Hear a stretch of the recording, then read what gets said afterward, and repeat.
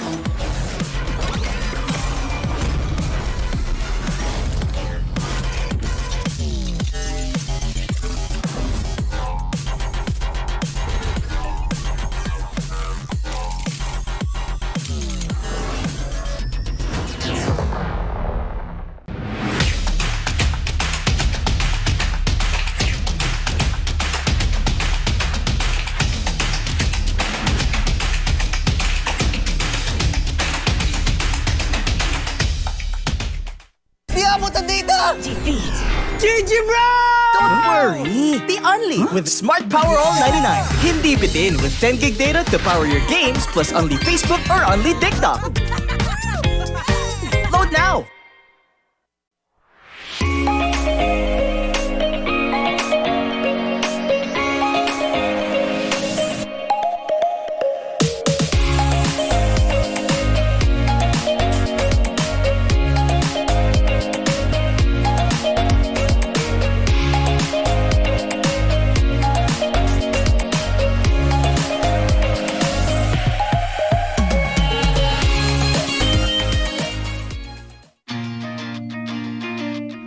To go to a concert when you can own that stage with your friends. Enjoy a night of impromptu bowling tournament.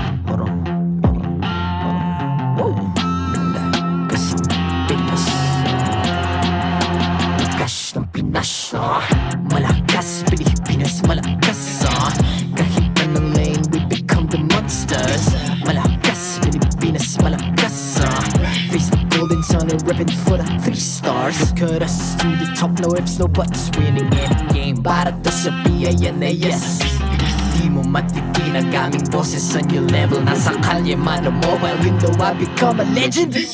Open fire, we unite, we winners. Built with pressure, like diamonds are made of. Switch na lane na parang gera, HP racing may reset. Built na katang buhat ni Hilda, full load SS parang Lyra. Susundan ko ang iyong bakas, kasama pataas, tagumpay natin to. Dahil tayo'y malakas para sa Pinas. Nasa amin ang alas, hindi tuwa atras. Kinikilala sa taas kasi kami ang malakas para sa Pinas. Nasa amin ang alas, hindi tuwa atras. Kinikilala sa taas, ganito kami sa Pinas. Wow! Hold on. Yeah, wala ka sa Pinas. We are laging every beat, no surrender, no retreat. Pag nagsama-sama, just imagine what we can achieve. Lacking every beat, no surrender, no retreat. Giving 100 all my all, cause we just cannot be defeated. We are unstoppable, immune and invulnerable. Ready ang equipment, lahat frozen, malang crowd control. Pakita ko na jab like pow, east to the southeast. So what I want proud and loud, cause every enemy we devour. Susundan ko ang iyong bakas, kasama pataas, tagumpay natin to. Dahil tayo'y malakas para sa Pinas. Nasa amin ang alas, hindi tuwa atras. Kinikilala sa taas kasi kami ang malakas para sa Pinas. Nasa amin ang alas, hindi tuwa atras. Kinikilala sa taas, ganito kami sa Pinas. Wow!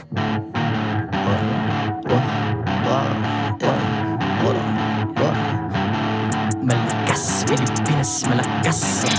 Kahit anong lane, we become the monsters. Malakas, Pilipinas, malakas. Face the golden sun, I'm repping for the 3 stars.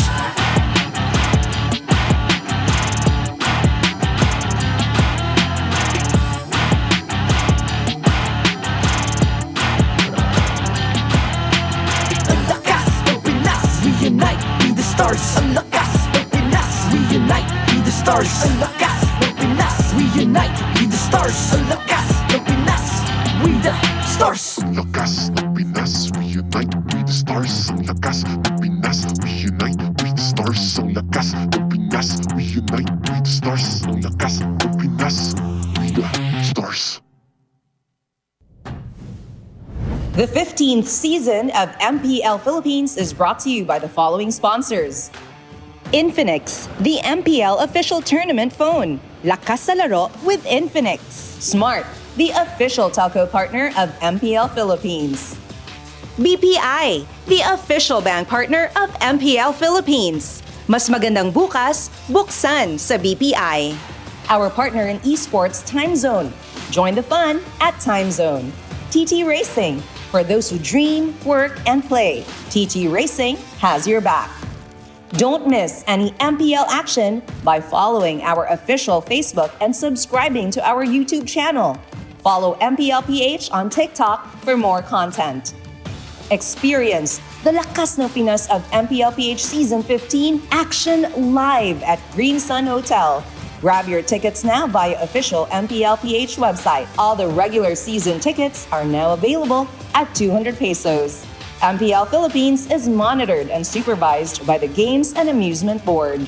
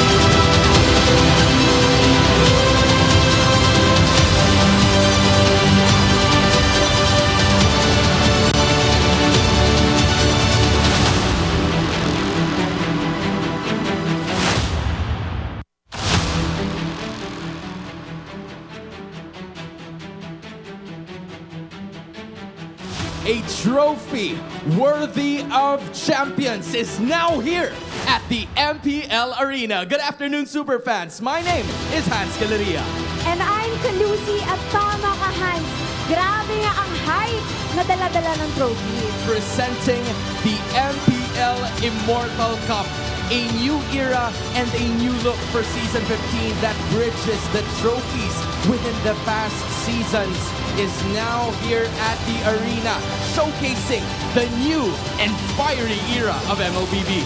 Sigurado ako nagmamanifest na ang ating mga playoffs teams. Ika nga ng Director of Creative Development of Moonton Games, it represents the boundless potential of MPL. It is a legacy in the making and a symbol of opportunities that awaits. The hype for the new era is real. We cannot find out who is gonna be taking this bad boy home among all of the 6 playoff teams that we still have here in the league. Dahil kumpleto na ang ating mga playoff teams at pagkatapos ng linggong ito, makukumpleto na rin ang ating playoff brackets. With AP Bren's win yesterday versus Smart Omega, it brings us the plot twist of the season. Coach Von did it again. Pero Hans, hindi pa tapos ang karera with the upper bracket slot still up for grabs. Hindi pa talaga dahil ang buena manong laban natin ay sa pagitan ng Team Liquid Philippines kontra sa Aurora, and this is gonna be a chance for them para maipakita kung sino nga ba ang makakakuha niyan. This is the final lap, Superfans, the most epic rival matchup that we will be seeing all throughout the season. Pero of course, all in pa rin tayo sa Naruto x MLBB collab. Kaya mamaya mag-spin ulit tayo para makuha natin ang ating mga paboritong characters. Tama, Hans? I am sure of that, pero wag na rin natin patagalin pa to, Kalusi. Dalhin na natin sa Land of Dawn dahil ipapakita na natin ang lakas ng Pinas dito lang sa MPL Philippines Season 15!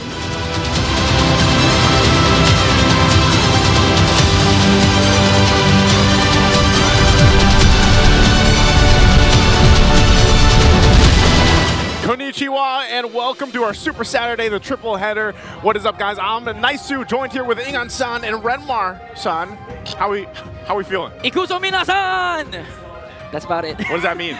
Let's go, everyone. Okay. I think so. Is it right? I'm so sad that no one refuses to acknowledge my actual moniker for the weekend, Sushi Senpai. Sushi-san. But you know what? It's fine. We can't get everything that we want.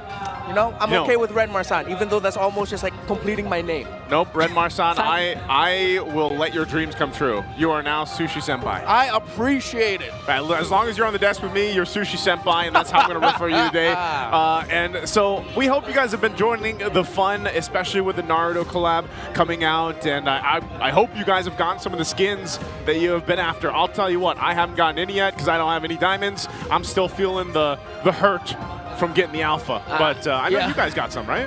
Yeah. For me, I'm just still waiting for the diamonds as well. I really want to get that Lucas and even that Kalea skin so I can continue to spam Kalea. Yeah, I was waiting for this moment after you told us you spent so much just like a month ago. Yeah. And then you realize afterwards, wait, when's the Naruto skins coming out? Wait, that soon? Like yesterday, I got mine on broadcast. I got Lucas and Sakura. Is that all you? Are you done? Are you stopping there? No, I even got the 2 statues for Naruto and Sakura as well. That changes the picture of the tower itself. The tower. Yeah. Man, there's a whole lot to grab, so hopefully you guys can join in on that. But real quick, we got to thank our sponsors, of course, and it's Infinix. You can play like a pro with Infinix GT20 Pro, the MPL tournament phone. You can grab yours now and use the voucher code NFMPL to get up to 1,000 pesos off and exclusive freebies. With GT20 Pro, sigurado ang hashtag lakas sa laro. That is the power of play, by the way. Power of play. And there is more because, hey, to our X fans, get ready to win your own Infinix GT20 Pro by joining the hashtag LaCasalaro challenge. You get to take home not just the GT20 Pro, but we also be announcing one lucky winner every Monday to take home Lakas sa Laro merch. Infinix, just in case you forgot who we're talking about here. So just make sure your posts are creative and they are always using the hashtags. Hashtag Lakas sa Laro with Infinix at hashtag MPL official tournament phone. As always, hashtags are on your screen right now. The lucky winner of the brand new phone, in case you did not hear what we said, it's a phone contest giveaway. The winner will be announced on May 31, 2025. That's plenty of time for you guys to go ahead and join, and of course, get a chance to win a great Infinix phone for you. And also, you guys can level up your savings for an epic tomorrow. You can open up a hashtag Save Up account today via the BPI app. One ID, and in just 5 minutes, you already have your own account. Plus, you have a chance to win 1,250 diamonds. It's now easier to save, and your in-game experience will be just as epic as your life. Sometimes our in-game experience not as epic as our life, or vice versa. But with BPI, you get a chance to have both. Yeah, that's 2 draws for the Naruto skin, by the way. 2 draws. That 2 is 10x Sure, draws. yes. That's probably not enough. But it does get you somewhere. Yeah. That's what's important, you know. And speaking of, I love the new map effects, and I know you were talking about the border and the tower that you can change to. So there's a whole lot.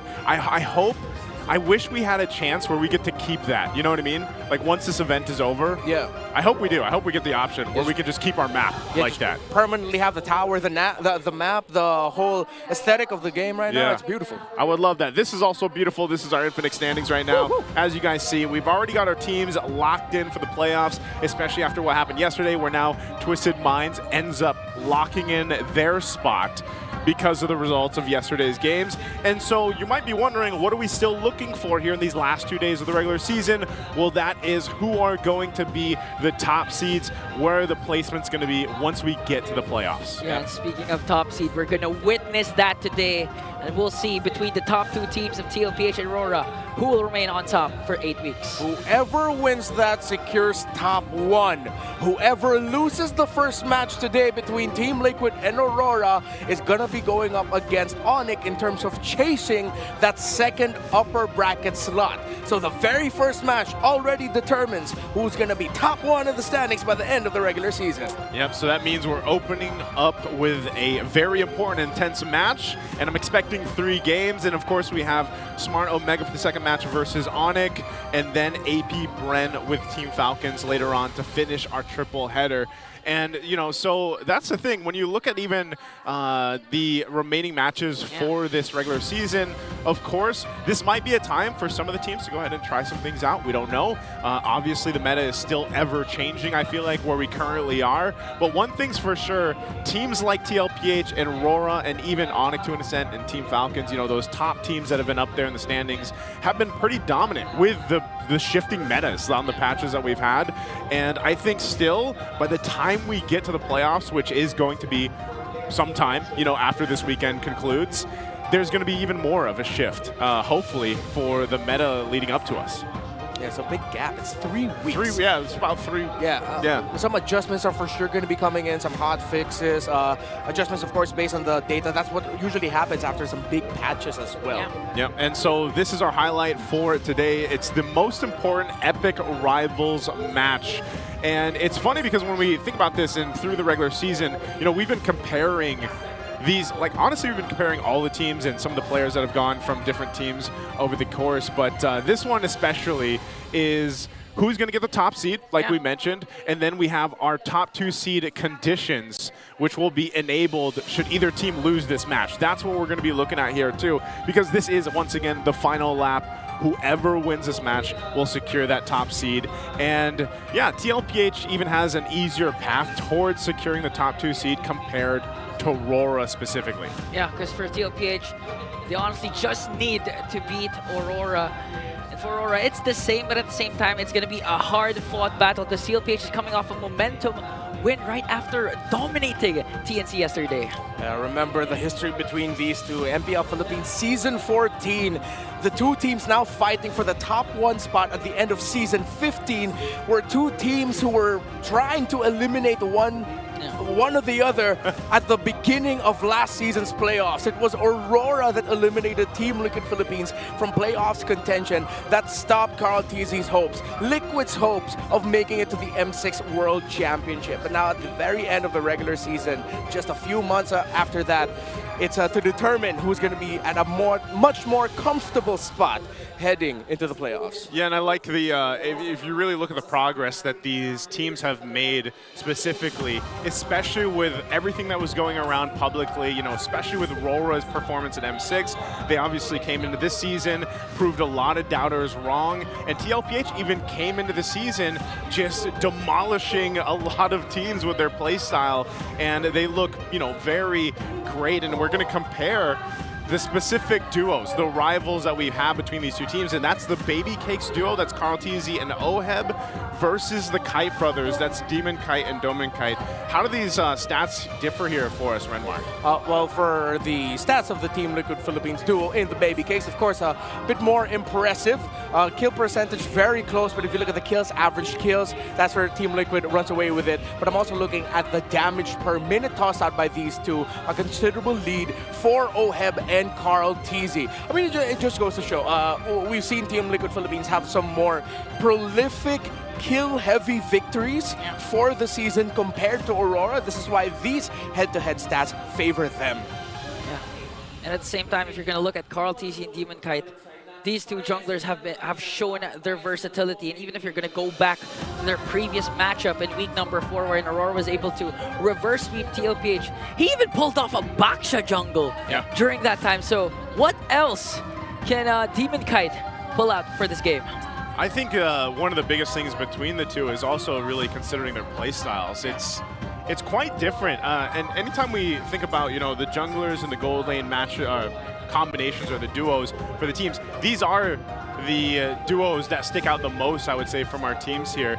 And so, you know, we can go ahead and ask you guys too real quick, who will secure the regular season top seed? Will it be A, let's go Liquid? Will it be B, seize the win? Right, that's for RORA. So you guys can let us know in the comments section below. Is it going to be A or B? What do you guys think? Do we want to go ahead and throw our answers out there? Egon? I think for me, I have to go with the Stallions. You're going with the Stallions? The Cavalry. Okay. TLPH, top seed. How about you, Renmar? Weirdly enough, I look back at my predictions. I do not predict for this team quite often. I don't know why. Yeah.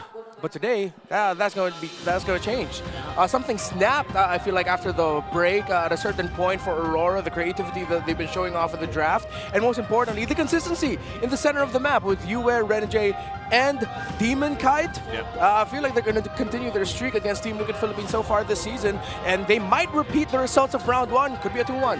Hopefully they do, and as you guys can see, we have these battle emotes here right now too. You guys can grab the new emotes. They are available until August 5th, so you have some time to go ahead and grab your favorite ones. They're only 109 diamonds. And you can get the new emotes from Team Aurora or TLPH Twisted Minds. And if you haven't gotten them yet, Onic, Omega, and TNC's battle modes also are making a return. Of course, do not forget, you can show your support for your favorite MPL team and buy them now at the in-game shop. Alongside all the goodies we have, of course, with the Naruto collab, we also have our great MPL collab stuff we have in-game. And real quick, I didn't tell you guys who I'm going for. I don't really predict that much. I do them once in a while, but I think this time I'm going to go with Aurora. Okay. And really, the reason why I'm going to say that is just I've been really impressed with their improvements from their last international showcase to where they have been this whole season.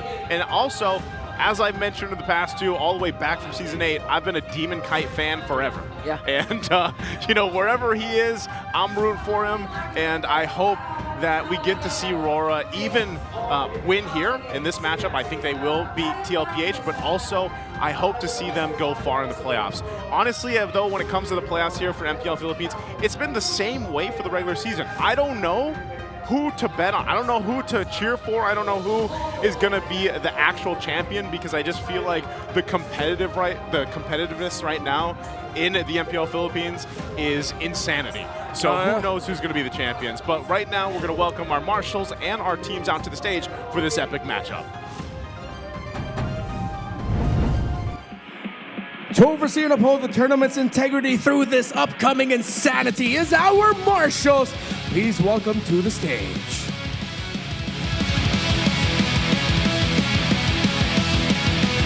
The battle for the upper bracket top 1 seed begins with a cavalry. Team Liquid Philippines.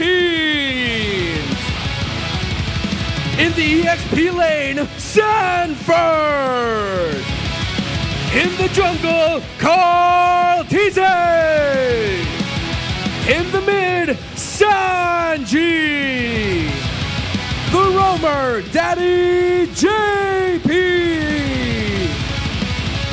And in the gold lane, Oheb!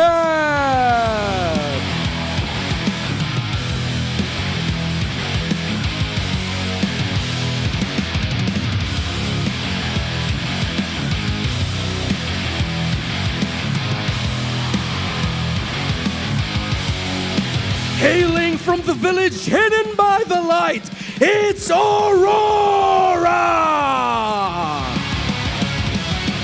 It's Edward in the EXP lane! In the jungle, Demonkind! In the mid, UN! The roamer, Renegade! And in the gold lane, Domenkai!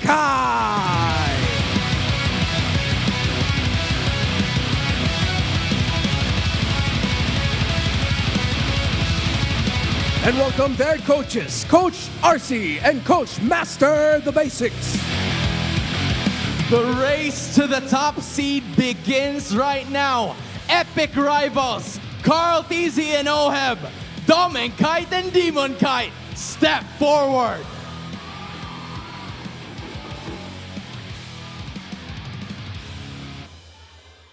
Domenkite, sinabi sa akin ni Oheb kahapon na hindi nyo na sila masisindak ngayong araw. Ano naman ang palag mo? Mas lalong di kami magpapasindak. Nakuha mo na yung sagot mo, Oheb. Paano ka hindi sisindakin ni Domenkite? Ano naman ang palag mo?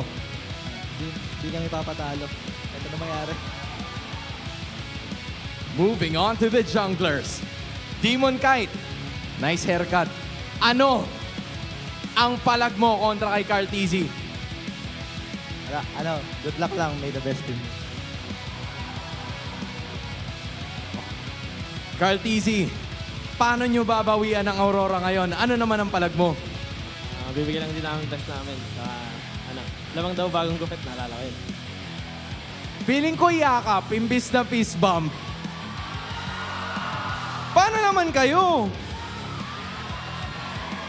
Sige na nga, fist bump gentlemen. Aurora, Team Liquid Philippines, we wish you the best of luck. MPL Arena, make some noise! Race to the top one begins. Casters, balik sa inyo.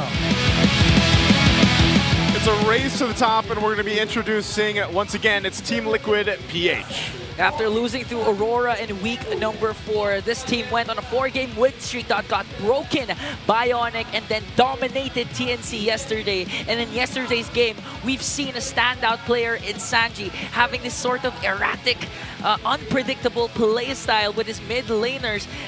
His team needs him to stand up once again and show out up against a consistent mid laner like UF for the side of Aurora. Yeah, that's one thing that I really love about how Sanji plays. Yeah. You mentioned erratic, but it's erratic with a lot of form to it, a fluidity that just looks so stable. When he gets his hands on heroes such as the Farsa, Aurora has to watch out. Their map is going to feel small. Yep, and here's Aurora Gaming once again, taking us through at Redmar.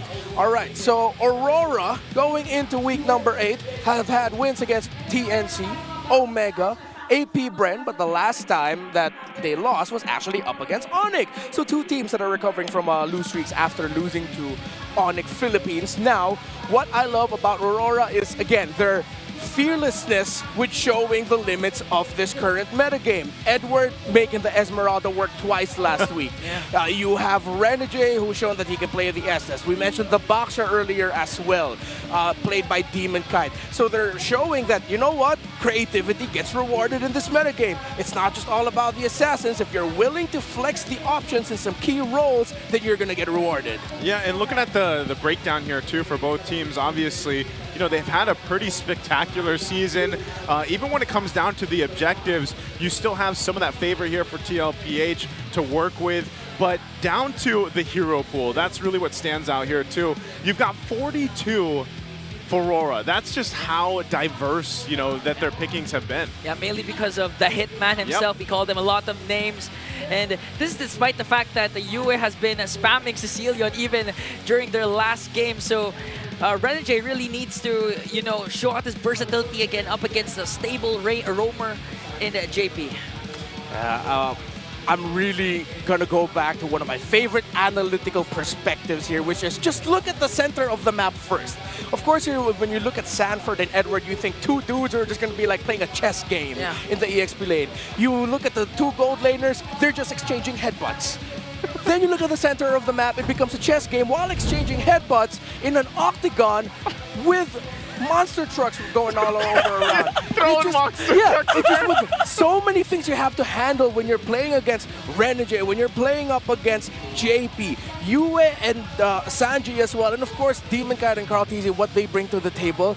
It seems like this is like one of the toughest matchups to get a really good early game on, and that was proven in their last meeting, because their last meeting didn't have a lot of long games. Only one of their games, if I'm not mistaken, went past like 15 minutes. It was all pretty fast because of how much either of these two teams can really just control. Yeah, I think both the average game times for both of them are around the 15 to 16 minute mark. Yeah, it's like 16, 10, like 11 minutes, then 15. But the leads that we saw in games 1 and 3 were so long that the other team really just had to like hold on and see if they can come back from a late game turnaround. Yeah, I like the way you kind of depicted that, because that's what it feels like when you watch these two teams. You know, just everything is happening in a variety of ways, but also what's happening right now is our smart ping test for our players to go ahead and get prepped up for the match. Headset. Uy, headset. Ay, ganito pala natin ha. Oy, mid. Oy, mid, ikaw yung bago dito ha. Okay. Bago ka dito ha. Kailangan boses mo, coach? Ganito magsalita yun eh. Ay, mid lane. Ingat ka lagi sa mid ha. Ewan ko dito, bago mid lane namin guys, bago mid lane. Parang ayaw nyo na kampi to ha. Bad trip po. Ako coach dito oy. Narara, who you? When you're driving your car, I'm your baby. You sing all my innocence. Say you love me. Bakit pa ba Ano yung mga kinakanta ko? Ano ma? It'll be alright. Gusto ko na inumin yung matcha ko, pre. Matcha. Damo everywhere. Color green everywhere. Matcha is the best. Okay, that's our smart ping test of bringing you low lanes gaming with smart Sulit promos. Subscribe to Only 5G with non-stop data for non-stop gaming on your favorite loading platforms or at the smart booth right outside our MPL venue. You can say a lot of things about you. Another thing you can say about him, he is a cultured man. He's a man of culture. Anyone who loves matcha, the way Yue loves matcha, has a good taste. They have good taste. I don't know, man. I like matcha, but maybe not that much. Maybe not as much as Yue. But take us through the Infinix keys to victory here for this epic matchup, Renmar. Y'all thought I was crazy for the whole monster truck analogy that I dished out. Look at the first key to victory for Liquid. Prepare to punish RORA's initiations. So when Yue and Renegade are on the flow, and you can actually even say the same thing about JP and Sanji, you know, is that it's so hard to stop if you don't stop it. So how do you stop the unstoppable? Stop it before it becomes unstoppable, right? Yeah. How do you stop a monster truck? You stop it before it even gets started. So punish Aurora's initiations. If they do something, just make sure you're ready to clap back, especially targeting you and target you in the team fights. Complement your versatility with the new patch, Aurora. This is what we were talking about then. When they know just how much you can test the limits of this metagame with healing in the center of the map, with some unique picks in the XP in the jungle, keep that up. And of course, take care of your core duos. We talked about the Kite Brothers, Baby Cakes duo. A lot of what we just mentioned focuses in the center of the map, taking care of your side of the river. You know, for me, honestly, I honestly think that the first key to victory applies to both. Because knowing Sanji and TLPH as well, if Louis or Chip will be open, which will be crucial for the draft, they're not going to hesitate to pick it. Because again, if you want to stop the initiations of Aurora, better yet, start your own initiation. Not just prevent or be reactive against the rotations of the Northern Lights. Yeah, and that's what I think TLPH does so well, though. They are a team that, you know, a lot of the words that have been thrown around this season and even in previous seasons for them is that express play style that they like to have. Sometimes they are the team, or more often than not, they're the team to go ahead and get the footing off the gate and start things fast. and it's usually a lot of teams that have to catch up to that. And I feel like that's where we've seen the development of RORA's playstyle, where they've gotten a lot better at starting on the right foot in a game and not being so reactive. So we'll see what the game plan is going to be this time as we jump into Game 1's draft. Bans already coming out. TLPH will be on the blue side where they've got that 75% win rate. We've got red side here for Aurora at a 71.43. The bans, nothing too crazy just yet. They did take out the chip. Louis still up for the taking as a Fanny comes out. So the Fanny, the Phobius, Matilda over on the blue side are banned out. And then we've got the Joy, the chip.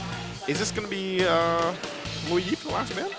Yeah, should be. Should be, or else Sanji's gonna get it. But I'd like to do a callback on what Renmar mentioned yesterday. If you ban Fanny on the blue side, that means it might be a sign that Carl TZ's not comfortable coming up to this matchup. I feel like not in that case, because you see a Joy ban in second, you see a Fanny third blue side ban. That means Liquid setting up to steal away the Suyo of Demonkind. Could be for Aurora, but final ban is gonna be the Louis, but they went instead for the Jawhead. So Kalea, Louis open. That's a good choice. Kalea, Louis, Suyo are gonna be the main trades here.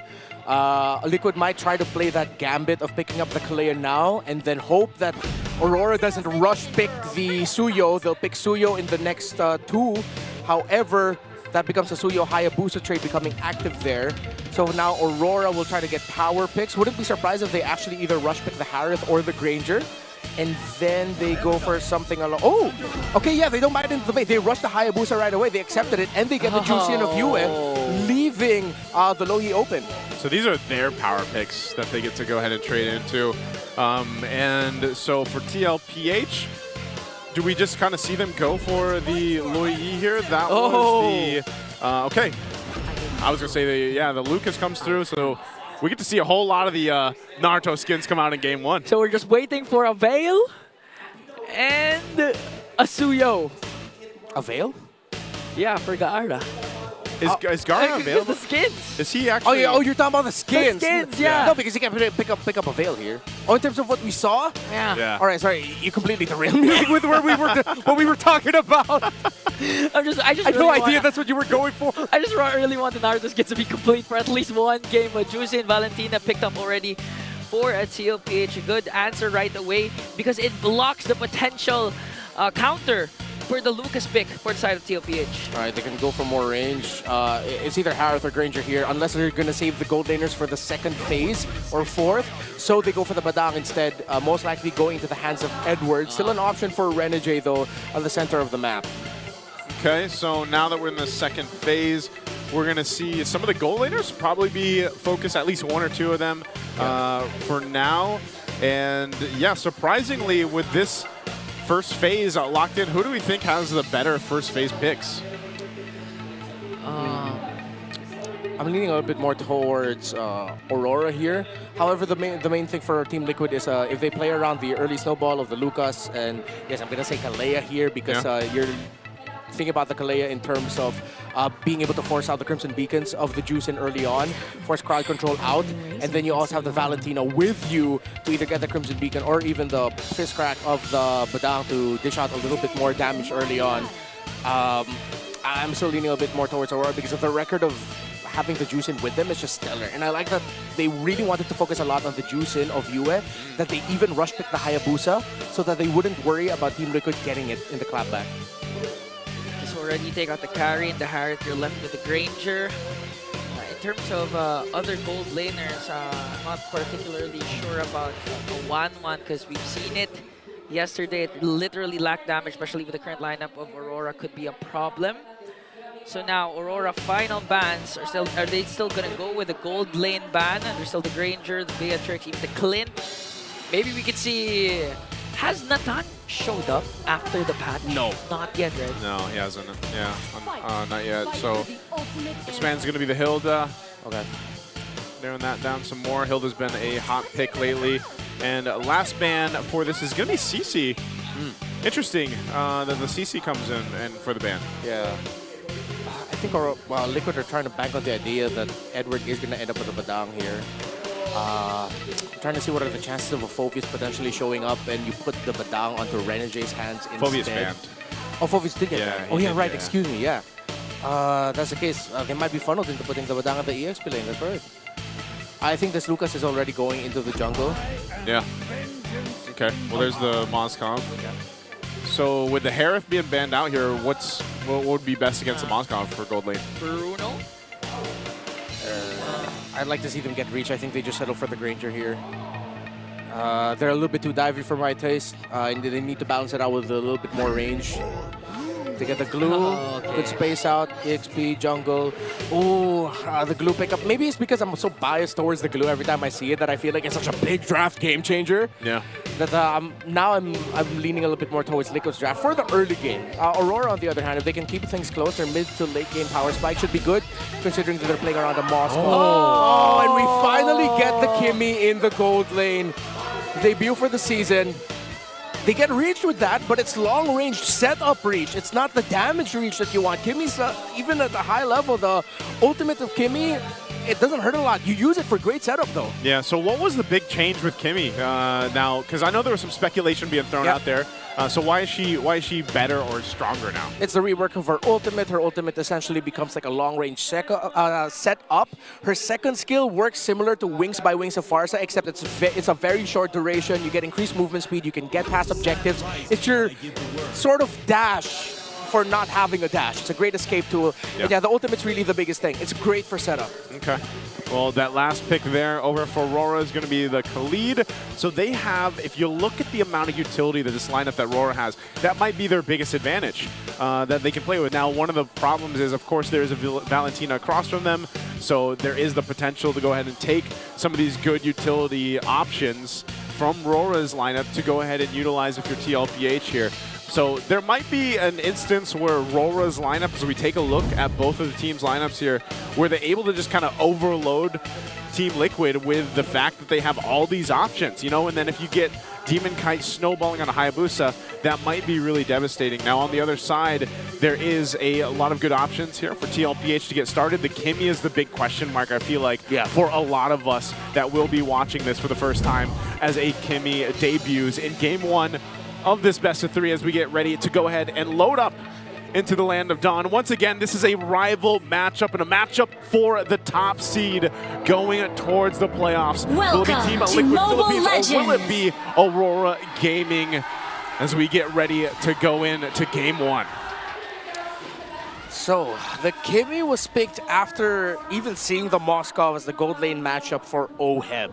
So if it's not OHEB saying, yeah, let's pick Kimmy because I know this could have a good chance against the Moskov in lane or can handle the Moskov in lane, then the alternative thought is they really picked it up because they needed long-range setup. Again, they don't have a big long-range ultimate that the Valentina can use or steal to even poke down the enemies. The Valentina will have to join the nitty and the gritty of every team fight and skirmish that we'll see. So the Kimmy sort of acts as like a mid laner as well with the kit that she has, because even the second skill with the range that it has can be used as an immobilize. In terms of how well it'll be able to deal the damage, we'll see. I wouldn't be surprised if by the end of this game you'll actually see the highest damage dealers if Sanji stays alive a lot. It'll be the Valentina and the Lucas, and the Kimmy's gonna be a little bit lower in the spectrum compared to those two. I'm not necessarily worried about the damage of the Kimmy, especially if TLPH continues with their early game aggression and snowball. The thing I'm really concerned for OHEB is that there are a lot of dive potentials coming in from Team Aurora, and if they bank almost all their initiation skills on just targeting that Kimmy, it could spell disaster for TLPH. Yeah, there's only so much you can avoid with the anti-grav thruster. Of course, that's a second skill of the Kimmy. And of course, we got to discuss like the rework with how it works, because before you had to press a button to get her improved basic attacks, or the stronger version of her basic attacks. Now it's just the more you attack a hero, you have a Starlium bar under your name that charges up. So and when that's builds max, up. it builds up. The range of it gets a little bit longer as well. And yeah, of course, it hurts more, slows more. So that's really like just a test for, you know, anyone that's going to be playing Kimmy, and in this case, obviously for OHEB, is like the positioning. You know, how well can he be positioned? Because I think he also went with, if I remember right, it was Flicker that he went in with. So he's going to have to rely on the positioning. And that was always kind of the frustrating thing going against Kimmy anyways. Like, you know, before was trying to catch her. And so part of it too is what build. Early game start there from Aurora. Talk about worry about the initiations. Aurora already got the crucial kill onto JP onto the middle lane. Yeah, I remember talking about this when it comes to Aurora last week when they have a Khalid and a Juicin combo, something like that, in the center of the map. They always want to start the game in the similar way. Aggro, heavy poke, get that early first blood or even force out an early flicker or recall to go back to base to really win the center of the map. Now Renji wants to go for Oheb. That's a trade I know Renegade is willing to take 10 out of 10 times. So Renegade he flickered while praying, then he stood up under a tower, then Desert Tornado. I like that you mentioned the Jushin Khalid combo because they literally did this against Omega a couple of days back. Yep. And you remember the Raging Sandstorm flicker combo of Renegade to take down Andoryu. But wait a minute, they're going for Carl Teasy. And immediate response from Sanford and Carl to turn things around and take down 2. No, that's the Nine Tails unleashed right there. That's Naruto. Right? Oh my god, Aurora all dived onto the Lucas early on, level 4. Hell yeah, the Lucas is gonna be happy about that. You get so much back and you deal so much damage. And now they're starting things off by trying to secure the turtle, but a good initiation there coming in from TLPH Retribution Battle, and Renegade is going to steal it out as they take down Carl TZ and JP as well, but the fight is still not done. They want to go for more. Yue working on Sanford. Edward with the combo and the double. The next target is Sanji. 2 Raging Sandstorms committed, and Sanji will be able to walk away. Man, we have a game on our hands already for this game 1. And it's Aurora holding their own and even getting an advantage against a team like TLPH who loves to start early and aggressive. They're fighting back. Told you guys, chess match, headbutting in an octagon with monster trucks. Already 8 kills before the 3-minute mark. An absolute bloodbath everywhere. And I am enjoying what I'm seeing because yes, there's a lot of fights, there's a lot of kills, but it's all for major objectives and major early game conditions. I honestly appreciate the tech pause early on, because it gave us a calm before the storm, because right now, Team Aurora again putting a lot of pressure onto the middle lane, now onto the bottom lane. They want to work on Oheb. Oheb not a good start though, as Dominkai just literally winning the gold lane matchup. Yeah, Oheb might have to rely on some support here, of course, and also could just be one of those instances where you really need to get to that late game for this Kimmy to shine. You know, we're seeing things right here. It's a small gold lead right now for Aurora, but it seems like they control the map, you know, because of, again, the amount of utility that they're able to go ahead and play with. So they're going to wait and set things up for this next objective. The Turtle's about 30 seconds away. And Oheb continuing up here, trying to hold his own. But yeah, you have Dominkai with that small minor lead against Oheb right now. All right, so we see Oheb using the second skill to get into a little bit of a better position to poke against the Moskov. So Dominkai used the knockback, then Oheb quickly popped the second skill to get a little bit of a movement speed boost to get a little bit closer to the Moskov to be able to dish out a bit of basic attack. Okay, now they spotted out JP, so JP's gonna walk away, but now Aurora has good position for this turtle dig, but immediately 4 members of the cavalry are here to contest for that turtle.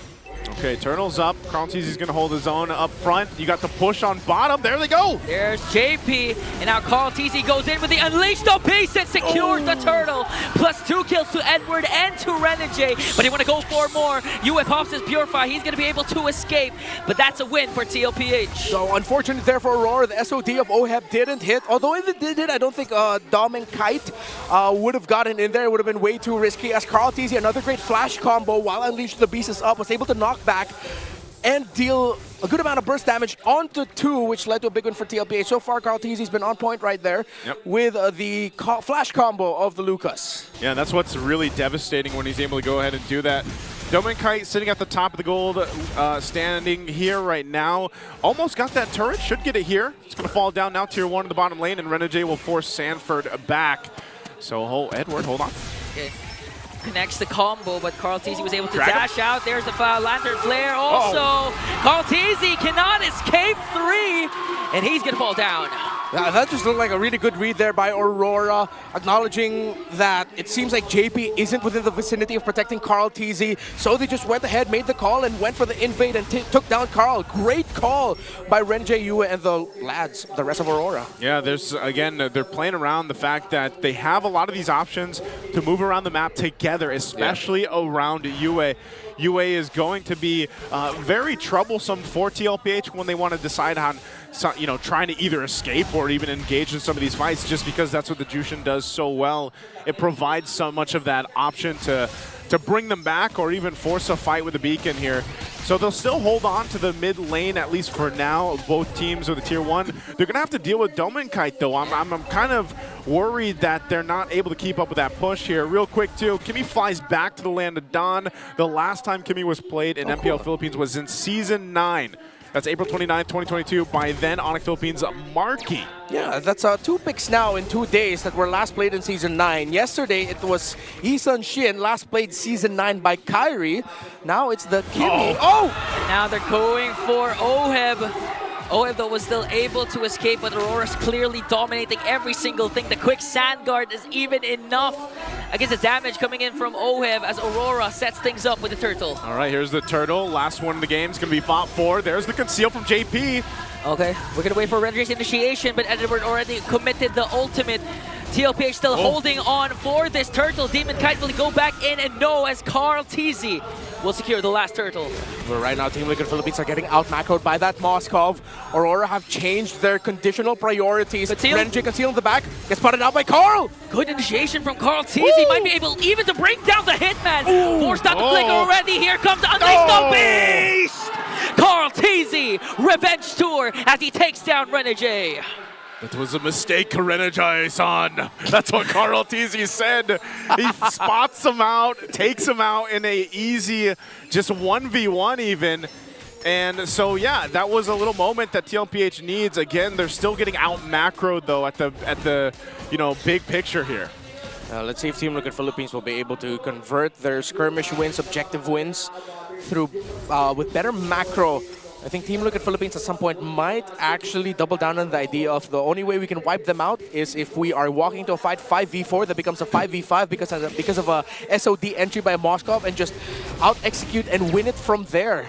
Because Dominkite is not showing up in these fights. He is pushing the map, which I am not knocking. Whoa! Already commits a lot just to bring down the Hitman, and they will do so successfully. Now the 5v4 that they were looking for can happen now. Renjay is gone.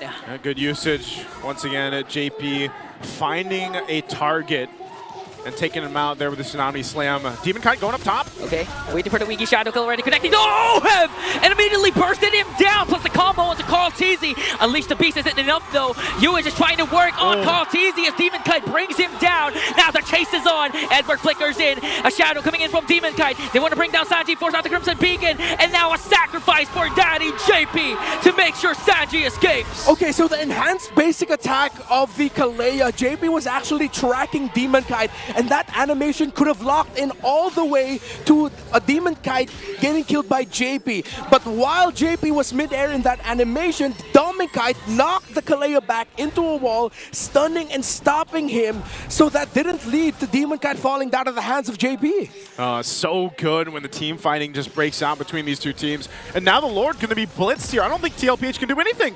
Aurora blitzing the Lord, and they will get it successfully. They might want to go for a trade, forced out the Raging Sandstorm coming in from Renjay. They also take down jungle creeps away from TLPH. Oh, the back and forth between these two. Aurora, though, have gotten some much bigger wins in recent minutes, now ballooning to a 5K gold lead. Look at the two junglers. The main condition right now is Carl TZ for Liquid, still very close in terms of the gold against the Hayabusa, while the Kimmy is falling behind compared to Dominkite, who has his 3 core items and is on the way to potentially full building the Rose Gold Meteor after already picking up the Magic Blade. Only up to a Holy Crystal, though, is this Kimmy after a Feather of Heaven rush. Yeah, Dominkite's been doing work on these turrets. TLPH might look to force a fight here. Oh! Forced out the Crimson Beacon plus Purify, so 2 major resources gone for Yue. Sanji already has his own Raging Sandstorm. JP Used up the flicker, but not enough space to catch Demon Kite. Yeah, that could have been a good read because that's where Demon Kite was. It's just they were a moment too late. So that was a good read by JP. It's just unfortunate that the timing was already off. And Team Liquid Philippines, even though they brought Yue down low, they couldn't risk forcing that team fight in the orange buff because the Lord was marching up top. Yeah, they still got to deal with this Lord. There's the Rose Gold Meteor being locked in now by Dome and Kite. They're going to be fine. They're going to knock down the tier 2 in the mid lane. And TLPH will try to hold in against this, but they might get forced into a fight here. Dominkite enters in. We have 2 flickers from Edward and Renegade. Will they force anything out? Called easy goes. Dominkite in the front lines got punished by the cavalry. Wow. I'm surprised they just caught Dominkite there. Yeah. Got blasted. I did not expect that the sheer raw output of damage, and I don't think Dominkite expected that as well. I feel like a part of him is going, I wish I could still split push at this point. But there's nothing to split push. He did too good a job at split pushing. There's nothing else for him to split push at this point. Yeah. So yes, he goes down there in that instance, and that's a showing that TLPH's damage is obviously still pretty good, despite them earlier being down by 3,000-4,000 gold. They still can go ahead and work towards getting some of these turrets down. That's what they really need to get back into this game here, especially before that next Lord comes up. So they might have to rely every single time JP has that flicker available to try to go ahead and make a play just to get that numbers advantage, because he's going to be the one to do it. And also, depending on what ultimate Sanji has been taking, majority of this game, we've seen him go ahead and take UAs, but right now he's holding on to the Khalid ultimate too, just to see if he can use the Raging Sandstorm to set things up so it doesn't always have to be JP. Because if they can kind of combo those together or pick one or the other, that might keep RORA on their toes here before the next objective. You also see Carl TZ positioning a little bit more like the utility junglers of old.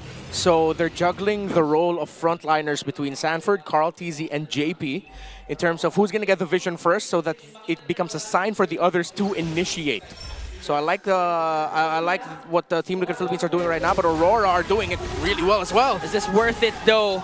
They went for the Sanford trade, now a counter conceal from TLPH, forced Aurora back, and we are going to witness a potential Lord dance unless Carl TZ goes in with the Unleash the Beast. A lot of combinations. Shockwave Blast to bring down Yue in the middle lane, but a counterattack coming in from Dominkite and Demon Kite as well. They were able to bring down Sanji. Now the Wiki Shadow Kill connecting as they also bring down the Hitman. JP working onto the middle. Dominkite was able to force out, but here comes Carl TZ. OM and Sanford. Will he be able to escape? But Demon Kite has his back. Edward's immortality bomb. Sanford soaking up the damage. Edward with the combo. Demon Kite, Dominkite is still alive. Dominkite alive amongst it all somehow. They're still going to be working on the Lord here. Demon Kite is there, but it's going to go for a reset. Too risky, RORA says, and they back off. What a fight that was. What Demon Kite, Edward, and Doming did in that engagement, in that exchange, was otherworldly. They provided so much space for that Moskov to free hit, and now the Lord, who gets it as Aurora is rushing. They're blitzing it because Carl TZ's not in the picture now. Aurora secures the Lord. Man, what a fight for RORA there. And like you mentioned, I feel like Dominkite, considering where he even was in that team fight and able to reposition, was phenomenal. And that was also because Edward able to go ahead and play that support role in an instance. Utilizing the Bedang kit here is what helped him stay alive. So now this gives Aurora the opportunity once again to play into this Lord. And with this, it's going to be really a lot of work for TLPH to defend against it. Yes, they're still able to provide a lot of damage with this lineup. They should be able to go ahead and defend at least the majority of this push. And I don't think this is a game-winning Lord unless they just massively lose this next team fight once the Lord reaches the base. Yeah, and if Team Liquid loses, it's a massive loss. At most, they can lose all their inhibitors, maybe even just 2 inhibitors, but to lose the game in this push already would mean that something went terribly wrong for Team Liquid. It's very defendable in their case right now. But if Aurora pulls this off, then it becomes an excellence and execution for them. Top lane inhibitor already bursted down. Okay, so Sanji still holding on to that Raging Sandstorm. Yeah, Divine Glaive just built up by him. Renegade has an immortality, so he can go for a sour play if he wants to. Okay, looks like they're just going to clear it out. They only lose the top base turret for now. So TLPH will hold their own. Again, at this point in the game, this is usually the average game time for both these teams.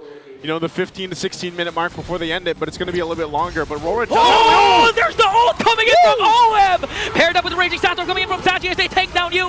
Now the chase is on. Demonkite already popped this Purify, but Carl Starway Blast going to be able to bring him down. On the other hand, Demonkite on the backline, but Iwiki Shadow Kill. Carl Teasy still racing after Renegade. Immortality will be popped, but OM and Carl Teasy says no and brings him down.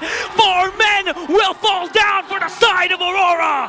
What just happened? TLPH turns it around. They tried to divide and conquer the other, but Liquid, they showed their own excellence in execution. Even though it looked like Oheb would be down for the count, it's his duo. It's the baby to his cakes that helped him out. 1 second, Yue will respawn. Good ultimate coming in from Edward to avoid that. Ultimate coming in from JP as Yue with the Crimson Beacon might be able to take down one.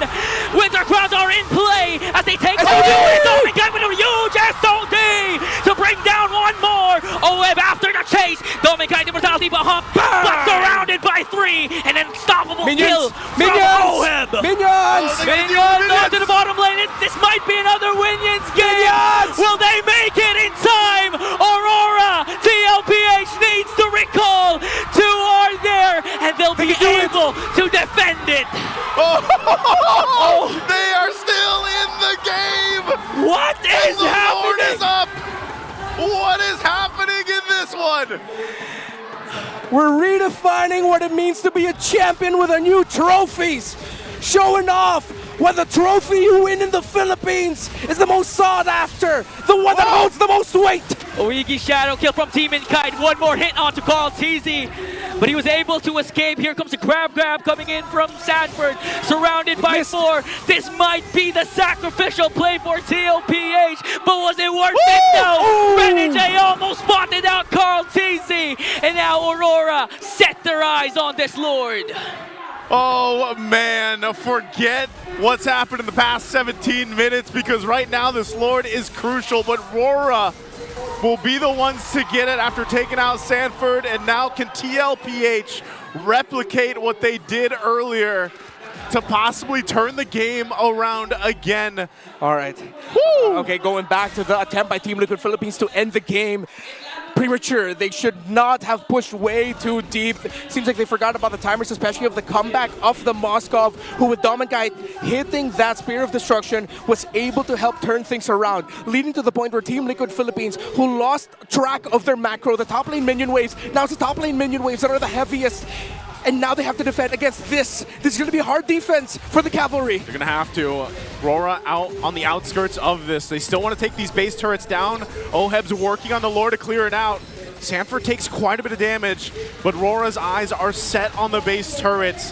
They have a lot of work to do, but again, the amount of defense that this lineup gives for TLPH, they stay in the game. Yeah, Aurora didn't risk it. They couldn't get enough hits down on the middle tower to decide to play under a tower dive. If they could have gotten Dominicate to bring it down to at least 50-40% health, then they would have decided to dive it. But since they just could not, even though Renji had a really good angle there in the back, as you saw, they had to pull out of the fight. Here, overextension by Liquid. Lost track of the minion respawn time at 16:10. Lost track of the respawn timer of Dominicate. They were a little bit too eager to try and end the game there.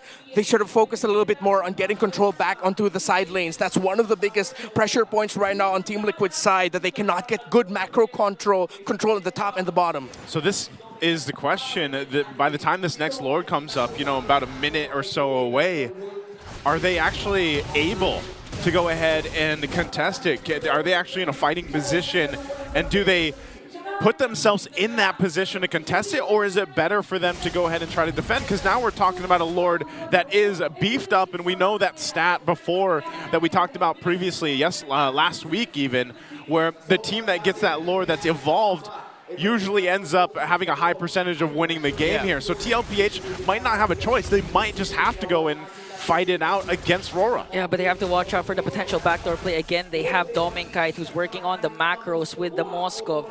But now Aurora went for the opposite side. They might try and go for a crucial pickoff. Again, flickers are available for Edward and for Renegade, but they're instead going to try and contest for this purple buff. Let's see who's going to initiate first between the two teams. Knowing that they have some immortalities too, Aurora might even take a chance just to give them that advantage for securing the next Lord here. So they'll go ahead and they just check things out. JP's going to force them back though too, as he does have his immortality. So the Lord is coming up, and Aurora will go ahead and make their way for this. The buffs are up, so we'll see Demon Kite go ahead and secure that. Winter Crown being picked up here for UA. That could be a big item for them in this next fight. I like the last 3 items that OHEB went for here as the Kimmy. That's why he's standing at 8, 2, and 4. Concentrated energy, Blood Wings, and even a Wind of Nature. Knowing that a lot of the physical damage dive that Aurora can dish out onto him is what he needs to defend against. So he's balanced of course, what you get now with the Kimmy, with the attack speed, how her skills actually also scale off of physical damage, so she gets just a little bit of that from the Wind of Nature as well as an extra attack speed, so that you increase the magic power of the Kimmy with more attack speed that you get. Good sustainability. It's a good build by OHEB. Good stop there from Sanji. Already has his Raging Sandstorm as well. JP trying to soak up the damage. They might set their eyes onto Renegade. Already forced out the Raging Sandstorm, so one less initiation for Aurora. Yeah, the good thing for Team Liquid there is that JP actually didn't need to use his Tsunami Slam, but the early to mid-game problem of Team Liquid Philippines, of them not being able to take care of the side lanes enough, is what's giving them such a hard time for these late game Lord dances. They have to clean up so much to just try and contest for the Lord. It's tough every single time. Yep, you're setting Sanford basically on a glue to deal with these wave pushes. Here's the Lord, though. It's a quarter of the health. Traction Pulse coming in from OHEB, but is it going to be enough? The Raging Sandstorm is there, and Renegade secures the Lord. Clash still going on. Garthizi working on UA. Wintercraft coming in from UA as they take down Sanji. Next man down is Dominkite. TLPH wants to go for more. They're trying to go for Demonkite. Edward onto the back, trying to chase after. They bring down Demonkite. UA wants to answer back. Garthizi 1 hit away, but will be able to take him down. JP Immortality Pump might be able to escape, but up against 3, there is no escape, and a double for UA. 3v2, Lord marching up top. It's just the Kimmy and the glue. Team Liquid Philippines might actually be able to hold on here. They don't have their main physical damage dealers, but they have the attack speed-based Batang. They have US Juice in, Renegade as well. They might just be able to try and force this Aurora. It could be risky, or it could be very, very rewarding for them. Oh, they're going to manage the waves, and now they're going to deal with this Lord and the rest. It's Sanford and OHEB. Can they hold their own against this push from Aurora? Doing their best to delay Sanford. No immortality, Raging Sandstorm, but OHEB was able to dodge it. Sanford's immortality will be popped. Trying to work on the Lord. Enough delay is there for TLPH. 2 seconds before Sanji goes in. In a tower lock coming in from the Northern Lights, but they were able to clear out the Lord. Edward's immortality popped, and TLPH still holding on. Wintercraft lane. Spear of Destruction will miss. Sanji with a counter Raging Sandstorm to bring down Edward. TLPH will defend 23 minutes in with only 2 members, and OHEB made it happen alongside Sanford. What a defense for the Cavalry. This could have been a different story if the Spear of Destruction of that Moskov hit, but it missed. Aurora did everything they could to try and end there. The right call, the right play. But Sanford on that glue held on for dear life to give space for OHEB to deal just enough damage so that when Sanji got back, Aurora had to back off. Oh man, when you look at this, this is a masterclass of knowing where to be, especially when you're Sanford, and like you mentioned, if that spear landed, it could have been a different story. But TLPH just played that so well. Again, you got to remember how difficult it is to deal with that kind of evolved Lord pushing in, the waves also together, and the way that OHEB had to juggle around that whole thing. So now it all brings us to this once again. Lord is coming up almost at the 25-minute mark. And the biggest advantage RORA has is they only have that 1 base turret down for now, while meanwhile TLPH has to deal with these pushes coming in from all lanes. And who's going to be the one to go ahead and deal with that? A lot of times it's Sanford. So we might see RORA also choose to go ahead and play with possibly putting Dome and Kite on one of those side lanes to push in. But now that this Lord is up here, they'll wait for that buff to come up in the purple for Demon Kite and then get ready to play this out again. Again, one of the biggest differences in this fight, though, is the immortalities were all popped in the last exchange. Yep. So they got to rely on the other defensive items that they might have for this. They still have to take their time with this Lord coming up. JP? Already went in with the Tsunami Slam, got Edward, but Edward was able to counter out. Here comes Renegade onto the back, forcing out OF to walk away as Dominguez goes in. Right after the backline, still no bodies down, but Renegade is the first man. They might go for Dominguez. Immortality pump, surrounded by 4, a double kill coming in from OF. The next one is Edward. Edward is gonna fall down in the hands of Sanji, and all of a sudden, the tides have shifted to the cavalry. Just like that, 3 fall. They still have a lot of minion waves to handle. Demon Cat's gonna try and split push end up against the glue. Hayabusa versus glue. 3 versus 1 in the base of RORA. It's gonna be a base push as Demon Kai already committed a Wiki shadow kill.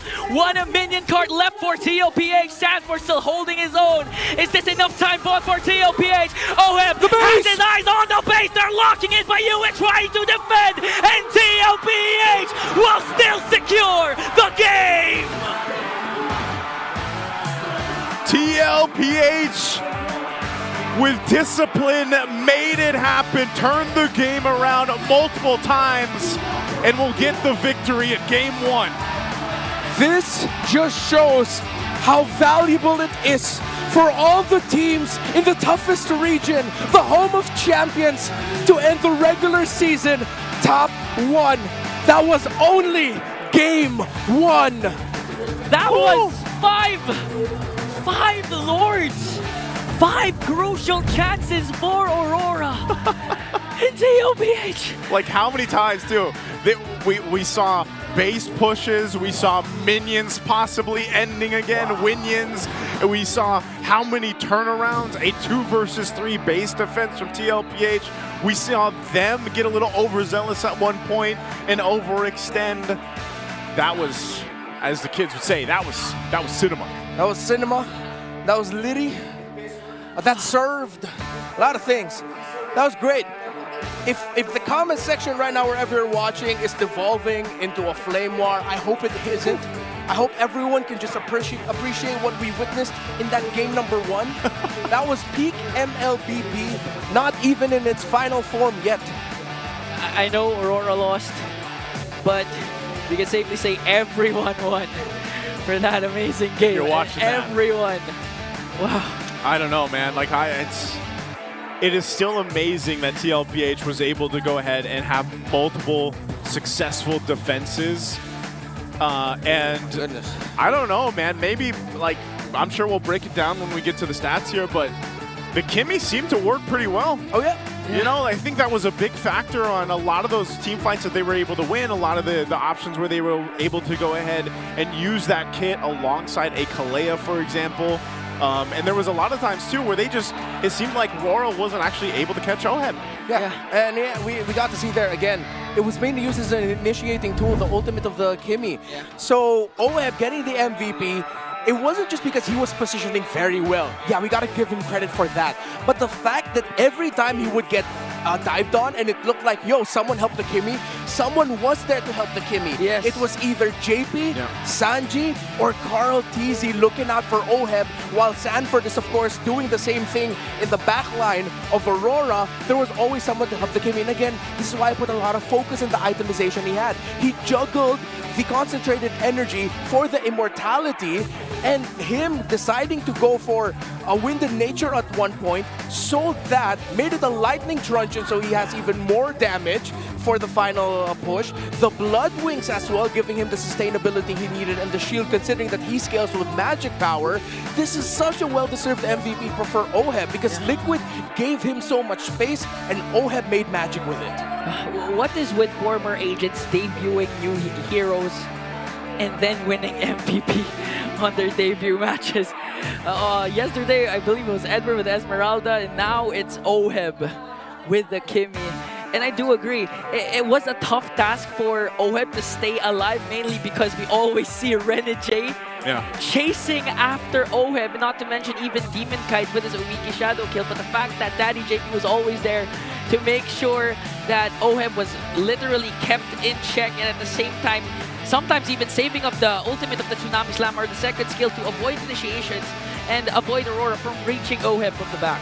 I mean, there was moments too where even Carl Teasy would go back after he had either zoned someone out, killed someone, just to make sure that OHEB had the space that he needed. You know, so this was really a team effort that obviously highlights OHEB and his MVP performance here because of how he had to play this. I mean, even to a point there where he was able to survive, you know, and Renegade trying to get him, and OHEB still surviving this. And that was Carl Teasy there helping him out. So it was just such a good showcase of how TLPH, you know, they have this synergy. They've showcased it all season long, and they're able to go ahead and highlight themselves and make these plays like this. And I got to give it up to Domenkite, man. He did work throughout the entire game. He was the one playing the Moskov to a perfect tee, and you know, getting those turrets down early on, showcasing them. It was just unfortunate that sometimes some big Spear Destructions didn't land. Especially the final potential push that Aurora did a while ago, where it was just one member or two members of TLPH trying to defend. I do also like to highlight Renegade, because in this game, Renegade is a roamer, but he secured 2 Lords. Oh yeah. Wow. So, I think that was a desert. That was 2 desert tornadoes, and maybe one of them was an increased basic attack. But you could actually see, this is one of the things that I noticed about the team fighting. Every time it broke out, it became divide and conquer. There's always one member of Aurora in the back line, the TLPH that they have to deal with. One member, vice versa. There's always one member diving the back line that they had to deal with. And even in the ending right there, it was divide and conquer. It was the base race of Demon Kite, but Sanford held on so much long. The glue efforts here, Sanford's effort here, hopefully doesn't fly under the radar for a lot of people, because a lot of the things that kept TLPH alive in this game came from the back off of Sanford just saying, I gotta do my job as a glue and disrupt as much as I can. Yeah, and alongside that, it's also Carl Teasy who kept them alive during moments wherein Aurora has a huge lead, but instead of, you know, being reactive to the setups of Renegade, he was literally hunting Renegade and committing to Unleash the Beast just to bring him down and take down the main initiator already of Aurora. Yeah, this is those combinations that we got to see. A lot of times it was, you know, when Sanji would go ahead and use the Raging Sandstorm. And, you know, there was just good moments, highlights from both teams. Honestly, it was, even for Aurora, they had a whole lot of highlight moments. And like you said, you see a lot of these team fights where they are broken up into 2 sections, where those fights are happening on both fronts. And, you know, again, this one, like we saw from earlier, Domenkite, these Spear Destructions could have been very crucial throughout the entirety of the game, especially towards the end. But I think TLPH really adjusted well to that potential, you know? And even here, like, this is Carl Teasy zoning out Yue from that fight. That was so big in the actual overall picture of this. Yeah, that's one of the things we discussed earlier as well at one point in the game, where you saw 3 people changing their positions on the fly, depending on who gets in position first, to get vision. The EXP laner, the roamer, and the jungler. So again, the point we made, Carl Teasy was playing this Lucas similar to the utility jungles of old, of like, okay, he's sort of like the sub-roamer, but now you have 3 options of that. At the same time, you have 2 main options for splitting of team fights, the EXP laner and the jungler. But then Team Liquid Philippines also took that to another level by saying the 3 frontliners we have will take turns defending the gold laner alongside Sanji as well. So a lot of on-the-fly decision-making by Team Liquid Philippines kept Aurora on their toes. Yeah, see this, like, Kimmy, her debut game, oh, you get to look at her eyes here, because she's so locked in, dude. It melts your brain. OHEB had to be so locked in for this game. 26 minutes exactly, by the way, for this one. And again, just insane that we got to see that many Lords and that many base defenses work out here. And, you know, relatively close game across the board. Again, even though that RORA got defeated here, I think they did a lot of things right. The lineup for them was really good, but TLPH is just one of those teams that somehow, in the moments when they desperately need it, they're able to pull things together and turn things around, and that really speaks volumes of just how much experience and veterancy these individual players have from TLPH. Yeah, look at the damage taken between the glue. It's gone out. But yeah, if you went back to that screen, the Glue, the Lucas, and the Kalea all had like the highest damage taken. Again, well, he's a proving the point sandbag. They were just juggling everything. It was the Glue was a sandbag because he spent a lot of time in the backline disrupting that Moskov, getting vision for him. And the fact that his build was Dominus Ice and Blade Armor, you can't blame for Dominguide having a tough time here because like the main presence in front of him for most of the time would be reflecting damage and even slowing it. Yeah. You know what I know? You know what Glue needs? What? He needs a sand skin. Oh, so it's just like an actual sandbag. Yeah, so he's an actual sandbag. That'd be great, you know? But I do too. But our BPI Rich guy is going to be Oheb, of course. A phenomenal game for him on the Kimmy, the debut pick for it too. 21,000 total gold and 809 GPM. You could see where Kimmy kind of struggles a little bit in the early game. Like you need some of that, support, some of that protection, of course, from your team. And again, I think when we loaded up into the game, I was like, what's going to be so crucial here? And now this is the case for all gold laners, but I feel like even more so in this specific matchup with the Kimmy. The positioning for Oheb had to be on point, and I think that just was the case here for him the entire game. His positioning was so good, but also because you only have so many options to be on the defense, you had to rely on all the peeling that you could get from your team too, and I think that's, again, what TLPH did so well. Speaking of TLPH and the Auroras, they have a watch party going on right now, so shout out to all the Cavalry and the Auroras watching at the different watch parties here. We have the KMC Armstrong Cafe in Makati, and that is today versus TLPH, and then tomorrow versus Team Falcons. What else do we have here? We got, so we have the KMC Armstrong. Have you guys ever been there? No, but we passed by it. We passed by it, right? Passed by it. There's also a TLPH watch party in Indonesia. Yeah. Pararaton Coffee. And Pararaton Coffee. Yeah, and TGI Coffee in Indonesia, SK Hall, Barangay Rizal, Science City, Muñoz, Nueva Ecija. That's all from TLPH. Wow, I didn't know they do them actually in Indonesia as well. Yeah. They've been knowing that, of course, the Cavalry in Indonesia growing by the day. Yeah. And it's good to see that they're also setting up watch parties over there for them. And I know Onic, if I'm not mistaken, also does the same thing. Like Onic Indonesia has watch parties for when Onic Philippines have games. Yeah, that's great. Great support for our teams over there in our organizations. And yeah, if you get games like this, you wouldn't want to miss those watch parties. Those again, that was just game one. It feels like we already went through a best of 3. Yeah, because it's a 26-minute game, and the average game times of these two teams are like under 14 minutes. That's true. So it's like we witnessed 2 games. That's, you know what though? The fact that this is basically a star match and it's a rival match, and at the same time it's a fight for a top seed, you wouldn't want it any other way. Like, I hope we do get 3 games in this series. And because like we just had this fantastic game 1, I'm hoping the same thing. We get like game 2 and we get 1-1 here. Like RORA is able to go ahead and get the next game under their belt.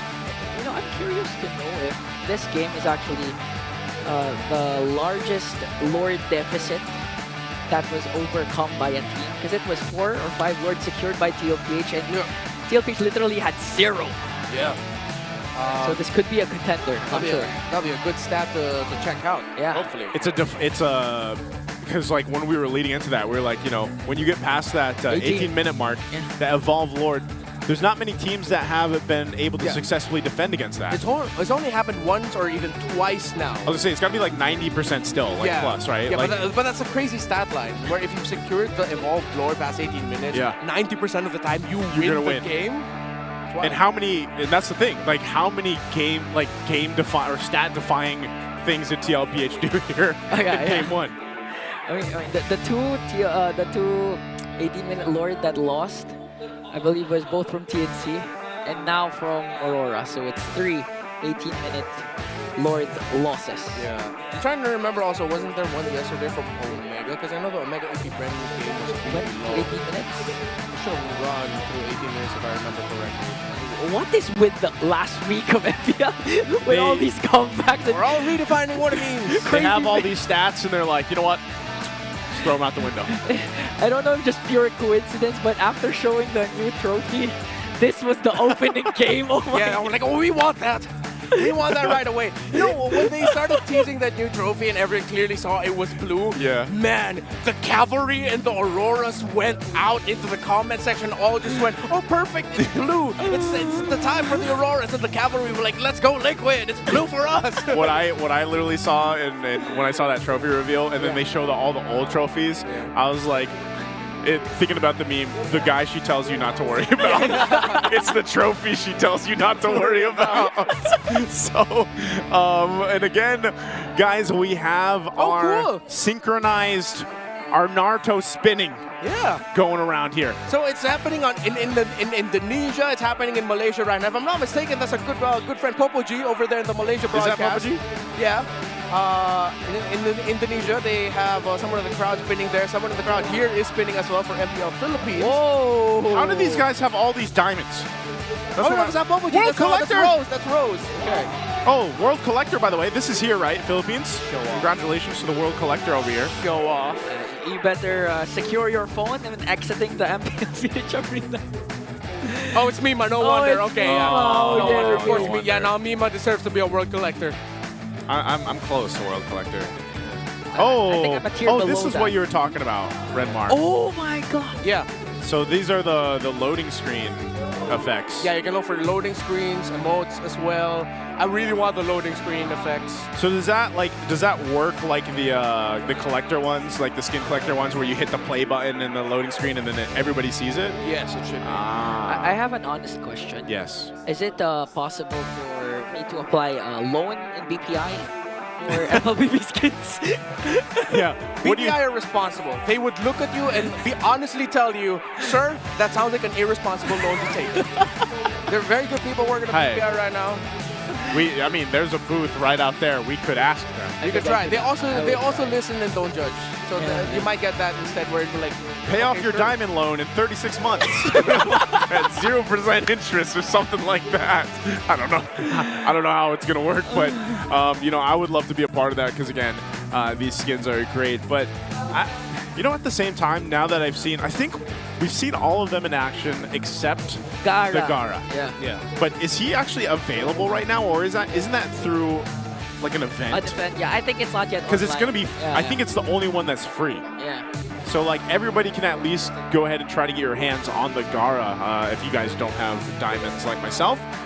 But here's a little update on side selection. It is going to be Aurora going over to the blue side.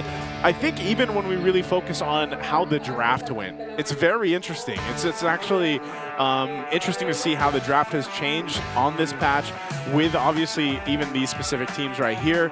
There was a lot kind of left open, and I think even for Aurora, again, they were a lineup that had a ton of utility to go ahead and utilize in the match, and I think that's what gave them a pretty good advantage for the early to mid game. And TLPH is a team that loves to play on the macro level, so it's like, even if they're going against that amount of utility, if they're going against a team that can go ahead and win the macro for a certain period of time, TLPH knows how to counterplay into that, and that's what we saw from them. Can I just confirm that with that TLPH win, does that mean that they've secured? Don't they have to 2-0? Series win. Yeah, they gotta get a series win, I believe. Right? We'll have to confirm it later on. Yeah. But, yeah. We'll see if they... At least they're a step closer. No, that's to secure top 2 seed. It literally reads there, sir. To secure top 2 seed, you do these 2 conditions. Yeah. To secure top 1. Yeah, no. I mean top 2. Upper bracket, top 2.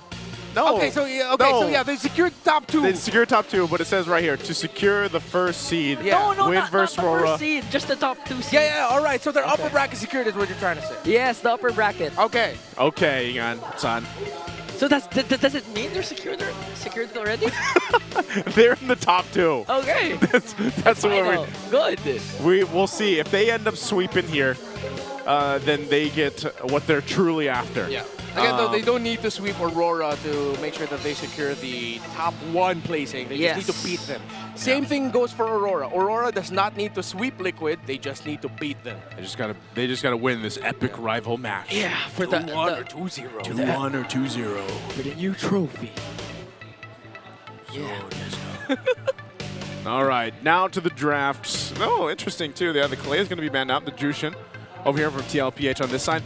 And Louis, I'm wondering, can we see a world where the chip is not banned out, left open, and TLPH wants to play with a chip, possibly? I think they might open the chip, because the last time we saw Renegade play the chip, didn't go that well for Aurora. It's still something you do have to respect, though. As Aurora, here and there with a chip, yes, but it's still a chip at the end of the day. Yeah. Ah, they opened the chip. Chip is open for Renegade. Could this be a good first pick? Because again, the trades for TLPH on the other hand, no Joy is banned out, Louis as well. So you know, if they go Kalea. chip here, I wouldn't mind Liquid just rushing the Lucas Valentina already. Yeah, and they answered the chip with a Badang Valir. That was used against. Yeah, they can do that too. Yeah. Where did we see the Badang Valir up against the chip? I forgot what game. I have to recall, but yes, could be an option. So Aurora, they have a lot of options for the first pick. Chip is in play. Kalea for the Hitman, and they are going with a chip. Okay. It was TNC versus Aurora where we saw the Badang Valir used as a counter. Oh. So let's see if it's going to be Badang Valir, if they're going to rush the Lucas Valentina right away. If they would, I would really think that if Lucas is going to be a very important piece right now for Team Liquid's play, they have to pair it up with the Valentina. Yeah. They can get Valentina, get Lucas later, then just get one of the other power picks. One of them being the Harith, as they lock that in. Okay. Earth was banned out the previous game, so it does come through here. Great pick for Oheb, one of his probably favorite heroes and most successful heroes that he's played so far. Now we'll see here if they do pick it up. Do they actually just wait for the Lucas? Okay, they go with the Phoveus. Phoveus was banned out the previous game too, so you go ahead and grab this. And man, I remember the monster game that Sanford had on the Phoveus yesterday. Yep, MVP performance from him. When he played that Phoveus against TNC Pro Team, he had a near perfect game if I'm not mistaken, or a perfect game indeed. So let's see if we can replicate that here today. Aurora can afford to pick up a very dive-heavy composition. I think they would rather get the Moskov here now, or the Granger. Get the Moskov or the Granger and get the Assassin already locked in for Demon Kite. If that's not what you're going to be playing into, maybe you get the Lucas Jungle for Demon Kite. But then again, every time you want to consider picking up the Lucas, you have to think about the Valentina, which you can still get picked. So they decided to play it safe. They go Moskov, Suyo instead. Good macro presence by Aurora. Good crowd control in the center of the map, dueling as well. Oh! Lucas gets locked in by Liquid. They don't have to worry right now about the Valentina because now they just ban it out. Yeah, just banned it. Oh, man. Okay. So I think even this, though, TLPH still has to be very careful on the amount of pressure that RORA can put on the map just with these picks alone. You know, having that chip, having that Moskov, they got to be able to go ahead and answer that. So what do you think some of the best answers for dealing with that pressure TLPH can do here on their last two picks, Redmar? Oh, well, they can pick up to deal with the pressure of Aurora? Yeah. You're asking? They can go for one of the counters to get the chip, which is the Tigreal. If they want to really be applying pressure instead and be aggressive, they can go for the Jawhead Lucas combo at the center of the map. So I'm looking at either those two, Lucas or the Tigreal for JP. I wouldn't want to see something passive like a high loss. I'd want to see something that pushes the pedal to the metal. If they can't counter the aggro, then they be aggro themselves. Yeah, or a Badang could also be a viable option for JP. But I remember the last time Aurora went against TNC. Nice that you mentioned this, that the chip could really be a double-edged sword. Yeah, it always is. Yeah, like I always feel like the chip is a double-edged And they sword. actually lost with a lineup of Chip and Suyo Yeah, versus TNC Pro Team week 7 last day. So this guy's not getting anything. I'm sorry. Yeah. I'm we're like, that's Ron. Is that Hottie. Ron? Yeah, that's Ron. That's Hottie. Hottie, you He can are. afford to do this. Hey, just stop now while you can, man. He had 37,000 diamonds, by the way. Don't go down the rabbit hole, Ron. No. Ron. He is the rabbit hole at this point. Let the man be happy and Ron. feel fulfilled. Badang gets taken out, by the way, by Aurora. Okay, there. So you're forced out with a take jaw hit for JP later on, but they go with a Navaria for Sanji. Stop while you're ahead. The camera just cuts off, by the way. They're like, Ron hasn't got anything in about 10 10 pulls. Yeah, we're cutting the camera. So now we're in the second phase here. Navarro does get picked up for TLPH. Yeah. Ooh. Could be good, could be bad. Actually, both of them have, that's one of the things about a Navarro comp. Could be good, could be bad. Same thing goes for the chip. Because a Navarro without the early game crowd control, susceptible to the invades coming in from Aurora. While of course the chip, once he gets his ultimate, double-edged sword, it can go either really good for you or really bad. Edith for Edward, pick up a Valent. Sicilian could be okay. For you, nice. Let's go for Farsa. Excuse me. Oh, wow, that's very suffocating is the draft of Aurora. While Liquid are still going to hammer down in their team fight, skirmish-focused play. Yeah. Similar to game number 1, Aurora could play for the macro very well, while Team Liquid will just try and make the map feel small with the presence of the Navarro and Gatotkacha. However, the Chip and the Farsa do the same thing. Yeah, so almost kind of like an even lineup, I would say, on both sides. You know, it's not one lineup having one of the strengths over the other like we had in the previous game 1, where they both serve almost nearly the same purpose. I would just say maybe a little bit of an advantage, again, that you can play with a Chip and a Moskov when it comes to the macro here. You're not going to see much of a difference between the rating, though, for both of these teams, but there is a lot of early potential, I would say, for TLPH. Yeah, early to mid-game and even the late-game potential, it goes very well right now for Team Liquid Philippines. Dare I say, Aurora, them to execute their lineup, it's tougher to execute compared to the lineup of TLPH. Yes, the Harith will have to dance around a lot of things. There's a lot to check also for Liquid, but they have one of those lineups that can be just like press buttons, win. Aurora, like press buttons with a lot of calculating in between to decide if it's actually the right time to do the thing. We'll see if they can press the buttons and win this one. It's a match point right now for TLPH, looking to get that top seed further if they go ahead and sweep here. Will it be TLPH or will RORA take us to a game 3 in this game 2 already? This best of 3. Whoa, Yue.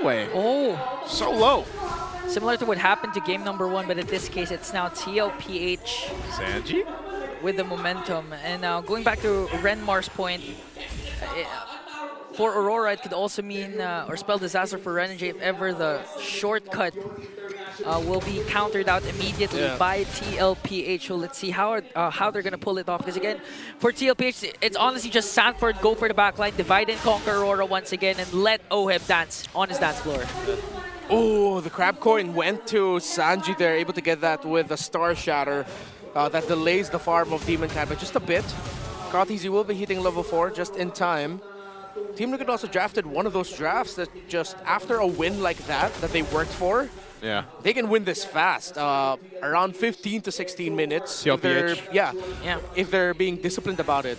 Could be 13 if they just want to go crazy and just continue the aggression and Aurora can't deal with it. But one of the things that they have in their draft that sort of makes TLPH think a little bit more about being aggressive is the Edith. Of course, Primal Wrath, a full charge of that, is one of the biggest turnaround tools that you have in the game right now. Yeah. So Edward's timing here is going to be key. Especially with the old war cry emblem that he's running here. So this turtle is up. We're going to see how the team fighting works out for both the teams too. TLPH, you know, this is any time, especially early game, you have to deal with this Phoveus that a lot of times 1v3s and holds his own as he goes for Edward. Renegade's around the corner. Turtle's going to be worked on though. They might just try to concede it instead as Carl TZ will secure the first turtle. Sanford was able to flicker out, might be able to take down Renegade also, and Sanford punishes them. But here comes the clapback though as Carl TZ goes in right after Edward. That's a 2-kill swing plus turtle for TLPH. That's what we were talking about. Team Liquid drafted a lineup that wants to dominate early on, and they need to. Aurora's lineup, when scaled, is very good at long team fights, considering their ultimates can extend team fights even more, while Team Liquid Philippines, if they don't have their ultimates, team fighting for them is going to be a big struggle. Look at the Lucas, look at the Harith. Yeah, that's why they play around that advantage of this early game, you know, when we were talking about the compositions there that they have. But also, even to an extent, having a revitalize that RORA doesn't really have kind of covers that base for TLPH right now. So like you mentioned, Renmar, the game plan is if they can end the game quick, you know, without the game kind of extending way too long, like in game 1 where we saw a 26-minute game, then TLPH can play with that advantage. But RORA might even look to just go ahead and farm up and hope to get to the later stages game. First items aren't being locked in just yet, but they're getting close as RORA just goes and looks to kind of stop the gold lead from going out of hand here, because it's already based off that, you know, initial team fight and those couple kills. You're already almost looking at a 2K deficit if you're Aurora here. So it looks like they'll just go ahead and try to rely on keeping Dome and Kite farming up, doing his thing like we saw in the previous game, to a point where he can just go ahead and push some of those side lanes open. But Oheb has played this matchup so many times that it might be a little bit more difficult for Dome and Kite to actually do that on the Moscow in game 2. Okay. Good duel right here. Oh, good pressure by Liquid on the Edith. Okay, flash combo coming in from Carl TC as Sanford goes in with Infernal Pursuit. Here comes the Primal Wrath coming in from Edward. They might try and go for Sanford. Unleash the Beast coming in from Carl TC. Forced out the flicker already, but Yue goes in with Feathered Airstrike. Sanford still was able to Infernal Pursuit and bring down Demon Kite. There's the trade they're waiting for. Sanford is still alive! And now goes in again with the Infernal Pursuit, but Yue this time punishes Sanford. Oh my god, how does, again, Sanford stayed alive for so long. Yeah, that was a big trade. Aurora lost Demon Cat and Edward. But that was Team Liquid getting some wins there. Oh, Renegade. Some losses. Oh no, Renegade. Too much. Oh, an overzealous play from Daddy. The basic attack went to the tower instead of Renegade. Unfortunate there for JP. Could have been enough, but with the increased defense provided, the damage reduction provided by the turret, even if the basic attack landed from the Gatot Kacha, that wouldn't have taken Renegade down. But still, that buys time, that buys space, as Liquid will be able to get this turtle without a problem. Yep, they're going to trade it though. Turtle goes in the hands of TLPH, but a turret goes down as Demon Kite pushes that bottom lane. So that's what you expect from them after that team fight all broke out anyway. Great trade, great macro respect here by Aurora. Yue was a hero, by the way, in that last engagement that Sanford held on, but eventually he got taken out. Another shortcut up top. Aurora goes top. They want to go for Sanford, and all the combos just connecting onto Sanford. That was too much for him to handle. Now concealed in a potential tower takedown, but JP still goes in. He wants to defend. AOG already cast it down as Carl CZ goes for the backup. Here comes the Unleash the Beast, working on Demon Kite, but Yue counters out with a feathered airstrike. Here comes Sachi from the back. Almost got Demon Kite over there as JP still going on. Here's the extended team fight Aurora is known for with their lineup, and they're going to be able to take down the Daddy. Good discipline, great discipline. Okay, by Aurora. Instead of fully letting go of that sequence, they just went back a little bit out of the range of the tower, then re-engaged, eventually being able to stop Team Liquid Philippines' attempt to defend that tower. It even costed them JP's life. Yeah, and it was so close because Demon Kite barely got away. He had a sliver of health. Bird goes in and immediately bursts down Demon Kite. Forced out the feather airstrike coming in from US. They bring down Sanford, but that was a trade. An XP laner for a gold laner. Dark wave flicker by Sanford to start things off. The moment he saw he had an angle onto Demon Kite, what a play by the Apex Predator. He had some revenge in mind after what happened to him up top, man, with the shortcut, because that might be the answer. You know, that's one of the only ways you're going to be able to take down a Phoveus, bring up the squad through the shortcut, and so Sanford goes and punishes. And it's Dome and Kite that they get too, so that's a good pick off. Now for Oheb, he hasn't gone down yet. He's been able to go ahead and farm up. He kind of just has to do that. Oh, Renegade. Now here comes the whole squad of Aurora. A while ago it was for Sanford, Sansan brother Sanford, now on to Sanji in a perfect timing as one member is down for TLPH for the final turtle take. Oh, look at the push up top too. Dome Kite having the time of his life, just going for the towers. Here comes the feathered airstrike from Yue, but Carl TZ will secure the turtle, puts the kill onto Renegade and to Edward. Everything falling down for Aurora, even the Spear of Destruction isn't gonna connect. And a 3-kill swing for the Cavalry. Double kill for the young goat. He won the Retribution battle as well, giving them the shield to fight even more. Carl TZ has been killer on this Lucas for the entire series so far. It's crazy to think that we were so adamant on Lucas in the jungle not being, you know, that great just a few weeks ago. And now in the hands of Carl Teasy and even Demon Kite when he played Lucas in the jungle, I feel like the idea of that has changed a little bit. Oh, mid lane, they're going to try to hold it down. Good cast of the ultimate coming in from Sanji as they trying to burst down Edward. Already forced out the flicker plus the ultimate, so 2 major expenses expended already for Aurora, and Demon Kite's not even done as Carl Teasy will try and secure and seal away the the shockwave blast! I'm speechless. I'm gonna put this now. That's the perfect skin for the young goat on the Naruto. It is, and again, man, oh no. Renegade got spotted out. Will he cast the ultimate though? They're trying to chase for him. 4 members. AOG even already committed. And they're gonna burst down to Hitman immediately. Got spotted out by Carl Teasy. Oh, meanwhile, Demon Kite's gonna go ahead and just push this tier 2. There's nothing else that they can do, so Aurora might as well get some turrets as they lead in to the next Lord here. The first Lord of the game is 30 seconds away, but right now they're losing these battles. So they're just playing around, pushing across the map, getting what they can, and they might be in a position to go ahead and contest against this Lord despite, you know, how some of these pickoffs have been happening as TLPH continues to work on that. Oheb, though, hitting a big power spike, gets the Holy Crystal now, locked in. He has farmed up so much. He's about 1,000+ gold ahead of Demon Kite, and that's why he's so devastating in these team fights when TLPH decides to go in and fight. So they know they have this kind of advantage in firepower. They'll start up the Lord here. Demon Kite still up top, pushing in on the top side. Here comes Renegade. Spear of Destruction is going to connect, but they spotted out Renegade immediately, already forced out the flicker. And from the back, here comes JP with the AOG. Sanford quite low, but Oheb dancing in the middle, taking on 3. He's going to bring down 2, making 3. Yue already trying to escape as Carl Teasy chasing after him. Unleash the beast. The baby cakes duo on a monster kill. It's 7, 1, and 5 for Carl. Team Liquid, feel it. Team Liquid can grasp it. Are they on the way to securing top 1 at the end of the regular season? Just like you said, they want to take this composition. They want to go ahead and end this game fast. 10.5 minutes into this first Lord pushing in. The way TLPH has been fighting, they could possibly at least expose the entire base here. If they somehow get a decisive win in the team fight department, they might even end the game off this push. So we'll have to see. RORA has great clearing with this composition. They've got a Farsa. They've got the Moskov that can help clear out, even the Edith. So they shouldn't lose this game just yet. They're going to send Demon Kite up top. They might still go ahead and try to play into that. The Lord now on the bottom side with TLPH. They might have to send someone back, but Demon Kite's still up there.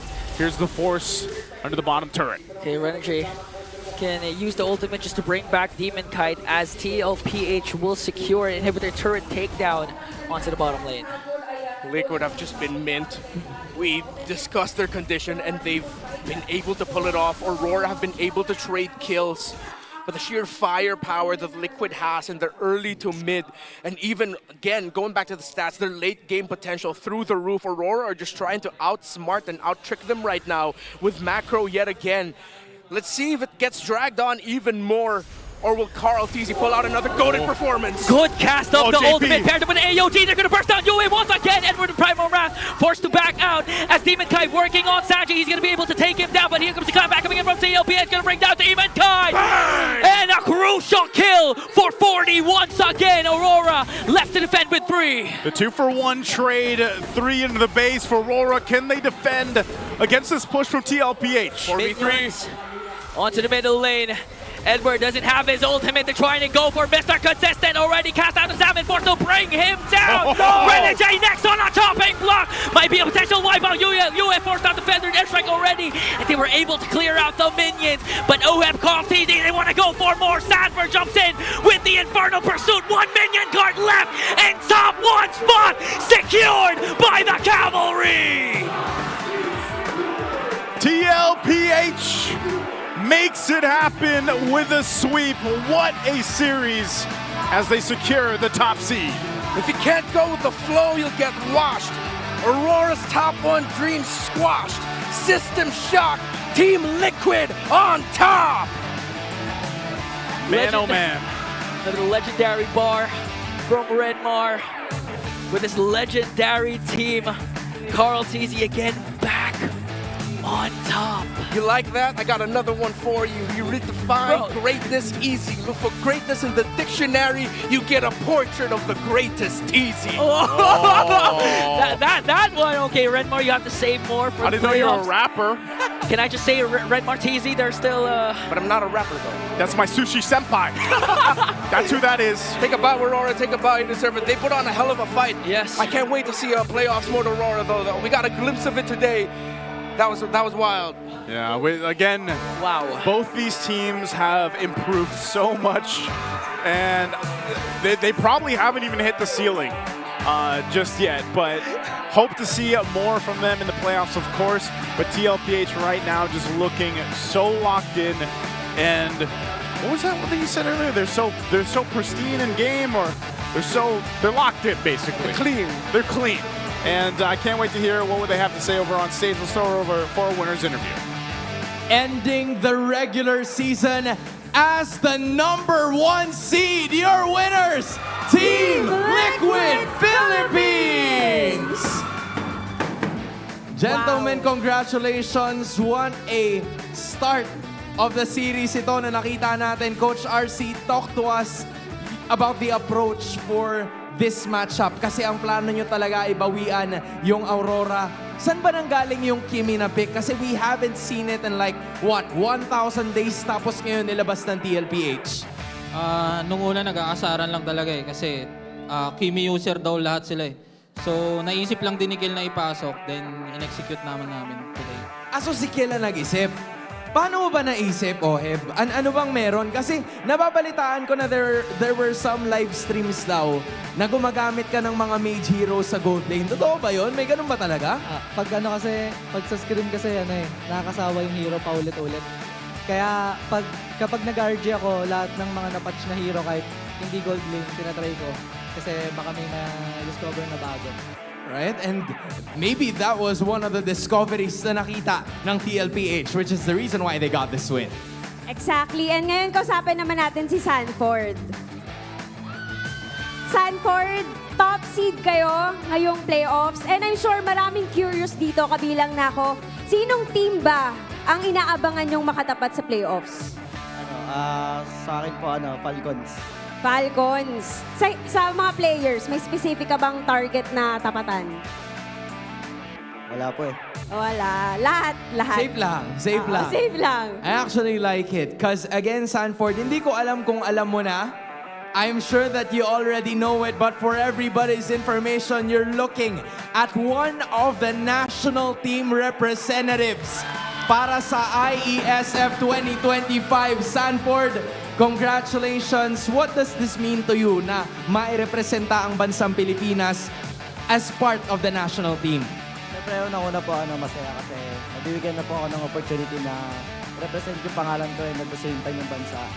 And ayun, gagalingan ko para maging worth it yung pagpili sa akin. I think meron din tayong mga players na part ng squad nyo na nakapag-representa na rin sa Pilipinas. Carl TZ, Oheb, you've been in this route before. Anong pwede nyong masabi kay Sanford kapag sumalta na siya at pumunta na siya doon at nire-representa niya na yung bansang Pilipinas? Lang. Tuloy mo lang ginagawa mo, tapos be confident lang lagi. Ako enjoy lang talaga. Ganun lang ginawa ko nung nagano ako yun. Enjoy lang talaga yung outside tsaka in-game, tapos galingan. Tremendous amount of respect. Baby Cakes Duo really showcasing.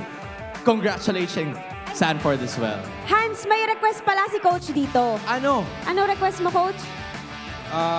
Pinapasabi po ni Sanji, happy birthday daw po sa lola niya. Tsaka sa cameraman namin, kay Eugene, happy birthday para sa ito. Ayan, happy birthday po.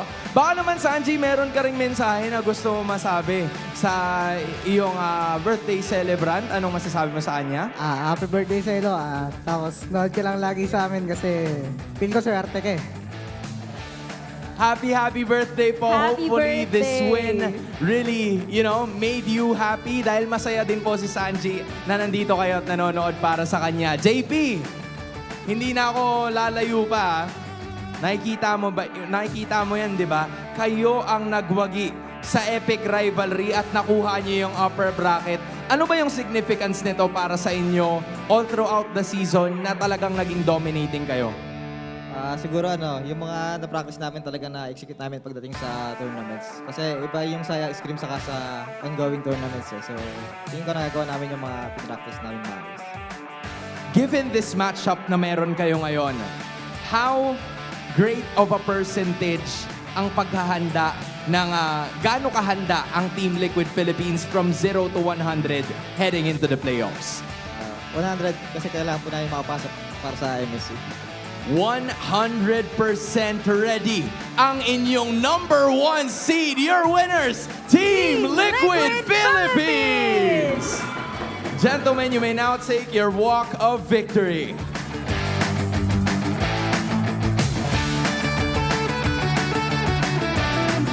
You may now take your bow. Team Liquid Philippines showing how it's done. Bumawi sila dun sa nakabasag ng kanilang streak at yung kakumpetensya nila sa upper bracket. Isipin mo, Hans, naglabas sila ng bagong hero dahil sa asaran, pero effective. Talagang iba yung klaseng mindset pala kapag champions eh. That is game number 1. Game number 2, it was a dominating win. Tingnan natin kung ano masasabi ng ating mga casters. Balik sa inyo. Thank you so much. It's great to have, of course, our winning interview there with TLPH and to go ahead and hear a couple different things there. You know, again, Sanford's going to be representing or part of the roster. I just saw the roster reveal, so I didn't get to see everyone just yet. I scrolled in that and I was like, oh yeah, there's the team is out there now for the selection to go ahead and represent the Philippines in ISF. But of course, again, congratulations to TLPH for securing that top spot. They look good, or they look better than ever, honestly. I would say even stronger than they have in the past. And moving forward in the playoffs, like we heard it right there, they're very confident. 100% confident. 100% confident. It seems like the Seabull Combine really did something to, well, at the very least, the top 4 teams, especially to TLPH, because this is literally a different flavor for the Cavalry. Yeah, that's why I'm looking forward to seeing what else maybe Onic can bring to the table, Falcons brings to the table. Again, these are teams that underwent that national team combine, and they've all, so far, the ones who have been able to go there, have been vocal about how it's changed them. And he feels like a changed man as well. He was an absolute 9-tailed beast in this game. 8-1 and 10 for the young goat. Even in the Land of Dawn, Naruto tops Sasuke. I mean, at the last match, they tied, but Naruto's the main guy, so yeah. Yeah, you know, and it's just weird because Lucas Jungle was such a debate topic for a while. You know, where did he work best? And you see him in the hands of Demon Kite, and then you see him in the hands now of Carl TZ and some of the other junglers in the other leagues, and you're like, all right, he actually works really well. And no, it's not because of the Naruto collab. It's just the way things have fallen into place after the patch and everything else. And I think it just really takes a specific way to play the Lucas in the jungle, but also to really rely on the team to go ahead and help that out. Because you watch the way that Carl TZ plays this Lucas in even game 1 and then here in game 2. He was so confident in what he was capable of doing throughout this game, and he was so good at catching people too. Yeah. Especially when Renegade would utilize this chip here. A lot of times, it was Carl TZ to spot them out and usually get a kill even. Yeah, a great difference compared to Game 1, Game 2. Although he used Lucas twice, Game 1, Renmer mentioned that Carl TZ was playing it like a utility, where it was just really becoming the front line to give enough space for Owen. But this time, he was literally the main guy that gets the kill for TLPH. Again, we mentioned it at the end of the draft. Team Liquid Philippines, with the heroes they pick, how they supplement each other. When you have 2 fast-scaling core heroes in your gold and in your jungle, you're signaling to the other team, you better be ready, because if we get a whiff of an early game lead, that's not going to stop. Yeah. You called it, man. Look at this, 12-20. Sir. For the game time. You know, you were right on point, Renmar-san. Sorry, Sushi Senpai. Thank you. Sushi Senpai. Sushi Senpai. Ariga, thanks, because I'm much. Arigato. You know, you're welcome. And are you on desk? You're on desk later too, so that's great. I got 2 more series after this. So, but yeah, you know, you called it 12-20, and with the lineup that they had, they wanted to go ahead and end it quick. That they did, and I think even so, yes, Carl TZ got the MVP here, but Oheb he had a phenomenal game too, you know, because of the fact that he was able to play this Harith, a signature pick of his, and really he pumped out so much of the damage in those team fights that were set up, and I just didn't feel like, even if Aurora was able to get rid of Carl Teasy, or we saw how much they threw at Sanford to take him out on this Phoveus, yeah, it's like by that time, they didn't really have an answer for Oheb. Yeah, that's the thing. I mean, Oheb even has his own Purify, so that adds up to how Oheb was really unstoppable. Interesting to note that Sanford went with the Radiant Armor, then went with the Dominance Ice, so it was clearly hard to take down 4D at any given moment. And I do agree, they literally always commit to the Earth Shatter, Flicker, or Onward combination to Sanford, and even all the CCs from Ren and Jay just to try and bring down Sanford, but in the end, Sanford always stays alive. Yeah, Carl Teasy, I really like his build path here as well. Athena's Shield after going for his first 2 core items and the Hunter Strike and War Axe, still respecting the potential burst damage dished out by the Pharsa, considering that is going to be one of the biggest problems for him. And the highest damage dealt was the Pharsa hero Buey. But then at the same time, he also decided to go for the Blade Armor, so that really negates the presence of the Moskov, considering that they already got the lead. Dom and Kite's room here to deal damage, to be an impact for Aurora, has been nullified already with great gameplay and great itemization by Team Liquid. Yeah, and again, this was such a, you know, this is going to be a higher GPM here for Oheb too, as he is the BPI rich guy as well. 913, he was able to just go ahead and farm up like crazy in that lane. Again, that matchup we've seen so many times, even in the earlier parts of the regular season. It was a whole lot of Moskov and Harith. And so Oheb knows how to play into that lane, knows how to play to an advantage, and even when it comes down to the team fights, he was exactly where he needed to be. So just a great game, like I said, for Oheb, but just from game, actually all the games we've seen of TLPH lately, each one of them shines. You know, each one of them is able to make their own highlights here. And even JP, like JP, I feel like is again one of those roamers that, you know, sometimes flies under the radar, sometimes gets a little heat. Yeah. But if you really watch JP and the decision making that he has on these roams that he picks up, he's such a big part of what makes TLPH's playstyle successful. Yeah, especially right there in the end, he was just like, "Are we gonna dive tower? All right, cool." Goes in, taunt. Right where he already went in. Yeah. He went for the Avatar of Guardian. Even if it doesn't catch anyone, it forces things out of Aurora to like dash out, back away, reposition. That allowed the entry of Carl Teasy, supplemented by the Astral Echo of Navaria. Yeah, it was great. Yeah, that's why I think again, you know, some of these things that either the XP laners or the roamers do might go unnoticed, like you mentioned in the previous game, and it all comes together. So let's go ahead and hear our Infinix mic check for the winning moment here for TLPH.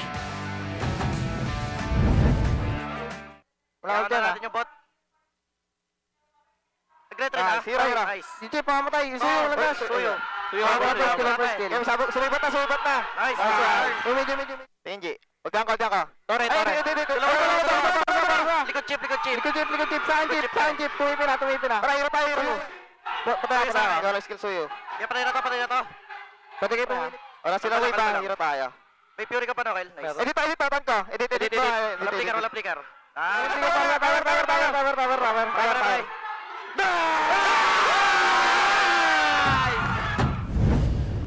Again, that's our Infinix mic check there for TLPH, and you know, those are that, like, if when you listen to all these mic checks, TLPH, when you hear them, they're clearly a team that has played so much together, and they really trust each other on the comms. And even then, you know, you get to hear really good moments when they make those defining team-winning moments for them, team-fighting moments for them. So again, you guys can let us know what you guys think about this matchup. I didn't expect a sweep though here. I was actually quite surprised. I was almost expecting a 3-game series for this one.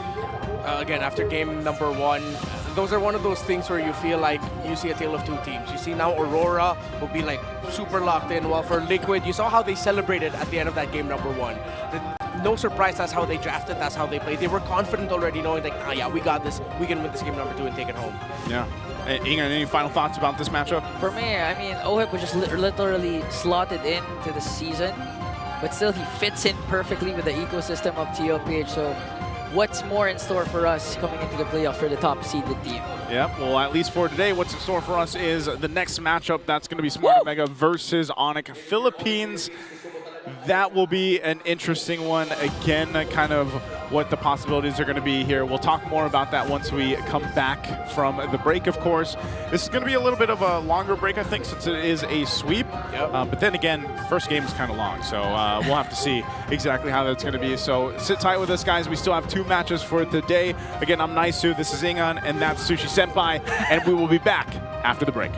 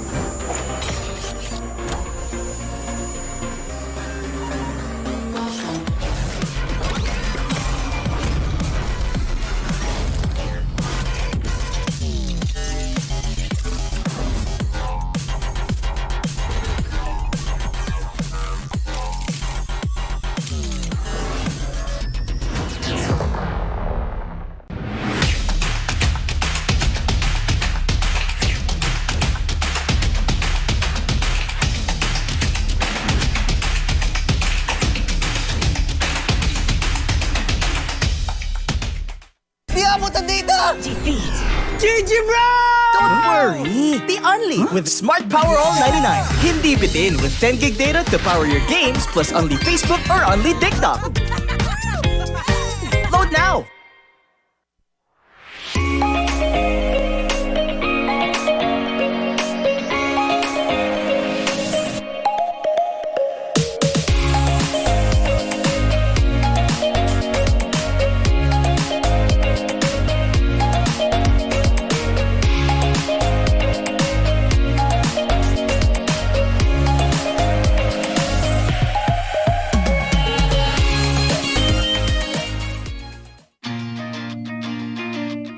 To go to a concert when you can own that stage with your friends. Enjoy a night of impromptu bowling tournament.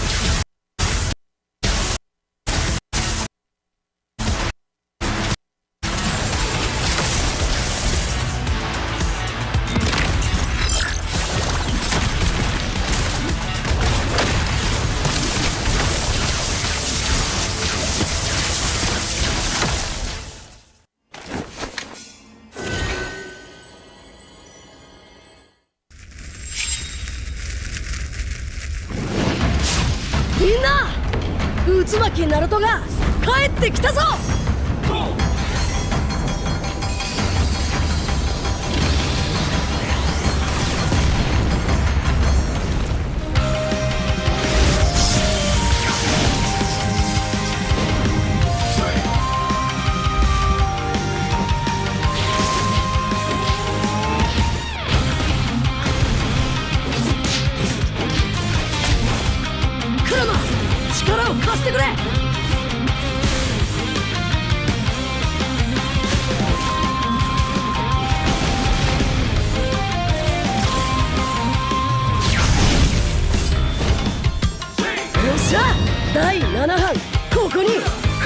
だってばよ。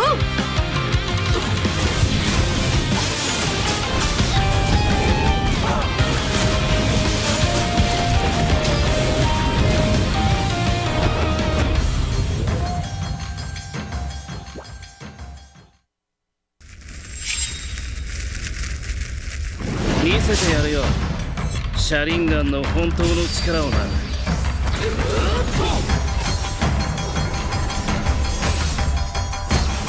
力が湧いてくる。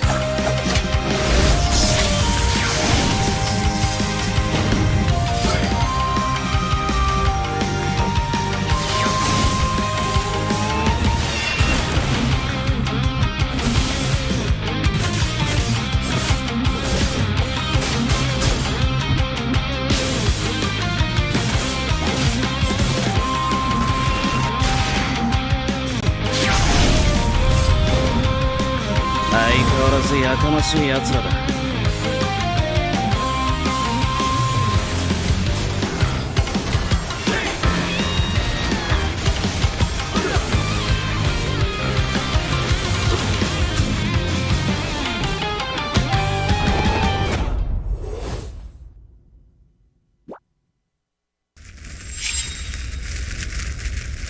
みんなを守るために私はもっと強くなる。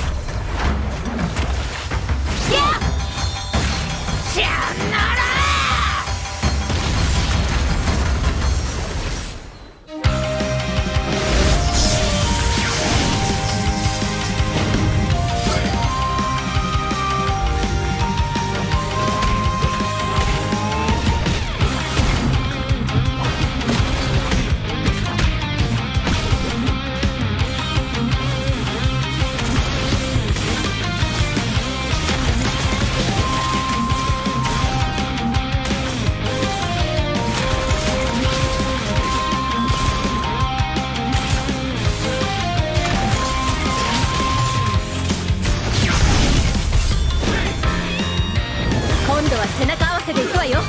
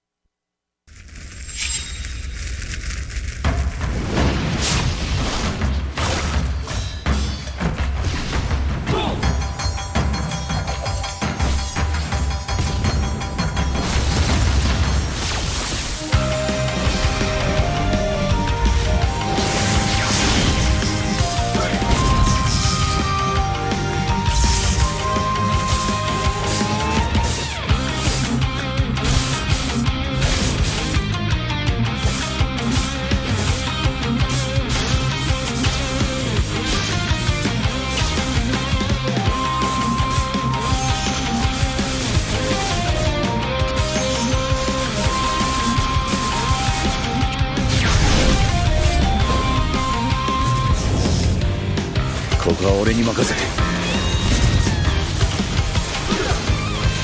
もらった。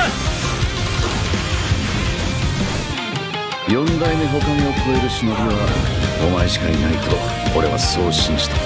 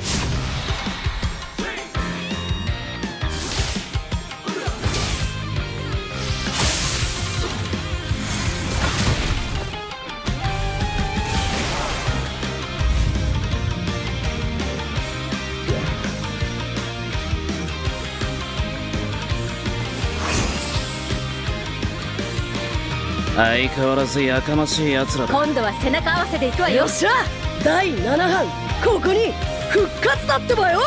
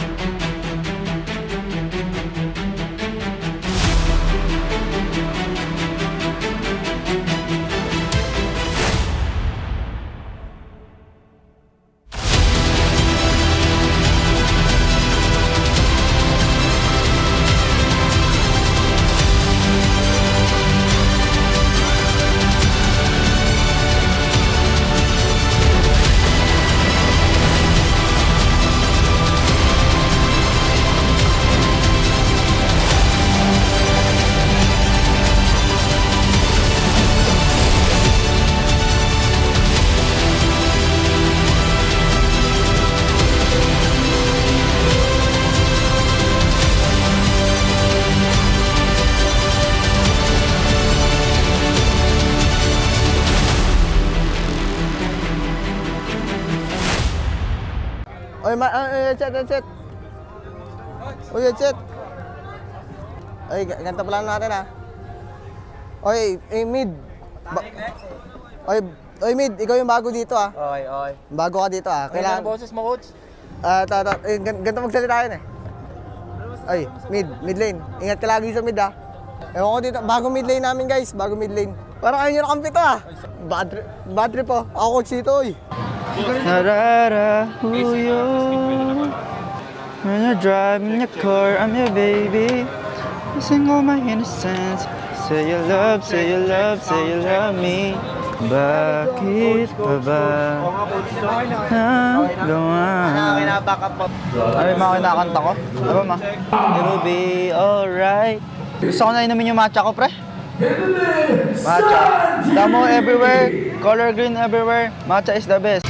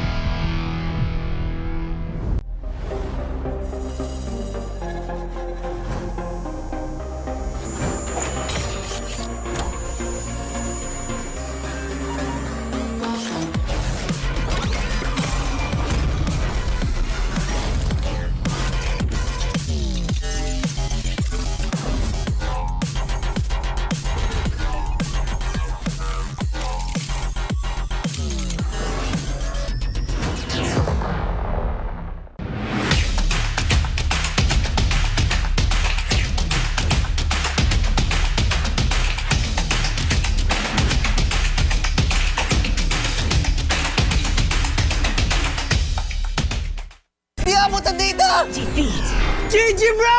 Don't worry! The Only with Smart Power All 99. Hindi bitin with 10 gig data to power your games plus only Facebook or only TikTok. Load now!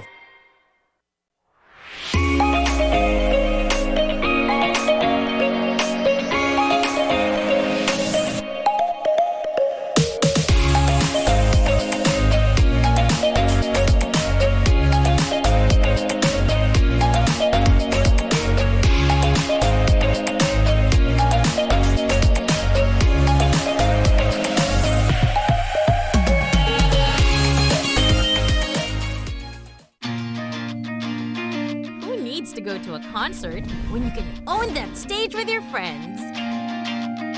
Enjoy a night of impromptu bowling tournament.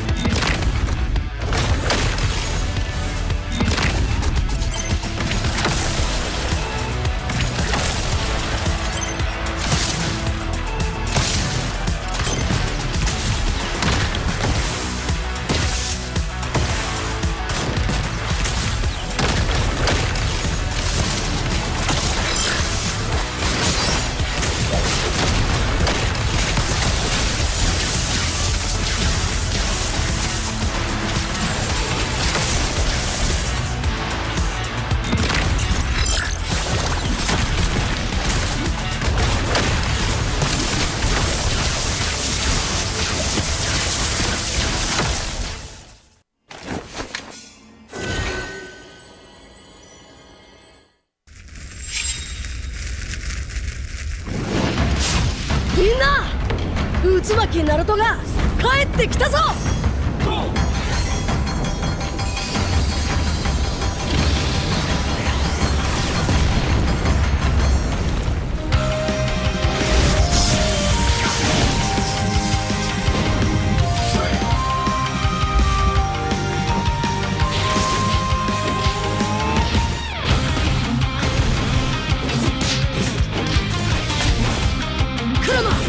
力を貸してくれ。よ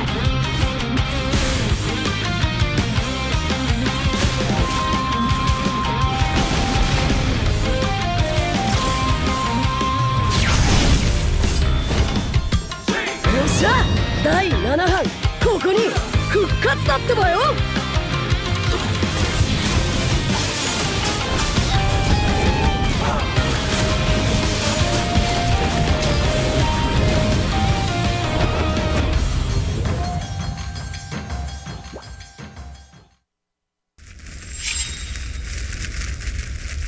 見せてやるよ、シャリンガンの本当の力をな。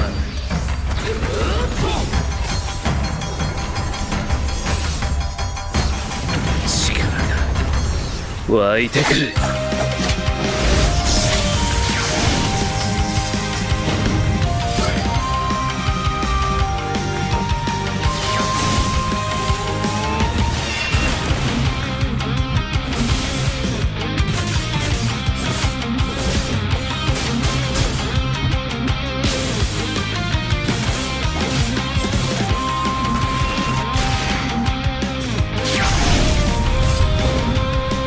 相変わらずやかましい奴らだ。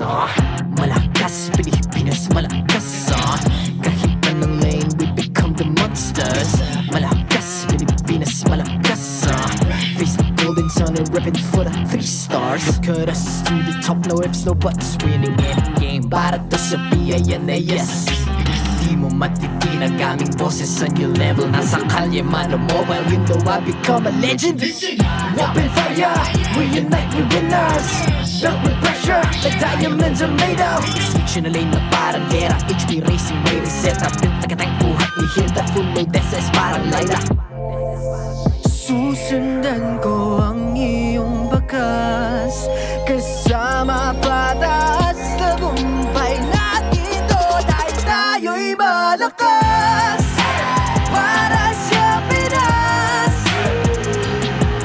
Nasa amin ang alas Hindi tuwa atras Kinikilala sa taas Kasi kami ang malakas Para sa Pinas Nasa amin ang alas Hindi tuwa atras Kinikilala sa taas Ganito kami sa Pinas Wow!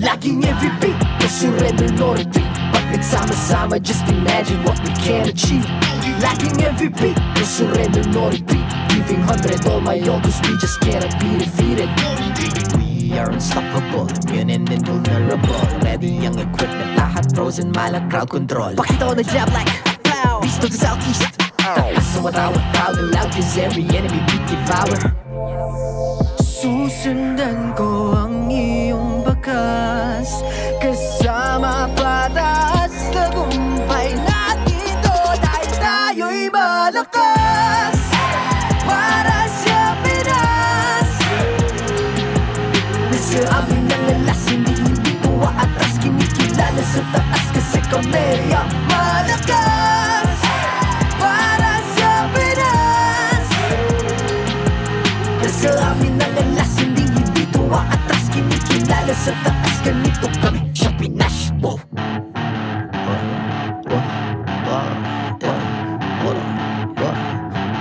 Malakas, Pilipinas malakas Kahit anong lane we become the monsters Malakas, Pilipinas malakas Face the golden sun and reppin' for the 3 stars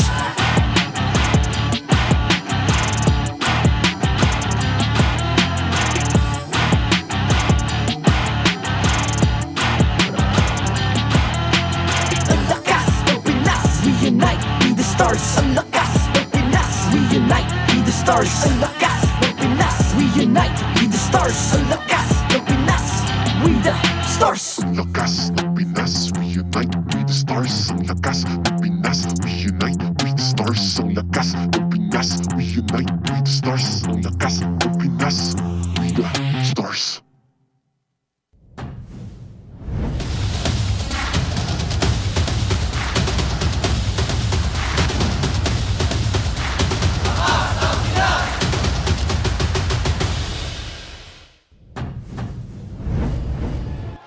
I don't know if you guys are well rested or anything after that insane match 1, but we are back for another one right here in MPL Philippines Season 15. It's still a regular season, and Rock Artist is nice too, and we got Renmar as well on the desk. And yeah, honestly, I feel like we're all still recovering from that one for sure. Oh yeah, we had to let Rockhart know what your name is today. From here on out, just for this weekend, I shall be Sushi Senpai. Sushi Senpai. Sushi Senpai.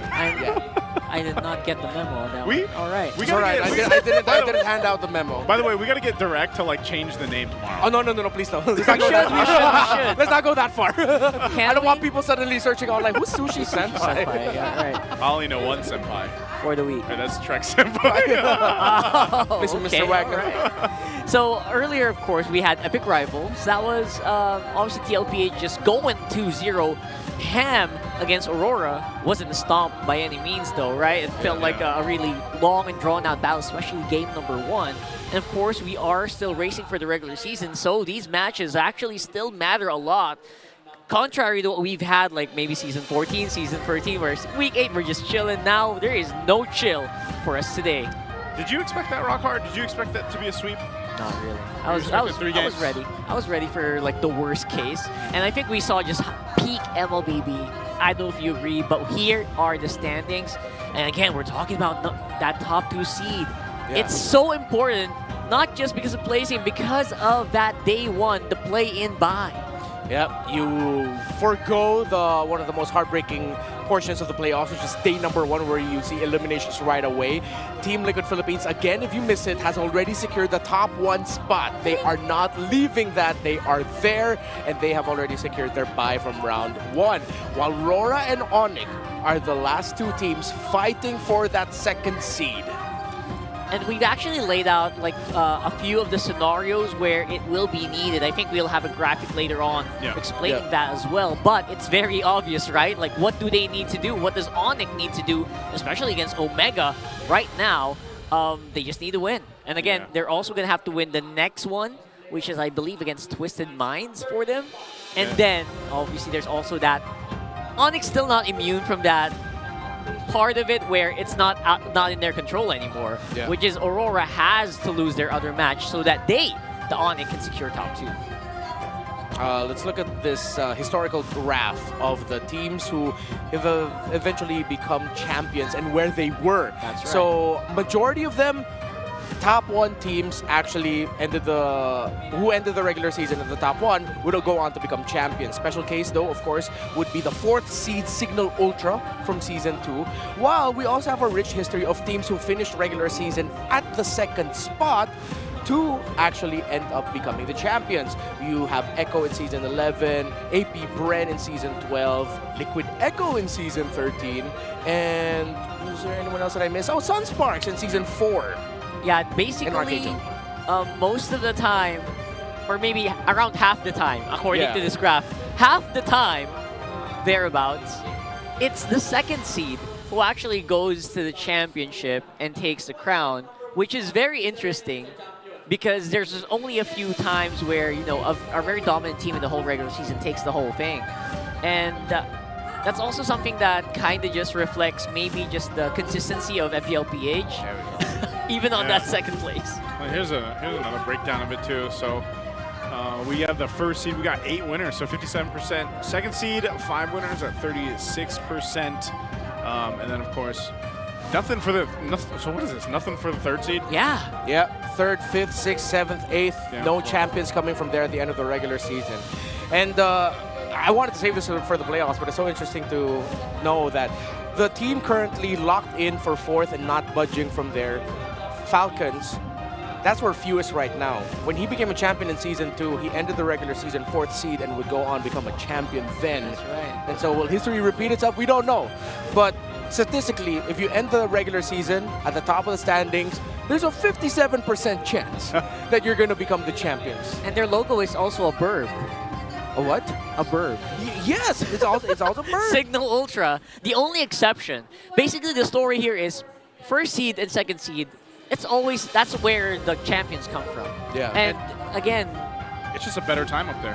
It is a better time. It shows the consistency, right, like I mentioned earlier, of the teams who actually reach top 1 and top 2 here in MPL Philippines. You're just tried and tested. You're put through the fire, and then this happens.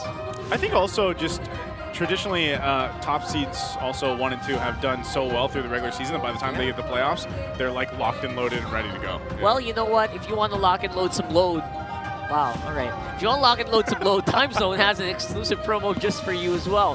400 pesos of power load for only 200 pesos. What? I like where you're going with that, man. You know, and all you have to do is register on the Time Zone Fun app, insert the promo code TZXMPL, and redeem the voucher at any of your favorite Time Zone venues.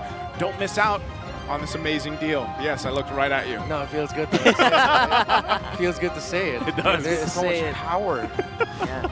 You're just reminding everybody. Everyone's attention is on you, you know? Yeah. And either way, though, we do have another deal that might interest you guys as well. Yeah, again, of course, you can get a 2,000 peso discount That's a Philippine peso, not Mexican peso, just to be clear. On your next purchase by using the TT Racing X MPL Philippines exclusive voucher code MPL2000 over at ttracing.ph. Plus, of course, don't miss out on exciting TT Racing Gaming Share giveaways where we throw these shares, and again, I'm kidding with that one, during MPL Philippines. So stay tuned for more information. And you know what? Just remember, for those who dream, work, and play, TT Racing has your back. It's got your back. And I don't know, I would love to go ahead and get a TT Racing chair myself. There's a couple different ones, and as good as these ones are that we're sitting on right now, classic, there are an upgraded version of it. Well, there are even better ones from these are already these are amazing. Premium. Yeah. But there's like an even better one. Ooh, I hope you get to really? sit in it sometime. Yeah. I want that. Let's check that out later. For the meantime, though, it's the final lap still. Final lap. Again, it's Onic with the racing jackets, gunning for that top 2, which is weird to say. Again, Onic gunning for top 2, but it's a situation we're in right now. And again, they're hoping that whoever loses between TLPH and Aurora as well is going to be something that they're thinking about that happened earlier. Yep. So that's condition 1 already done. Yeah. So Aurora obviously also has some still has some skin in the game, which is fun to see. But at the same time, it's also, you can't really like forego these scenarios they're in right now. You can't, and I guess if you want to really look at it, and for the people that are like, all right, where's Smart Omega's play in this matchup? Well, they can clearly be the lesson, the poison to Onic's chances of getting to that top seed. As usual. As usual. Like, and you know, if you're going down, or if we're going down, you're going down with us. Onic's still going to be in the playoffs, but you get what I mean. Yeah, you know? exactly. I mean, if you're Onic, who are currently on a 7-series win streak after hitting their week 4 power spike, and they went on a revenge tour of beating teams that they lost to before, especially the teams that were currently above them in the standings at that time. They just really have to be careful here against Omega, because now you're playing up against a team that has literally nothing to lose. Yes. They still have something to gain, which is pride. AP Bren got to do that yesterday. Yep. They showed up with some unique draft picks. Even Omega did that, but then they were able to get the victory. They dragged Omega down with them to, okay, see you at the beach. That's literally what they said. We'll see you at the beach. That's what they told Omega. That's pretty cold. So they won't be seeing Onic on the beach. They'll be in the playoffs, but maybe this lessens the chances of Onic flying to the shiny sands of Riyadh to the Esports World Cup. There you go. That's one of the goals for this year. Of course, for Onic Philippines, here you go. Here are the conditions that we're talking about here. Obviously, you have to win against Twisted and Omega, and you also need Aurora to lose against Falcons. So these are the highlight matches for them. Yeah. Some people would argue that Onic might have a pretty good chance against both these teams. But then again, you are facing an Omega that got bit in the ankle with some fangs as well by the bees. So, just to clarify here, if they don't get it, right, if none of these conditions happen, that would put Onic 3rd seed. Yes. And then what if they're the first team in all that history that we just saw with a blank box for 3rd seed? Ooh. Is Onic Philippines. That'll be history making right now. Plus, if ever, okay, 3, it's 4-5. 3 will face off against 6. So if ever, okay, let's just float the possibility already. If Onic Philippines ends up in the 3rd spot, they'll be facing off against Twisted Minds. Yeah, in the first round of the playoffs. While 4 and 5, Falcons and TNC are going to be going up against each other. It's very interesting because it's this lineup's 3rd season. They're going to come into champion from free. And they're also basically down a lot. And this is going to be a very interesting, maybe third attempt at maybe the Golden Road. We'll see. We'll talk about that even more later on. But here's a community poll though. Can Omega's last son work against Onic once again, just like it did last season? Like again, that did happen last season as well. Who is Barangay Omega here, and who is Onic Time? It's A or B. Comment it down below on all of our socials. Follow us as well on TLPH on so many socials. We just recovered our other stream. But for this one, this is where I'm going. It's going to be very difficult to actually vote against these guys. Yep. It's Onic Time. They're like Redmar mentioned, they're on a 7-series win streak. That's nuts. Like, yeah. That's kind of crazy. Yeah, that is nuts. Yeah, and again, it's a question of has Omega recovered from the heartbreak of yesterday? Yesterday, dare I say, it's hard to watch not even if you're an Omega fan, which is hard to watch in general to see a team lose like that because they needed to start their run with at least defeating AP Bren. Then they got reverse swept. That is so heartbreaking. You saw the members of Omega were clearly and understandably emotional after what happened, that it needs an absolutely godly reset to recover from that, to now go up against Onic, knowing that you're out of playoffs contention, and just say, let's end the season with our heads held high. Maybe it's like, let's just have fun. Maybe that's the answer for them. Like, let's just have fun, go out there, and we got, no more weight on our shoulders, realistically. And maybe they're able to just go for it. Yeah, because that's exactly what happened to AP Bren when we were talking in the interviews. Like, we're just having fun here. We got Sindel in on game number 1. I was just there to mess him up. That's literally word for word what Sindel said. And again, maybe that's something that Omega can do this time around. A little bit of a sweet revenge before you close out the season. And maybe, just maybe, that might be what it takes to actually get Omega back on their form and maybe defeat a world champion. I guess that would be the best way that they could end their regular season run is defeating a team that's been on fire lately, seven series win streak, defending world champions and all this stuff, defending MPL Philippines champions. It could be a good way to go ahead and end out their story for the season, even though, again, this was not the season that Smart Omega wanted or, their supporters out there. But hey, if they can go ahead and take down a team like this and be that last one against Onic Philippines and their chances of getting the top 2 seed, well, maybe that's something that they're looking to go ahead and achieve and will keep their heads high, like Renmar mentioned, before they go and have their off season and everything else. Because definitely we want to see the improvements where we can. That's right. We need that proof of concept. Omega, what's it going to be? You're facing off against Onic, and both of these teams are walking the stage right now. To oversee and uphold the tournament's integrity, guiding us through this match, our marshals, Joshua, Chico, Patrick, and David. The barangay fight on. Let me hear your cheers for Smart Omega! In the EXP lane, Luis. Their jungler, Andoryu. Their mid laner, Ukir! Their roamer, Super Yoshi! And their gold laner, Joe!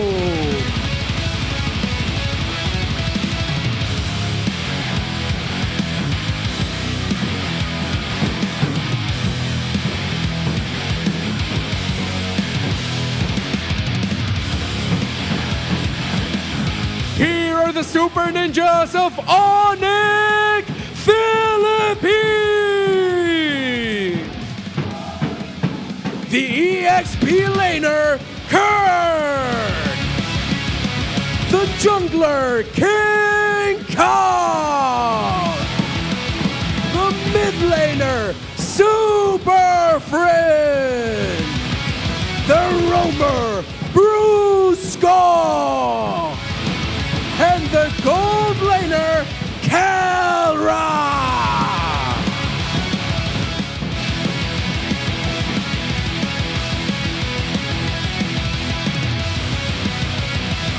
Welcome their coaches, Coach Lembot and Coach Why Not? Matchup between Onic and Smart Omega. We're moving on to the gold laners. Jome, Kelra, step forward. Jome, how are we gonna be finishing this season strong? Ano ang palag mo kay Kelra? Mas maaga yung bakasyon namin. Aga yung bakasyon nila. Kelra, may habol pa sa upper bracket. Paano kayo mananalo sa Omega? Ano ang palag mo? Kumanda ka sa ilalabas kong hero mamaya. Magkakaalaman na mamaya. Fist bump, gentlemen. Onic, Omega, do your fist bumps as well. MPL Arena, make some noise! Moving forward to this matchup, it's gonna be the Sonics kontra sa bagong barangay. Casters, balik sa inyo.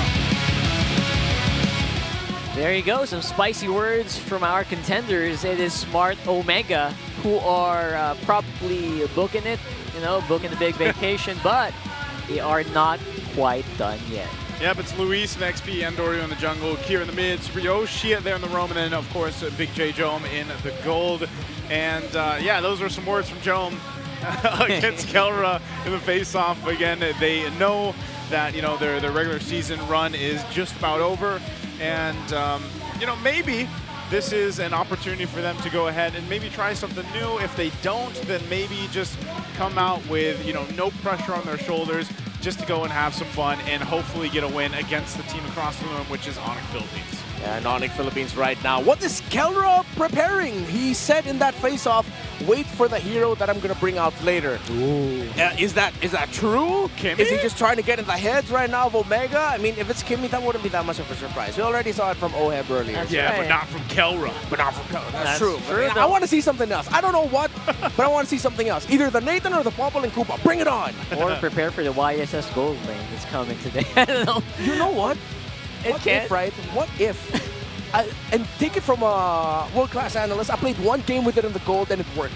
Really? Wait, you did? Yeah, one game. But that was just, no, I'm just kidding. That's just like that sounds like one game.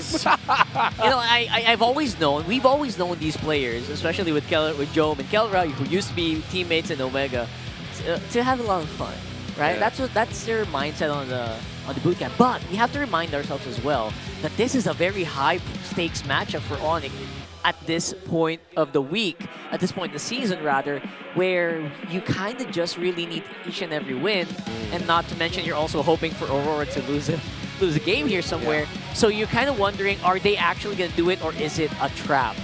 Oh, that's a good question. I just think that we can expect Onic Philippines to go ahead and bring their best either way for this matchup.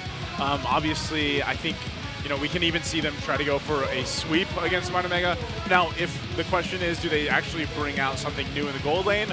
I could see that happening, just because, again, this is a team that has been on fire lately.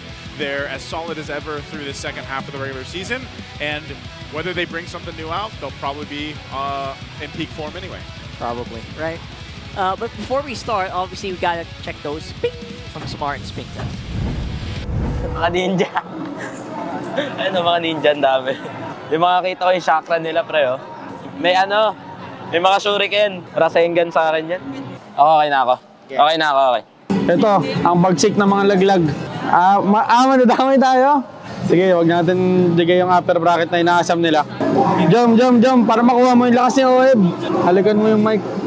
Uy, hinalikan talaga. Ay, upo kayo sa harap namin. Gagi, puno agad yun sa kanila. Sa atin, wala pa napunta. Kuya, wala pa rin napunta! Dito na lang muna tayo, kwentuhan lang tayo. Tiyo, wala pa rin napunta. Nasa kaliwa sila lahat. Wait lang.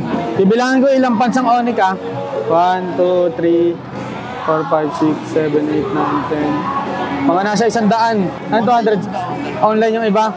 200 yung sa atin, online yung iba. See, I believe in you. You don't doubt the barangay, man. Maybe they just had a hard time commuting, but I see them filling they're up. Here now. They're here now. Yeah, the barangay has showed up. That was like maybe 30 minutes before, right? Yeah, Super Yoshi was counting the fans, and he was joking about how there was no one sitting on their side. But now they are here. There's a good amount of them in front of them. Yeah, I know you guys can't see it, but take our word for it. Yeah. That was a Smart Pink Test, by the way. Check out the promos that will allow you to get 5G connectivity, and here are the Infinix keys to victory. All right, this is like something super easier said than done. Disrupt Super Friends, so you disrupt King Kong's jungle pattern. Super Friends is the straight up heart of Onic Philippines. You have beasts, you have gods, you have bruisers, you have architects, but the true heart of it all lies in Super Friends' mid lane. If you can disrupt that, you disrupt everything else on the side of Onic Philippines. Beware of nothing to lose strategies for Onic PH. We saw a glimpse of it yesterday with a double fighter setup of Omega, something that Onic are very familiar with a Ruby in the gold lane played by Jome, with an Isan Shin jungle core for Andoryu. Things like that, you have to watch out for and respect. Oh, by the way, there was a Lunox mid lane as well here yesterday. So control the mid to control the game.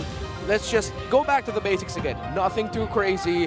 If you stop Super Friends, if you stop Ukir, you stop the beating heart of each of these two teams. That's true. And by the way, hear me out. Johnson, every single Johnson? Every single season that we see teams with nothing to lose, they come out with crazy stuff. I remember the Johnson with the Zilong. That was a fun time. I think season 8 or season 9. Hey, you were talking about monster trucks earlier. Yeah, I want an. I think that's about as monster truck as it gets. Yeah, I want an actual monster truck this time around. Why is there not a monster truck Johnson skin? That's a good one. I don't know, man. We got a Jeepney Johnson skin before a monster truck Johnson skin. That might hit harder. And his name is Johnson. Which is like very monster truck. Yeah, right? That's right. Like, hey, have you seen... what's your name? Johnson, do you like monster trucks? Hell yeah. Hell yeah. Very, you nailed the accent on that one. So here we go for draft. I don't think Omega should kind of overthink that statement, I think. Don't get thrown off your game, but one thing's for sure, a lot of Naruto skins are getting banned out today. You're not going to see those. Sad.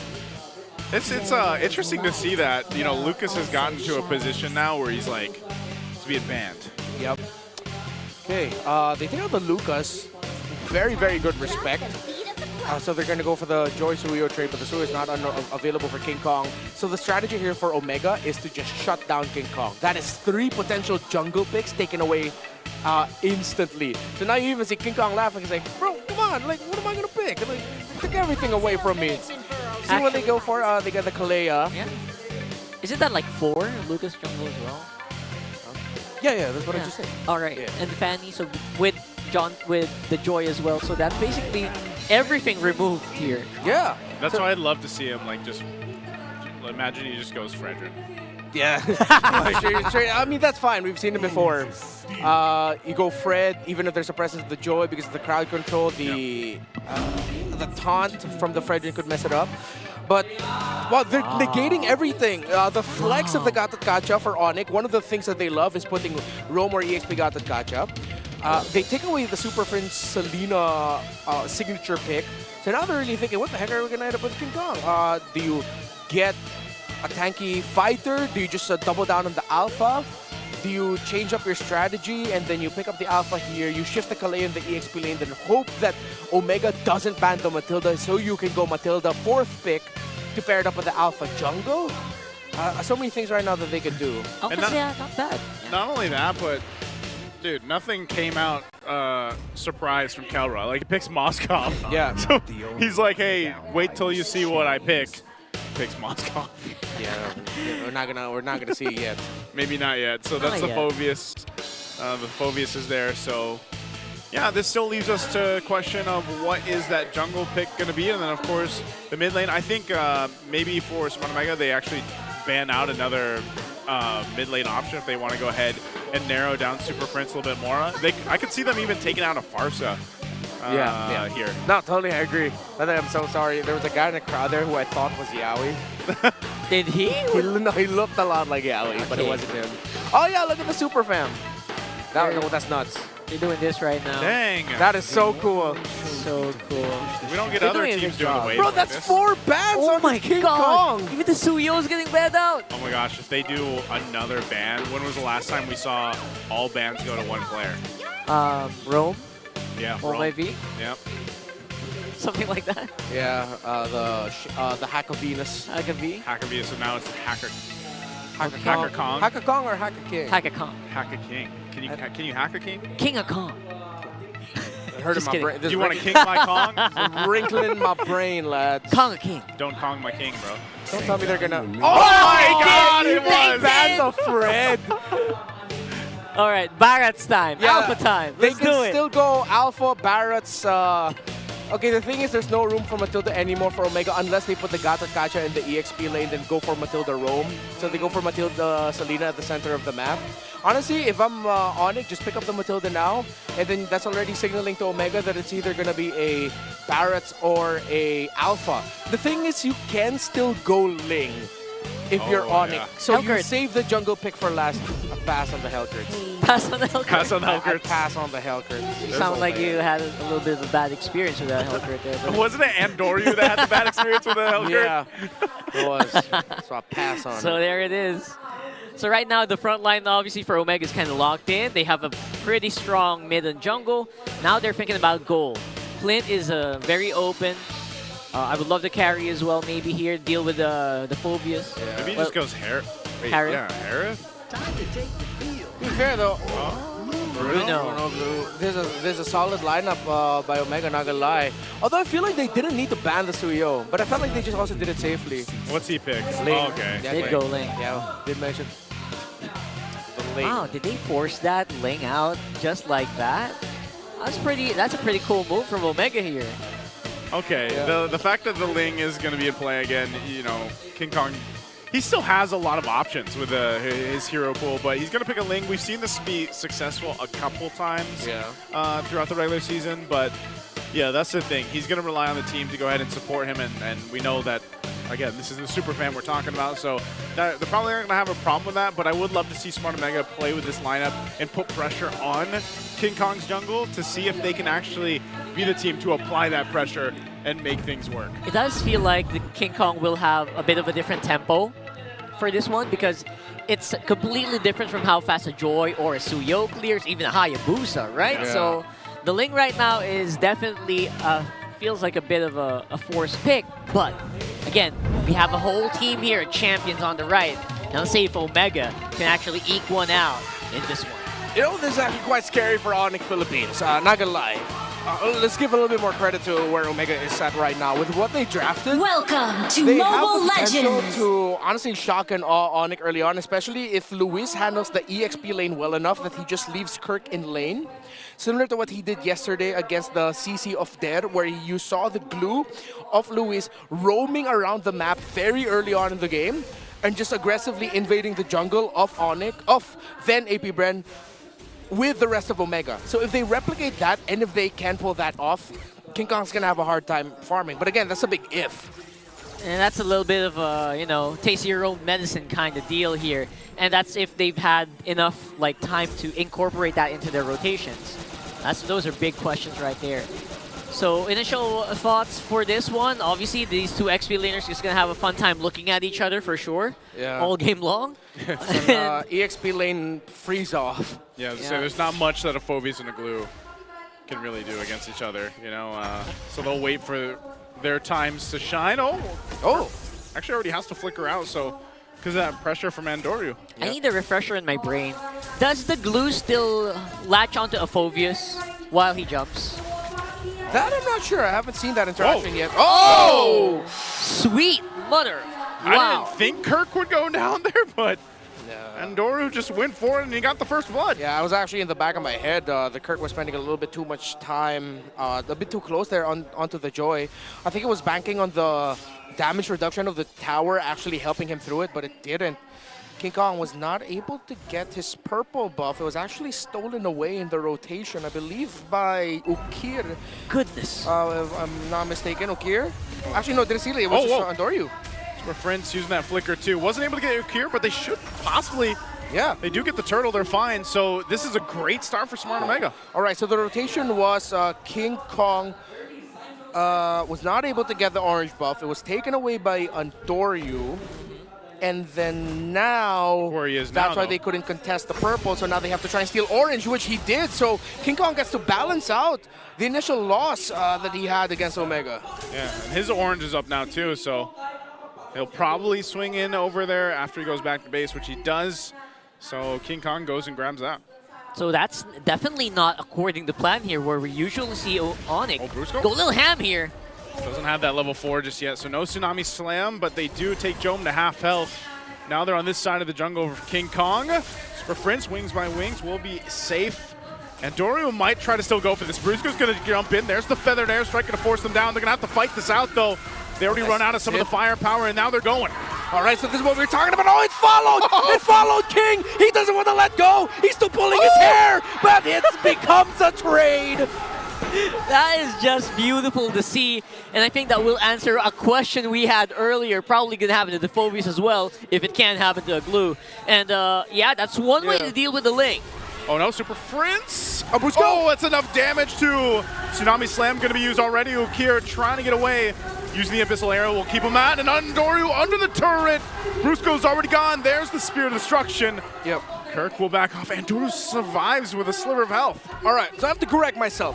Initially in the first rotation, King Kong didn't get his buff stolen. It was just the purple buff duration already ran out. That was it. Okay. But then now we actually got to see what I was talking about earlier with Luis leaving Kirk in the EXP lane and joining the rest of Omega for an aggressive rotation into the jungle of Onic. They made the exact same rotation, same invade spot in the orange area of Onic yesterday against AP Bren. I love what I'm seeing as well. Maximum usage of the glue, not really just doing the cuts, doing the farm, really joining the fights early on. Oh, an Abyssal Arrow is going to land on Kirk. Kirk trying to get some airtime. Super Prince dropping down the artillery, but it just doesn't seem enough damage because Anduro cuts him off, and now King Kong joining the fight, jumps into the backside. Tempest of Blades already going to be used. Ukir's gone, and they're still going. King Kong has to get out. Kirk flickers out, trying to run away, but he won't be able to as Jom comes in to get the kill. Pretty clean right now for Omega. They are showing up. Yep. Luckily for Onic though, the goalie doesn't really reflect how many wins Omega's had in these skirmishes and in these objective takes. Yep, but it does reflect there in the count of the Turtles. First two going to the side of Omega. This is what we were talking about though with the lineup of Omega, the potential risk that Onic has to face, that they will go up against an early game aggressive lineup that will make the jungle of King Kong feel small, but most importantly, make that glue seem like such a big threat that Onic cannot take it down, which is exactly what's happening. The glue is buying so much time for Andoryu to do things like these. Kelra's in trouble, and Doru will find another kill now on a killing spree. A landing arrow's gonna go for Super Prince, and Super Prince will fall, and now Brusco gonna be in trouble. Next target as Jom picks up another. Smart Omega is locked in. Yeah, they are not going down without a fight. To remind you all again, the 1-13-1 last season was Smart Omega. The only team to defeat Onic last season is a team that they're struggling against with right now. And it's so odd for me to see how easy Omega is making it look. It doesn't feel like they're having a hard time against Onic at all. It's so unnerving. At the same time, it's very refreshing because, wow, apparently a team can do this to our world champs. Yeah, you love to see it. Again, Omega were down and out for the count, but they still somehow stood back up and said, let's go for another round. And they're still fighting, playing a very good game, a clean game against Onic. No other way to put it. Yeah, this is the thing too, man. You know, these Abyssal Arrows, Ukir on the Selena has been on point. Being able to find the right targets, especially around the objectives. I don't think they're going to be able to put the pressure here on this tier 2 in the bottom lane. As they go ahead and call it off. So now we're seeing Onic Philippines just go ahead and bunch up together because they can rely on King Kong to push out some of these side lanes. Yeah. But they might not be in a position to go for these objectives again. They might just have to give up another turtle over the hands of Smart Omega because it seems like when the fights break out, they just aren't. Oh! What? Brusco jumping in. They go in with Tsunami Slam. They want to get Andoryu, but they can't. He gets away. All right, that's going to be a stun up to King Kong, who uses Tempest of Blades to get away as well. Okay, they're still fine. Still no fine. one going down. Turtles up, but Smart Omega now in a position to get the third turtle of the game. They're still keeping Kelra there, pushing down in that bottom. They might just trade this turtle for that turret. It looks like that's going to be the case.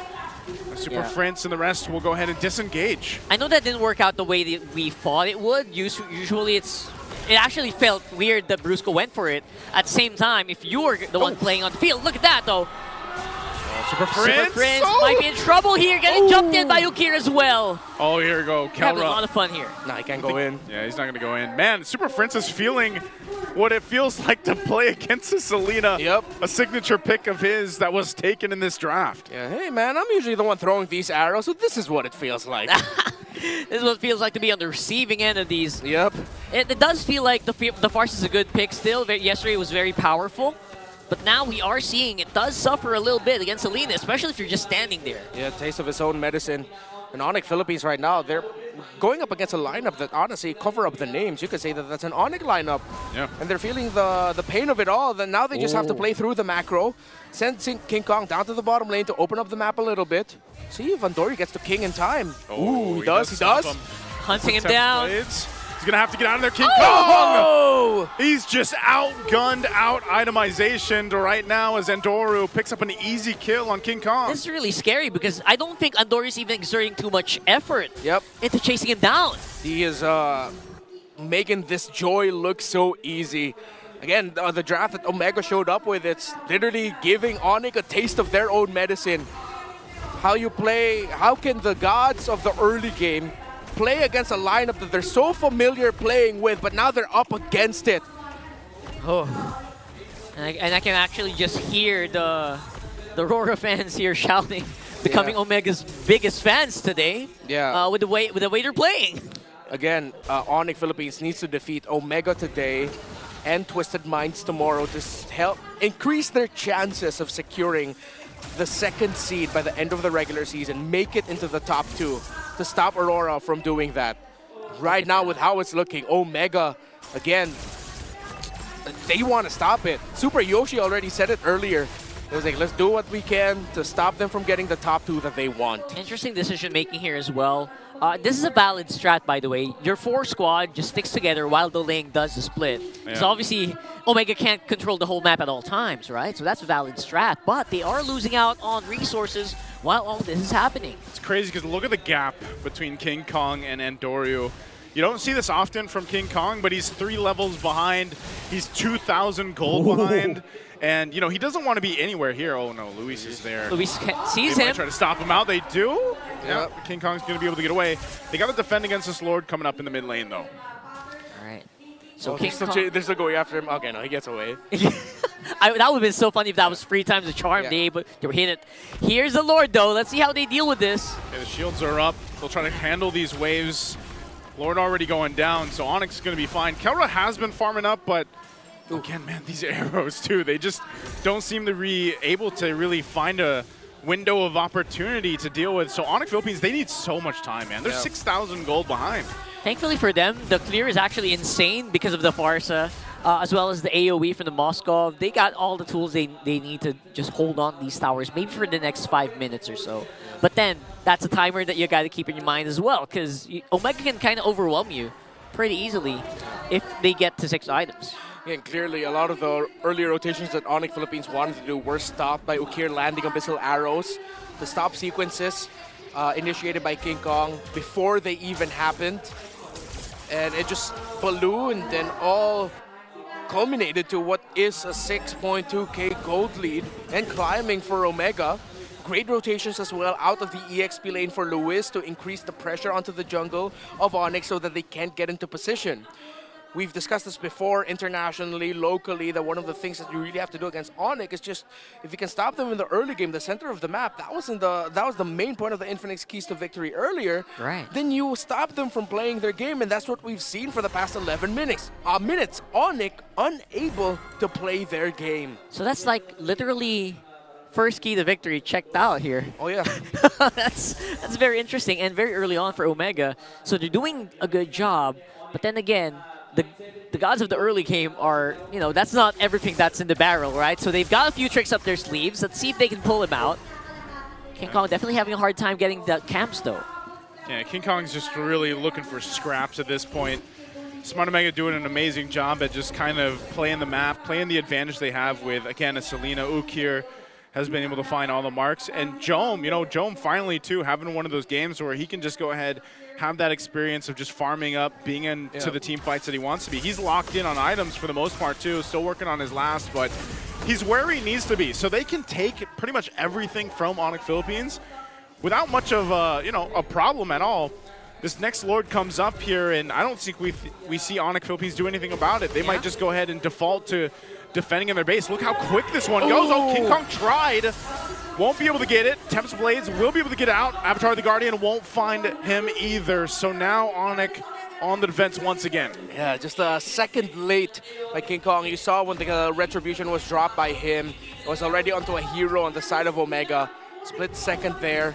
And good thing he was able to dodge the stick of the glue of Luis. He was waiting for King Kong to potentially pass through his exit. King Kong staying on the bottom side, relying on the team to defend here. They're going to push it in. The Lord has to be worked on. They're still going to be going for it. Kirk in the front side. The base is still going down, though, as the Lord is still up. But they're holding their own somehow. And King Kong still in the bottom. Gets the base turret to Kelra. Unleashing for Ukir. But Jome jumps into the fight. He's going to be going 1 versus 2. Jome gets a triple. Looking for the Maniac here. And he gets it. Jome will lock in and takes out 4 from Onic Philippines. And that'll be enough to take game 1 for Smart Omega.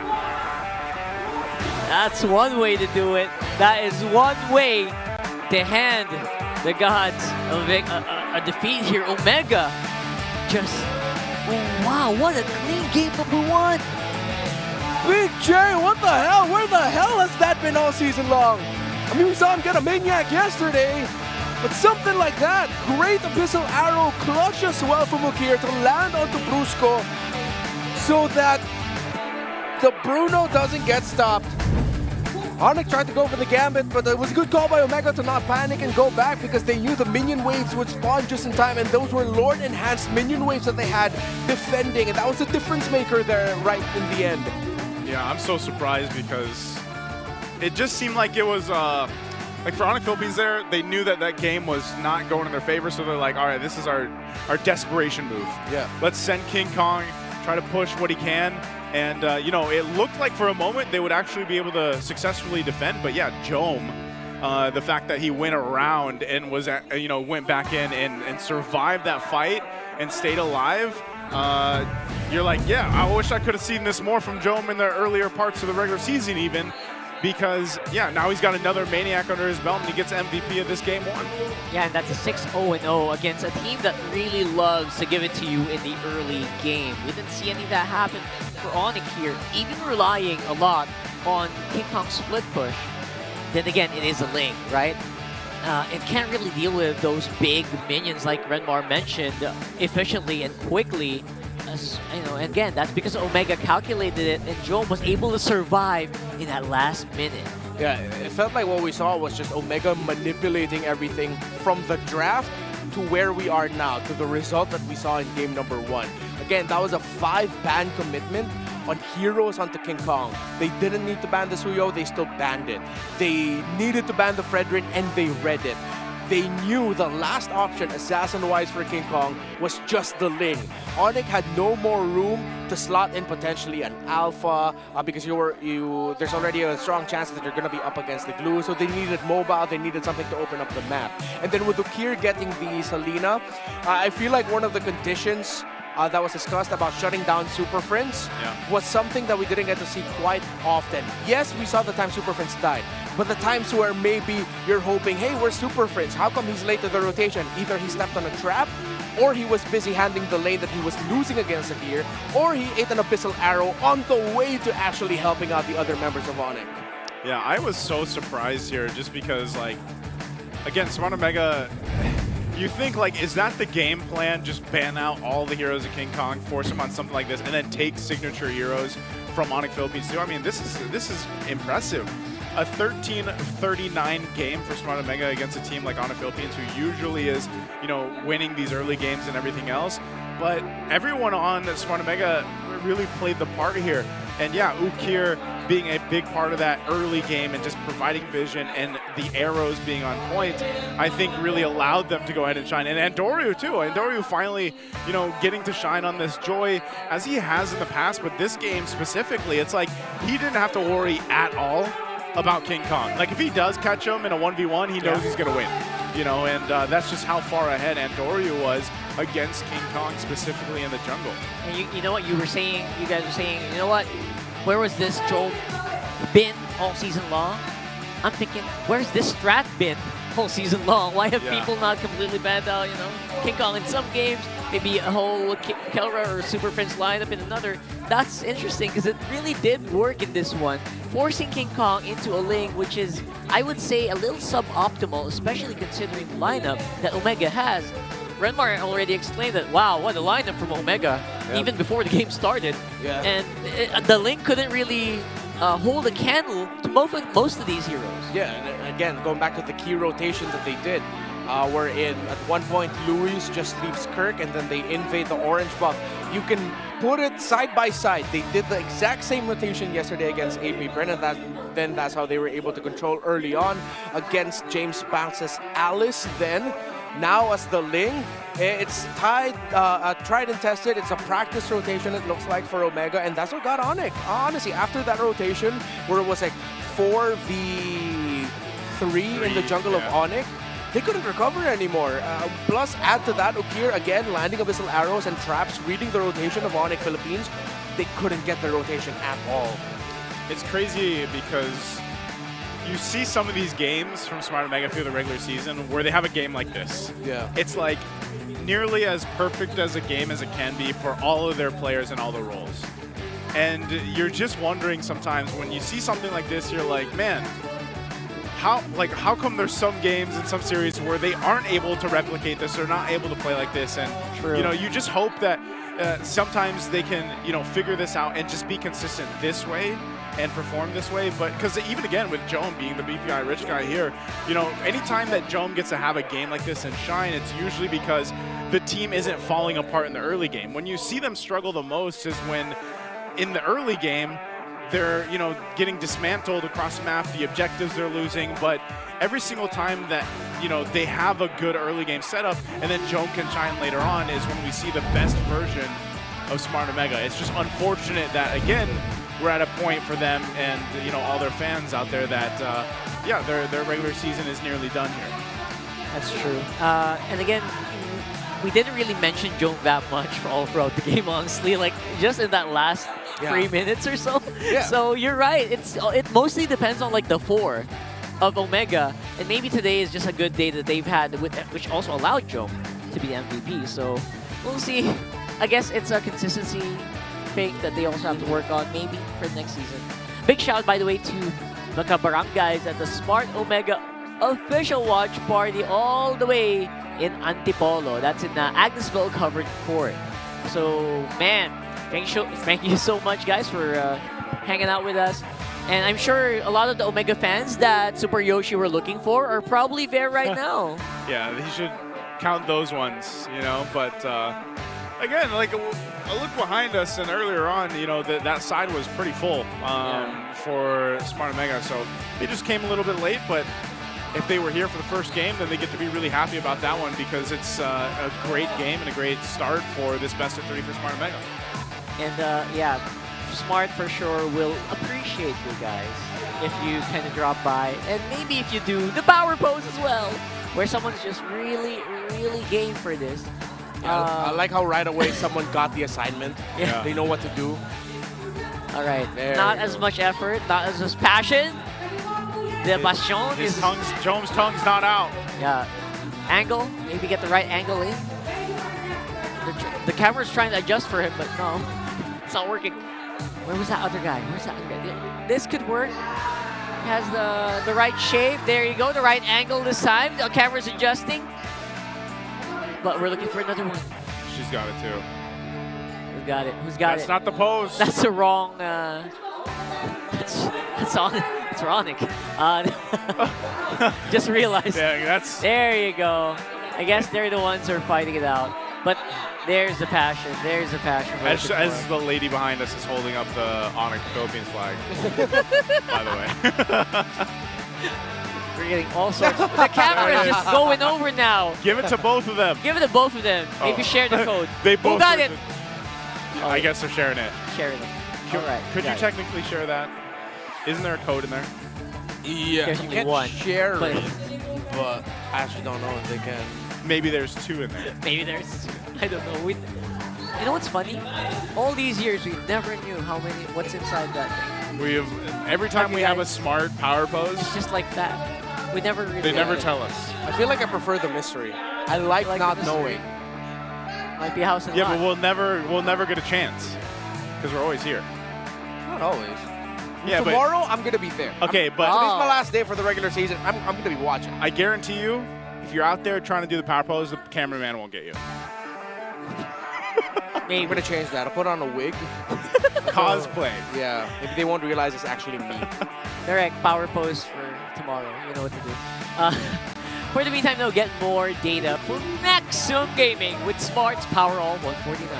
Make it look easy with 16 gigabytes for all apps, plus your choice of only Facebook, Messenger, and Instagram, or only TikTok, plus only calls and text to all networks. You can be bound to be OP for just 149 49 pesos for 7 days.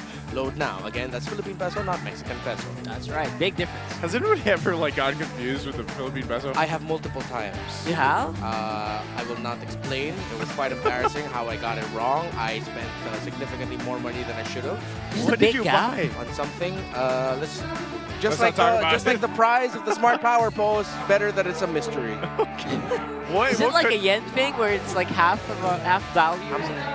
Let's not dwell on it. Dwell on it. What could you possibly be buying in Mexican pesos? Okay. Maybe stuff online. We'll see. We'll Stuff talk about online. That later. Yeah, stuff online. I lost money. Okay. So there it is. We have a blue side pick here for Onic. I'm sure they would love to get to use that maybe for King Kong's hero. It might get targeted again. He might get banned out again. Honestly, Smart Omega's probably going to do the same thing. Hack a King? Yeah. Is it Hack a King or Hack a Kong? Yeah, they can just hack a king. Hack a King. They can just do the same thing, sure enough. Imagine Rob a King. Rob a King of his Robin picks. Hood. Imagine though this strategy, if they do the same thing, and let's say they sweep, right? Yeah. Thinking in the future here. What if that becomes an actual strategy in the playoffs for the teams playing against Onic Philippines? Every single team that fights against Onic. And it actually messes them up. Oh my god. And then it was Smart Omega. The last one. I feel like the difference is going to be that is if teams are going to keep trying that again, then Onic PH will make one adjustment on the red side. They ban the Joy too. So it's like, if you're going to take away junglers from us, we're going to take away the junglers too. That's true. You can't always do that. Yeah. And what happens is, okay, you ban out the Joy. The Suyo was banned in the first phase. Yeah. Then the blue side team will pick up the Suyo as the first pick. Then you're going to be playing around that trade. Since you're up against the Suyo, you know that you can still play into pick up the Alphas. You can pick the Fredrins much earlier also as well.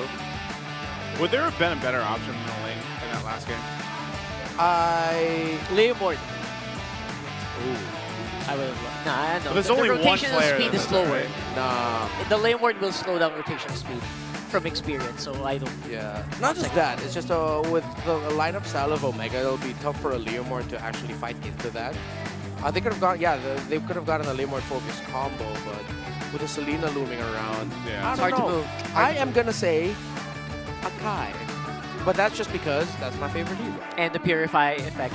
Yeah. A little bit. Then you can maybe do more. Yeah, exactly. Purify from the heavy spin. You were gonna be a bit slower on the rotation. Yeah. Slower but then you've been harder to kill. I'm not saying they should have gone Akai. That's just for me personally. I wish for we you saw personally, Akai. Feels like a good idea. Yeah. And maybe again, I don't think we're ever gonna get in that position. Now that I think Onic has had some time to kind of just internalize that. Okay, that happened once. Yeah. Shame on me. Twice? I don't think so. Right? Third time. What is the saying? Fool me First once, time, shame on me. Fool me. Twice, shame on me. What's Third fool me time. 3 times? Fool me once, you can't fool me again. Alright, there's something like That sounds like Onic. That sounds like something Onic would say. Imagine though that this game 2 just goes in the opposite direction, where it's just a quick game for Onic Philippines. Yeah. Like because they're blue side and they're able to go ahead and prioritize whatever they need to. Like Get that joy. Yeah, Get that let's see though. Suyo. But I mean, knowing like the personality of Coach Snap and Coach Lembot though on the side of Omega, I feel like they've already gone into this with, okay, how do we end it so that we win 2-0? That we sweep Omega here and there. Keep So it I'm pretty going. sure they've set up the permutations in their head of, okay, what if they pick blue side, so this we're going to do red side. So I think we're going to see another very tailored draft by Omega now that they're going to be on the red side. Let's see if Onic will make the right reads to pick some heroes earlier or pick some heroes away. I think that's why it's taken us a little longer to get to the draft here. Interestingly enough, yeah. Because they're thinking about it. Really thinking about it. And at the same time, I'm also thinking, if you have 8 heroes on your pool, that sounds like it's almost unbannable, right? So, and we're almost got to that point where King Kong really had to enforce on so many weird picks. Yeah. I wonder if that can happen to Omega as well. What if Onic is the one who does that now? But then it's Endoru who's brought like the weird, we could say weird, or like unique picks out to the jungle. He is the one that brought the Hellcurt. What else did he bring? He's the one that brought something else out. I feel like that was pretty unique. Alice? No, No, not Did the they Alice. do an Alice yesterday? I feel like Someone he did did Alice too. It was the Hellkirk. Was it just the Hellkirk? Yeah, there's only a unique pick. I mean, he also played the Hanzo, but a bunch of teams have already played Hanzo. People love Hanzo. Oh, we didn't see the Hanzo earlier. Yeah, we did. Oh, what if? Okay, Hanzo would have gotten decimated by the Joy, to be fair. Yeah, the presence of the glue as well. Presence of the glue. Would have been not good for him. Fun stuff here today. Why did they make the glue? What happened with the glue again? What was his big change? All right, it's so much easier to grab onto people now. Onto people, yeah, Plus yeah. the split effect of his old ultimate is now just his second skill. That's why I never played the old glue, man. Yeah, it felt like, so sluggish, right? I felt like, hey, all right, here I am. Why can I not grab this person? It's like no ulti GG, right? So now it's not as drastic. Finally on the draft for game number 2 here. I would really love to see a bit of a change here maybe for Omega, or would we? If you're Omega, would you really want to change that too much? That worked so well for them. Who said there are no shortcuts in life? I think Onic are going to open up the Lucas, potentially get Lucas as one of their first 3 picks. Let's see if Omega will read into that and blind pick a Valentina. Or if Valentina's left open, that could just be the 3rd pick already for Omega. I think that's something that Onic Philippines are going to be really thinking about. Like how they're going to slot in a Lucas into this lineup with a Valentina looming around. However, with how it's looking around right now, if Omega do not ban the Joy, that's just going to be an easy rush Joy for Onic PH. And then at the same time, if they do ban Joy, Lucas Jungle is also very deadly. Oh, they ban the Lucas instead? Okay. So they want to go for the do they want to go for the Joy then? Do you think is that the top priority for Onic Philippines if Looks it's not like banned it. out? Yeah, it's looking like it. Oh, it's banned. Ooh. So this, All right. what about Suyo? Wait. All right, this is what we're talking about. So if you go Suyo here, you know the big Andoryu heroes are either just going to be Ling or a tanky type of jungler. Baksha. Yeah. They go for the Kalea instead, because Kalea is still one of the best heroes you can pick against Suyo. You get the Jushin Farouk here, and then a gold laner now. Yep, they get the Moskov. Onic Philippines can, I would suggest they get the glue. No, they don't. They get the Suyo. Aurora? Aurora. What is it? What is... Huh. Maybe just, huh? It's an early Aurora too, fam. Way yeah, too I was early. gonna say, wow. Maybe it would have been a great surprise pick here. Or maybe they're trying to hide their last 2. That's the only reason you get it this early. Because this definitely would have been banned now. So it's like, why the Aurora in the first phase?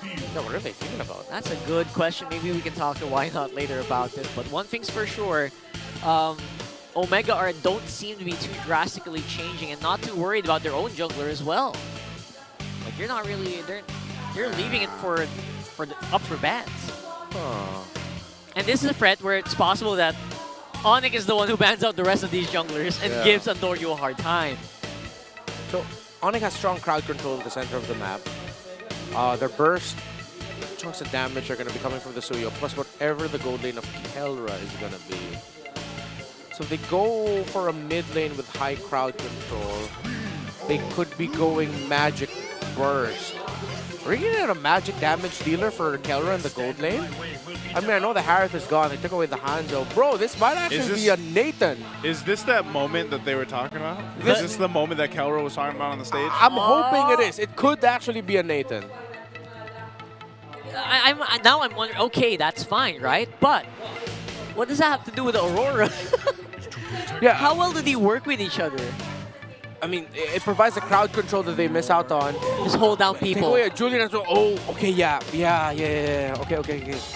A good read there to take away the Hanzo and the Julian. Now they're going for hack. Oh, it's not really hack Andoryu. It's only 3 picks that could have gone inside of Andoryu. It's more like good luck, Andoryu. He can still go Ling, honestly. A little bit. Oh, he goes Fred. Freddy boy. Front to back shred. You need tons of it. All right, so this is pretty good. This is still pretty good for Omega. I don't think they lost out too much on the draft here. Yeah. Now it might just be a carry, not gonna lie. Kimi will still be happy. Carry will really tear through these 2 heroes, right? Oh, they're slow. I like a CC and 1-1. All right. Still not the Natan we were hoping for or kind of expecting, but... Wasn't 1-1 played yesterday? Yes, Yes. by Benny Q. Benny Q, that's right. All right, nothing too crazy except for the Aurora here for Onic, which I still am kind of wondering how well they work with each other. Yeah. Here comes the Arlon. Wow, coming in from Louise. One of the OG Arlon players as well. I love it when he debuted in Zero before. Yeah. I'm liking Smart Omega's lineup here, man. I like it. I think they've got their grounds covered. I guess my big question is the Aurora, but it is in the hands of Super Prince, so maybe they are going with something we don't know about. Yeah. To be fair, this is the first time Keller is playing the 1-1 this season, so he still sort of like lived true to what he mentioned earlier about watch out for my hero later. Okay. I mean, the implication being that's something he hasn't played yet, which yeah, he hasn't played it this season. Is it accurate? Yes. Am I slightly disappointed? Yes. We all are. I was hoping for something crazier. I guess he didn't say crazy. He just said, look, check this out. Yeah. So Yeah, to be fair. here we are for game number 2 here. Let's see how well this lineup is going to mesh. I'm sure they practiced this one way or another. So let's see if Welcome Onic to can really Mobile pull a fast one against Legends. Omega and maybe push into a game number 3. Yeah, match point, too, for Smart Omega. Imagine they do get a sweep here, and they stop the streak that Onic Philippines has been on so far in the second half of the regular season. We're going to have to wait a little bit longer to get into the game there, but yeah, I don't know. It'll be interesting to see how the Suns up working with these compositions. Yeah, these compositions feel like they love the skirmish, especially for Onic. On the other hand, though, just so much comfort for Omega, except maybe the jungle, where I'm not sure how well Adori will fare with this Fredrin. I don't know if he was expecting to go tank in this game, so that might be the one weakness of Omega's lineup here. But it's really hard to go wrong with the Fredrin, you know? Yeah. It feels so easy to use now. Maybe that's why they picked the Aurora earlier on. I mean, usually you pick the Aurora for 2 things. You want to pick up a mid laner that's hard to take down, survive. I think I'm going to bank on that idea. That they felt the threat of what Omega brought to the table against Super Prince in game number 1. They said, let's give you a mid laner that isn't Nana, that has a Nana-like passive in the Aurora. Because again, you have like an immortality as your passive pretty much. And then, yeah, and that freeze. You turn into an ice block. Mages from World of Warcraft, what's up? The other one is, well, what if they're also thinking about, what if Omega picks a slower lineup that you want all that crowd control and freeze to mess up, like the friend is like, all right, let me go. Let's come on, let's go. You know, he just keeps freezing. Just get stuck there, right? Yeah, just get stun locked. I like it. I like that idea. Just keep staying alive, obviously, is so easy. It should be very easy for Super Prince. He's literally like the god of all mages at this point. Yeah. When you're thinking about season 15, but again, they got it so early on. Yeah, I guess that's the thing that surprises me, but we never know. We never really know, and that's why I'm so excited for this match to start up again. I want to see what they're gonna do. Maybe they're gonna do something crazy in the early game here with this Aurora. You know, looking back at it now, though, what one pick I would have understood a bit more in the mid if they wanted to go with the idea of, hey, let's mess up that slow front-to-back style team fight. A Valir could have been really good. Valir, yeah. Valir. Fredrin, Gato, they don't like Valir, especially if you time the Searing Torrent well enough, and when Gato jumps in, he just gets like knocked back, and then now there's so much space between you and the Valir that you can't get to him. Yeah, Valir's been doing pretty good too lately. Yeah. Very few people like the Valir. The only people who like Valir are Hellcurts and Lings and people who can jump from the back. Yeah. Everyone else hates Valir right now. And in a good way. You know, they hate it because it's too powerful. Yeah. I don't know. I just feel like we should be able to get to the point where we will understand this. And I was really hoping. I'm still kind of flabbergasted with how this ended up in third. Then again, we will see. Because it's rare. It's quite a rare pick. It wasn't like before where a first phase Aurora pickup was one of the major trades in drafts in season 14. I don't know, in season 15. Yeah. Long time ago. Finally back into the game here. Kelra on a 1-1 for the first time this season, apparently. Okay, early action too. They actually got Ukir and Super Yoshi pretty low, but you can see it too. There's a couple purifies that they get to work with here for Smart Omega, plus that revitalize. So that might be something that Onic Philippines has to kind of overload once they start breaking out in some of these team fights. Now let's see how King Kong Suyo is gonna fare.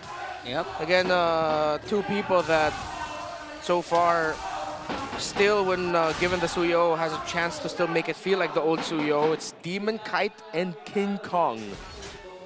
Very classic heroes for both these, for both Demon Kite and King Kong. Andorio will hit level 4 first, able to get more greens safely around his jungle, while King Kong not going to be able to steal the Golem. Don't think he'll be able to go for the Beetle as well. He's getting checked by Joe. Meanwhile, on the bottom lane, Andorio able to handle that as an early game Fredrin. That's decent damage and decent clear from a Fredrin. Whenever you think about Fredrin, you're thinking, oh, maybe it's going to clear a little bit slower than most assassins. But apparently not really. You always forget, you know, we used to call him Daddy Fred. Yep. And he was the mainstay jungler for about 2 years? Close to 2 years. Close to 2 years. Long ass time, not gonna lie. Yeah, very long time, little overstay, but right now he's gonna be showcasing why that is. They start the objective, they're gonna force the fight already in. Super Prince jumps in, Frigid Glacier is gonna be used. Okay, first blood already locked in there by Ukir. Omega though will lose the turtle as King Kong gets the retribution, and Dory will be able to get away, but Kirk still getting pressured. They both back off. All right. Are we seeing the use of the Aurora right now? It feels very solid so far. Obviously, at this point, they don't really have that much burst. It is a crowd control hero, first and foremost. But we are going to see more. Brusco jumps in, doesn't have the Tsunami Slam, though. Yep. Okir going to be fine, not even needing that Purify. So, yeah, I guess that's the question, you know. We saw that in the last team fight. The utilization of the Flicker forward, too, from Super Prince and the Frigid Glacier are going to be great once he has more damage. Right now, you know, it's more so just kind of stopping them in their tracks, but that's something they can play around. And the fact that Brusco is going to have the level 4 now, too, that might be all about pick-off potential for them.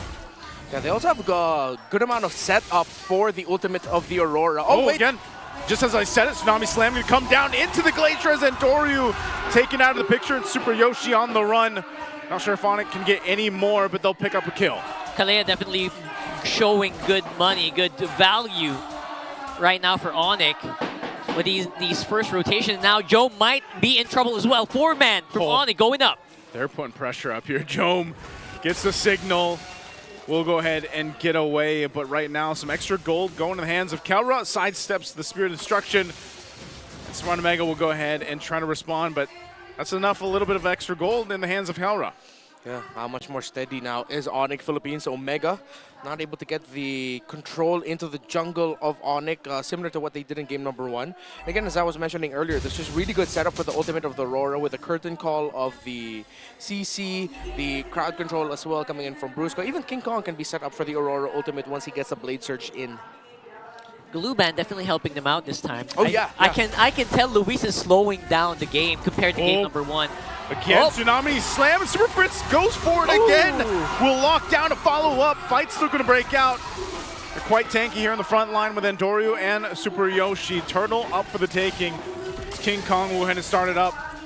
Relying on the rest of the team here. Kelro makes his way back up to the gold lane, as now Onic Philippines wants to go ahead and try to secure this objective. Kirk bobbing and weaving through it, keeping it go. Vengeance going to be popped. Spirit Destruction comes in. Joan follows through. King Kong will get the turtle, but the fight's going to break out, and they looks like they'll disengage after getting the objective.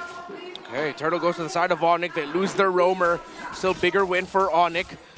Jome had to join in the fight, but they could not get the win that they were looking for. Only got a kill. Bit of a swap now as the Moskov will go to the bottom, and now Lewis will try to handle Kelra in lane, who's had a good time farming. No deaths on him, but Jome does have a kill to his name. Oh, they want Jome here. Kirk's not going to be able to catch up. This is the response, though. They're going to bring him back with the flare. King Kong trying to help out. Kirk will just jump on out. The rest of the team responding, though, now towards this bottom side of the map as Kelro makes his way to that bottom lane. Right. In fairness, the Omega trio here in the mid is very, very durable, but I don't see them bursting out anybody, even with these really scary potions. Jumps in against Tsunami Slam. right into Super Prince's Glacier, and maybe that's the reason. You get the Kalea, you get the Aurora, you almost have an automatic -1 pickoff. Yeah. It's the crowd control, the burst, and most importantly, it zones out while bursting. Yeah. Because while the ultimate of Aurora is getting loaded up, if you're Omega, you do not want to get into that. So your chances of helping out the guy who got caught is low. Joe! Oh, King Kong going to be in trouble. 3 members here trying to keep the turret alive. He will get away. Dodges the Spear Destruction, but turret's going to go down now. Brusco, the rest of the team join up. But yeah, King Kong in the face of 3. And after a while, all that was happening, obviously Kellera with a lot of gold from the bottom side of the map really helps out the economy of Onic here, at least for now.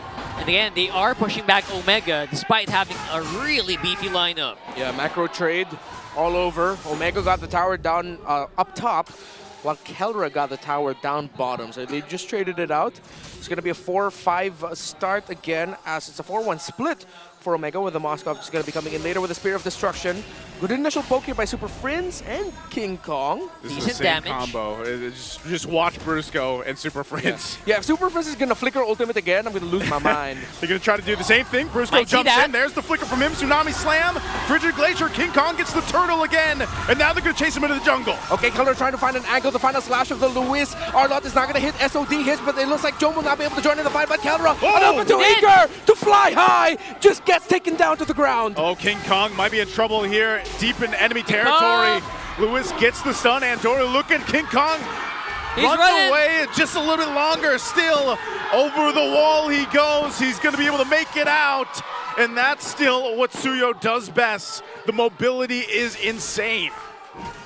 Yeah, King Kong so far obviously still proving to be the light, the anchor that keeps Onic in this game despite losing out on a few members, and again just kind of conceding some control back into Omega. Feels like they are not going to allow Omega any further. Gotta say though, it was good discipline by Jom to hold on to entering with the Spear of Destruction. He hit it, but he really waited until he found his right time.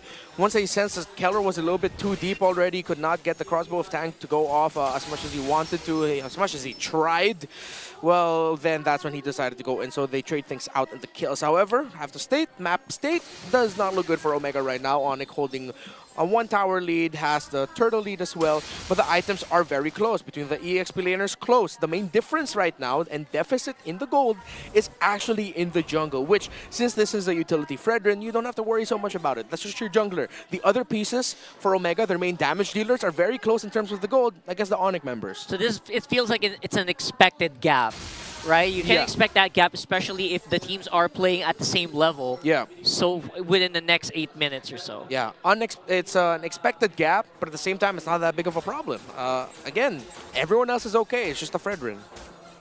All right, so right now, map control equilibrium is definitely there. They're trying to break some of that by breaking towers on top side. And for Omega, it's just zoning out and getting as much information before they start the next Lord. I like the 3-1-1 that Onic did there. Oh, but Omega started the Lord. King Kong's Kong could be in trouble here. Spirit Destruction already going to be used. And Doru goes in for the taunt, but now he's in trouble. They knock him into the air, and he goes down. Smart Omega losing their jungler at a crucial time as the Lord is up. So Onic Philippines will go ahead and start this one up, and Smart Omega might just have to disengage and give this one to Onic after that fight. That was a money turn there. Yeah. From King Kong, beautifully executed. No way for them to fight back, and Andoryu, there was no way out for him in that moment. Yeah, you could see that at one point it seems like Omega already decided, sorry Andoryu, and Andoryu's just like, I know, I was a bit too deep. We couldn't get the pick off that we wanted right away. They're already on the way. Go ahead, you guys can leave, it's fine. They will concede the Lord because of that. Elevating the lead just by a tad bit. But then again, we are seeing a lot of control from Onic on the bottom side of the map. Let's see how they can use this Lord, though. Okay, down in the mid lane. Jome will be able to clear this Lord out pretty good so far. Second tier 2 turret in the mid lane will all maybe go down. Actually, they might be able to clear this out completely. Oh, Again, Brusco's going to jump in. Tsunami slam into the Frigid Glacier. Lewis is out of the picture, but Kelra has to be careful in the space. King Kong goes in. Kirk picks up a kill, and now it's Andoru in trouble. It's so tough for Kelra to fly up into the air as Brusco gets taken out by Jome. But Onic Philippines will win that trade 2-for-1 for the Super Fam. It's proving that that -1 strategy that you're talking about here is so effective. Luis could not even cast his what do you call that? Final Flash. Yeah. Look at Jome as well getting a kill, out of nowhere. Yeah, wow. Really good read there by Omega still. But yeah, the decision for Onic that once they see Luis, it's going to be their main target. If it's not going to be Luis, it's Andoryu. Super Yoshi, I think they're not going to try and do or blast off for the initial pick-off because he can still fly away with the Avatar of Guardian or maybe even taunt him with an Unbreakable Will before he goes down. So I think that's what Omega needs to watch out for Andoryu and Luis. There's a high chance they're going to be the main targets. And that was good because you saw the shrub near the Arlot was getting held. So it was vision for Brusco so he could just use a Tidal Strike, jump up, and do that Tidal Strike Flicker combination to reach it. At that point, I just Winter Crown, man. It's just I just get stunned over and over again. Winter Crown, just try to stay alive for that millisecond might make a difference in these team fights. And it's crazy too, just Super Prince has been able to do so much damage, and again, a lot of that is him flickering forward. I guess that's part of knowing that, okay, I've at least got a passive that allows me to stay alive again. Brusco goes in, Super Yoshi now on the off angle, but it looks like they're not going to be able to follow up through that. So some of this too for Onic Philippines is just to get some of these Purifies down if they can, and if they can't pick someone off, then they just can disengage and reset. So far, they're holding on to those Purifies. So Jome and Okir specifically. Okir is the prime target earlier by Brusco. Even Pop to Conceal to get that. Yep. But then again, Omega being a lot more careful at 12 minutes in the game. Blade Armor already built up here for Andoryu, knowing that he's going to be the brunt of the damage and potentially the first guy who's going to get procced on by the crossbow of Tang. Good bit of itemization there by Andoryu. In terms of the two cores, very close in the gold. The 1-1, the Moskov. Mid laner very close as well. Yeah. They're also trying to bunch up on magic resistance, right? So that's very important. And now we'll see how effective that is. Brusco up on front, King Kong on the side. And they're trying to see if they can get some sets in, but no one's actually budging. Half health here too. It's going to go for the reset right now, and again, Onic Philippines playing around this lead that they have. They can just go ahead and try to zone out Smart Omega the best they can, but they still have to be relatively careful on how they approach this. Jome, he has been locked in. He's 4-0-0, holding on to the Purify. Super Yoshi could be in trouble here. Brusco goes in with the jump. Oh, he jumps on out. Super Yoshi's utilizing the Avatar. Whoa, a final slash use too. He tried, missed. Lewis tried and missed, so some crucial ultimates down for this fight. All right, I don't know who's going to come out on top here this time, but Okir is in trouble. Okir popping the beacon. He has to disengage, and now Kirk trying to keep them at bay. They might just go for the Lord here. Super Yoshi jumping on in. Won't land the Unbreakable. Wow. King Kong, though, gets the Lord already secured, and that might be enough for them. They're going to go back, reset, and get ready to march in the base. Oh, Kirk got to pull the attention at the right time. He saw Andoryu was like, all right, wait.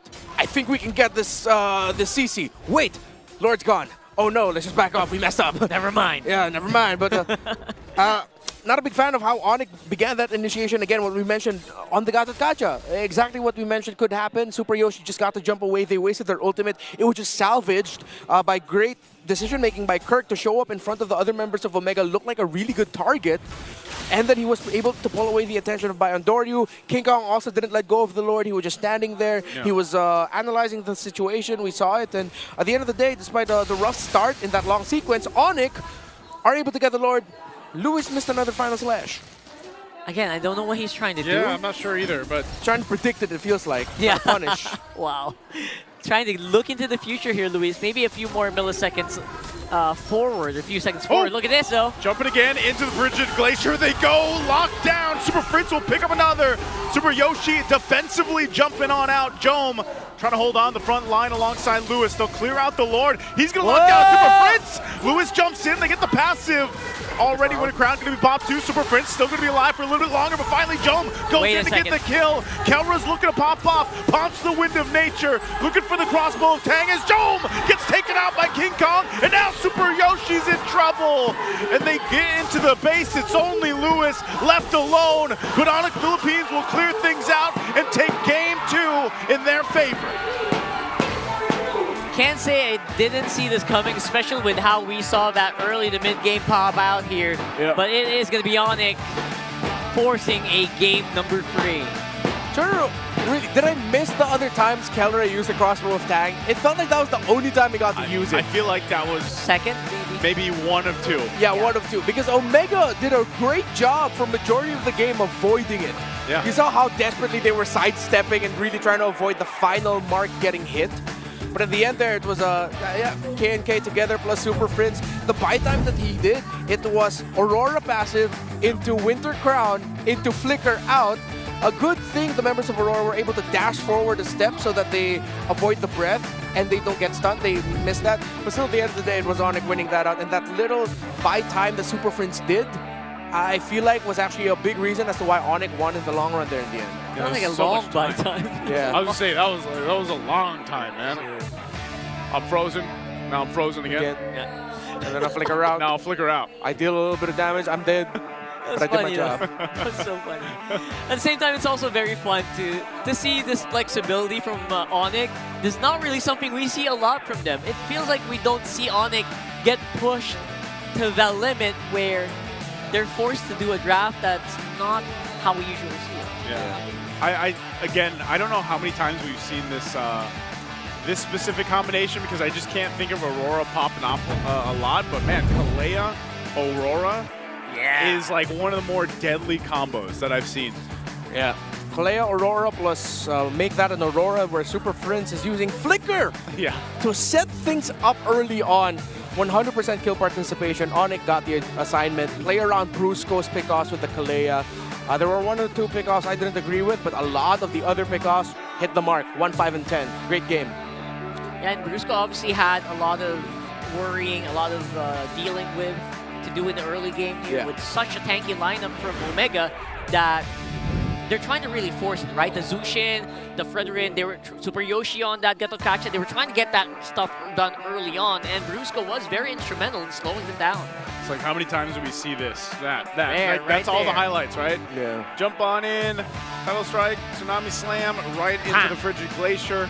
And, you know, it was good to see the Fredrin pop up here too, but I feel like when you're a Fredrin against a Suyo, like you just feel like you're perpetually walking. Against, against a Suyo. This is what it is, right? Yeah. I mean, we were questioning the Aurora. We weren't hating on it. We were just questioning it. And I'm glad Super Prince gave us the answer. Look at that. What is that? I can hear that's Midnight reacting to that. Midnight saying it was nasty. That's all he was saying. Don't worry, guys. Disgusting. Disgusting. It's funny too because when he pops, when he actually, I think we missed it, but when he activates the crossbow tank, it's like 2 seconds. Yeah, because I did it. It worked though. I mean, it got the kill. That was a 15-minute game, relatively low kill count game. I think they were dodging most of the fights there.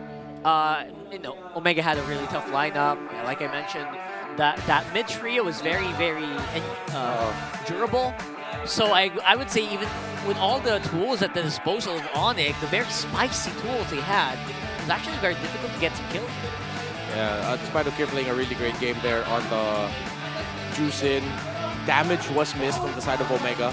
And because they play a slower core front around the Arlot, the Fredrin, and the Gatokacha, yeah, in the long run, the Aurora became a really great pick to shut things down.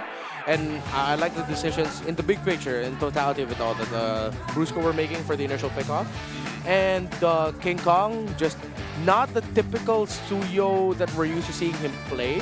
But again, because of the adjustment to him, you could clearly see like he was a little bit more calculated, really trying to make the most out of the combo, not really just dishing the damage. It's more of like, I'll do what I can, then leave if I really have to. That's what I noticed about the way you have to play the Suyo now through some of the professional players that are still playing them is like you really have to look through those windows of opportunity for your Suyo, where before you literally just like run into 3 members even in the early game and you're still probably going to get a kill, you know, like, so it seems like it's a lot more calculated, which is great because I feel like that's what Suyo needed. Like, he needed to be in this position where he's not just completely overpowered and just destroying everything. Now, the mobility that he still has is pretty insane. That's still there. You know, that's still there. You can still escape a lot of situations that, you know, some junglers might not be able to in the same way. But nonetheless, great game there for Onic Philippines and King Kong even. Yeah, and of course, our BPI rich guy is definitely going to be King Kong there, as usual, with the color scheme, perfectly positioned. I'm sure you're going to be a BPI mascot or like an ambassador soon, with, like, he doesn't have red hair anymore. And again, it was not the usual, like we mentioned, right? Not the usual Suyo game, but it did the job. It was able to really just get so much attention from Omega. It was very difficult for Jom to actually get stuff done. And it was also very difficult for Omega to actually exert effort to push into the jungle of Onic there. Which, again, if you control the jungle, that's like half the game here for Suyo, right? That did not happen here. Yeah, which is surprising because the way that, like, I feel like even the way that Jom was playing, again, he was deathless for the longest time. You know, he had plenty of time to farm up. Yeah. He was pretty locked in and itemized on that Moskov, but it seems to be the situation for Jom a lot in the games, you know, and he's eventually got to be able to pop off later on, but unfortunately the team kind of, it seems like there's a disconnect in the later team fights from Smart Omega, and maybe part of that again was, what do you do against Brusco jumping into you and taking one of your team members and like they're automatically dead? Yeah, and you know, like, how do you solve that? Yeah, and then you want to help, but then you're watching out for that slow animation of the Aurora ultimate. Now you're just thinking twice about, like, can I go in now? Oh no, I can't. Yeah, it's almost like you just watch your teammate go. Yeah. See ya. See ya. All maybe, right. Maybe, you know, more proactive final slashes, maybe. I mean, he tried it. He tried to be proactive. He was so advanced that he was like... Yeah. the thinking of Luis was like a step way too ahead. Yeah. It's like, he's going to go here. Like that Doctor Strange ahead. Yeah. Too far in the future. So, yeah, Luis, I love what he did game number 1. Wish he could have done more in game number 2, maybe, for Omega. But then again, it was the draft that really kind of forced Luis into that hero in the first place. So still a good job to Onic. Yeah. Although it could have been a really great combo, I feel like the Juicin and then the Arlaw together. Imagine a world where we got to see Final Slash, and then that sets up everything for the Juicin to easily control everyone, lift people up and whatnot. And just, they couldn't get that. They couldn't get that, and I think, you know, they should be switching sides, right? If they decide to go ahead and go on the blue side, I feel like for Smart Omega, we're probably going to see, again, something similar with trying to give Andoryu, I feel like, a better jungler for him, because as much as we talked about it in the previous 2 drafts, like, I feel like Fredrin and some of these utility junglers can still fit pretty well, but obviously when you're against a mobile jungler, like, Andoryu really shines when he gets one of those mobile junglers instead. So. There it is. Maybe get something like that. Maybe get a Frey on the goal lane. I don't know. We'll see later on. I'm just hoping for that. Right now, all access. Maraming salamat sa ating mga casters. We are back for another MPL or MLBB PH Express. And as of this moment, we're gonna be doing it in all under 60 seconds. The latest in our local tournaments kung saan bumibida ang lakas ng Pinas. And that timer starts now. The final lineup for our Cebu representatives has been announced. Our MLBB men's team, led by Coach Trevor and joined by TLPH's Sanford, Onic PH's Kelra, and the entire roster of Team Falcons. Announcing also is our official Cebu MLBB women's representatives, Smart Omega Empress. Good luck in representing the Philippines at ipakita nyo sa buong mundo ang lakas ng Pinas. Next up is the Athena League. They are on their last stretch para malaman kung sino-sino ang mapupunta sa upper or lower bracket of the playoffs. Smart Omega Empress and Team Liquid Aqua remain at the top of the bracket, while the Athena League is live every morning before MPL. So be sure to catch all of the action that there is with the queens of the arena. Lastly, ang MDL Philippines Season 5, which concluded just last Wednesday. We now have our top 4. Onic 9 Lives, Smart Omega Neos, RRQ Kaito, and Aurora Hunters. Sila ang magkikita para sa paparating na playoffs that will be held live in Green Hills Mall from May 17 to 18. Kita-kits tayo doon, and that is 1 minute. I am sure na marami nga abangan ng ating mga MPL fans heading forward into this matchup, pero rekta na natin sa ating game number 3. Casters, balik sa inyo. There it is. That's a lot of updates happening there. And against 17 to 18, that's the news. That's the news. We'll see a bit of a, maybe we can go there. That's a bit of an off season for us. Yeah. We can watch live. Hey. Yeah, I think I'm going to spend time during the long break that we're going to have just catching up on everything in the Athena League. Again, that's the official qualifiers for MWI. Yep. I'm hearing a lot of good things about Team Liquid Aqua, how they're playing. Of course, our women's team for C-Ball is still the members of Omega Empress and their coaching staff. Yep. So I'm looking forward to looking back at the games that we missed out on the Athena League. It'll be a good time to catch up on a whole lot that's going on, you know, Oh, because yeah, like a whole bunch of the other leagues will be going on while we have our break, of course, after this weekend. So can't wait to catch up on everything going on, and then yeah, before we know it, we'll be in the playoffs. So many things happen at the same time right now. I can't actually catch up. Even MPL-wise, you know. You don't have enough time. We just don't have enough time. So maybe with this break after this week, we'll have a lot of fun and get back into the game with each and every league happening at the same time. MLBB esports, very, very busy. Right now we have blue side selection here. That is Smart Omega Blue. Are we going to see a relapse of game number 1? We might. It might just be another Haka King situation and from Omega, but I think the adjustment that we're going to be seeing is actually going to be from Onic Philippines. With the Juicin, Chip Loyi, they're going to let go of one of those bans. Or if they're going to stick with the same bans and it becomes a Joy Rush again by Omega, Onic Philippines might pick up their jungler pick much easier. They'll for sure they're still going to go for the Kalea. They might swap out the Moskov. Or no, they're going to keep that. It's the Phovius they might swap out instead. I'm thinking, I don't know if it's going to happen, but like maybe the Kalea needs a little tone down before the playoffs. Because I just feel like she's so strong, man. Like, I think there might be a patch in the works. Will there be a patch? I don't think it's going to happen before playoffs. I'm telling y'all now, it's strong. It's really not unbeatable. It's not unbeatable. Please do not nerf Kalea.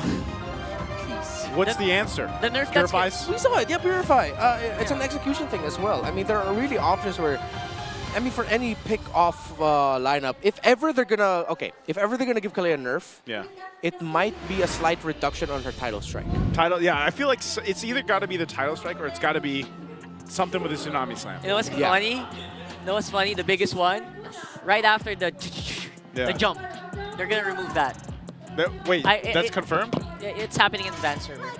So after the little punch thing, there's like a dive, like a homing dive, right? Yeah. So that's where she like connect. Yeah, she connects to the target. Yeah. That's gonna go. So I'm kind of sad about that. But here we go. We are going for draft for game number 3. I'm sure. I don't know if you guys expect the game number 3 here, but man, oh man, when I came into this one, I was so happy to see that we are gonna see a game number 3 here. We are seeing not a full jungle ban, but the Ang banned out here. We're gonna see some changes though too, just because the Kalea is being banned out. The Joy, of course. What will this last ban be? Because even depending on this last ban, there's gonna be so much priority that you can go for. So it's a Fanny, Smart Omega. Still a jungle, basically. So they will probably prioritize. They go the Hayabusa here, like. Hayabusa's pretty good. You're also thinking about Chip. Right, Chip is still in the open here. Chip Loyi. They want to go global. Yeah. But it's Hayabusa. They're trying to go for that full-on blockage of the jungle picks. That's 5 junglers out of commission. I see you, King Kong. And he goes Hayabusa. Okay, well, in this way, I think that's fine because you can still go ahead, like you said, the chip still open, the Lui Yi, the Phovius. He's pretty good. Harith and Mozcom still up for the grabs too. So there's quite a few picks here for Onic Philippines that they can go ahead and secure for themselves based on Hayabusa going to the hands of Andorio. But honestly, like I was saying, Andorio's best case scenario is getting a hero like this. And since so many of those jungle picks were banned out, he goes the Hayabusa. There's the Harith that I was expecting. Is it going to be... There's a chip. Oh, there's a chip. All right. Not really what I was expecting here. Lacking maybe a Cho somewhere here. I was thinking about a Cho here for Brusco in this game, honestly, but there you go with Selena. Just maximizing the control on the mid. We might see a fairly solid front line. Glue might be a pick here that they can consider, because I know it's going to get banned out. But it's a Hylos instead. This is good, though, because you get a lot of scouting potential, you know, with this. And based off game 1, where we got to see the Selena in the hands of Ukir, you know that he's going to be playing the Selena really well. Now you get a Hylos to kind of help scout things out too, beat some of that frontline tankiness, and we'll have that revitalize. So that might help them, and it's also a good tool against the chip. You know, have that glorious pathway if you need to go ahead and help heal when that shortcuts drop down or even engage. That could work in their favor for Smart Omega. So I like the first phase that they have so far. Be interesting to see what they decide to go ahead and pick up, especially in the, I'm assuming, XP lane and the gold lane. I'm not sure. Like, the Hylos could technically be flexed too. Faramis? Just getting ready for the glue as well. Okay. If they don't want to ban it out, just lock a Faramis in there. The glue might have second thoughts of appearing.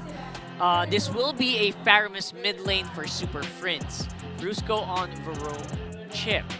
So we're just lacking an XP laner and a gold laner here. Or actually no, XP laner. Gold lane for Smart Omega. Yeah, and the jungle for Onic here. All right, so not bad, not bad. Gold laners definitely are very still open, so Airfell ban getting out of the way is pretty good. Granger, I don't think you kind of need a ban on it. Yeah. I would probably ban the Bruno first before the Granger at this point. Yeah, Granger's kind of not fallen off completely, but he's definitely taken a hit, you know, with Big nerf. hit, Yeah. You can definitely feel the change that he's had to deal. But some teams still like to play him and take that gamble. TNC kind of played like 2 consecutive Yeah, Granger yeah. games, I think yesterday, or that was the other day. So I get what you mean. That Granger definitely fell off, but it's not unusable. Some teams really love to go back onto it. Edith ban, though, really is interesting. I did not see that coming here. I was expecting maybe another gold ban here for Onic. Huh. So ban the Fredrin? Yeah, that's a good. That seems like a call, because they are still lacking that jungler. Yeah, Fred Haya. No, the highest already. pick. Yeah, highest Andorio. pick. No, I mean like Fred The Haya matchup. Yeah. The matchup, right. Ooh, they're willing to give the Fred. If it's not going to be the Fredrin, I wonder if we're going to see like a Martis for King Kong. So what Super Yoshi did, he just fist in the air when that locked in. Bring the Martis so we can see an anime clash between 2 different animes. Oh my god. Oh, that's true. Oh my god, you're right. Bring the Martis, please. Yeah, it's AOT versus Naruto. Add that in. Who's the better anime? Chat! Who's the better anime, chat? Who's the better? Oh, No, don't start that debate. I would love to get your opinions which one's better, because, you know, we watch both. They're really asking King Kong, like, King, what do you think? What do you want? You want the anime battle? It's either Fred or Martis for me. No. Fred or Martis. Watch it be neither. Export jungle. Not something we see a lot here.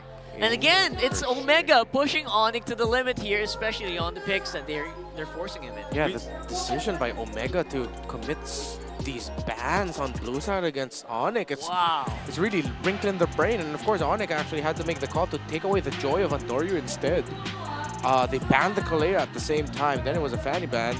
It looks like Omega's happy with how the draft's going on right now. It seems like the things that they want to happen are actually happening. Yeah, both Super Yoshi and Joe, just every time a pick gets locked in, they're like, yeah!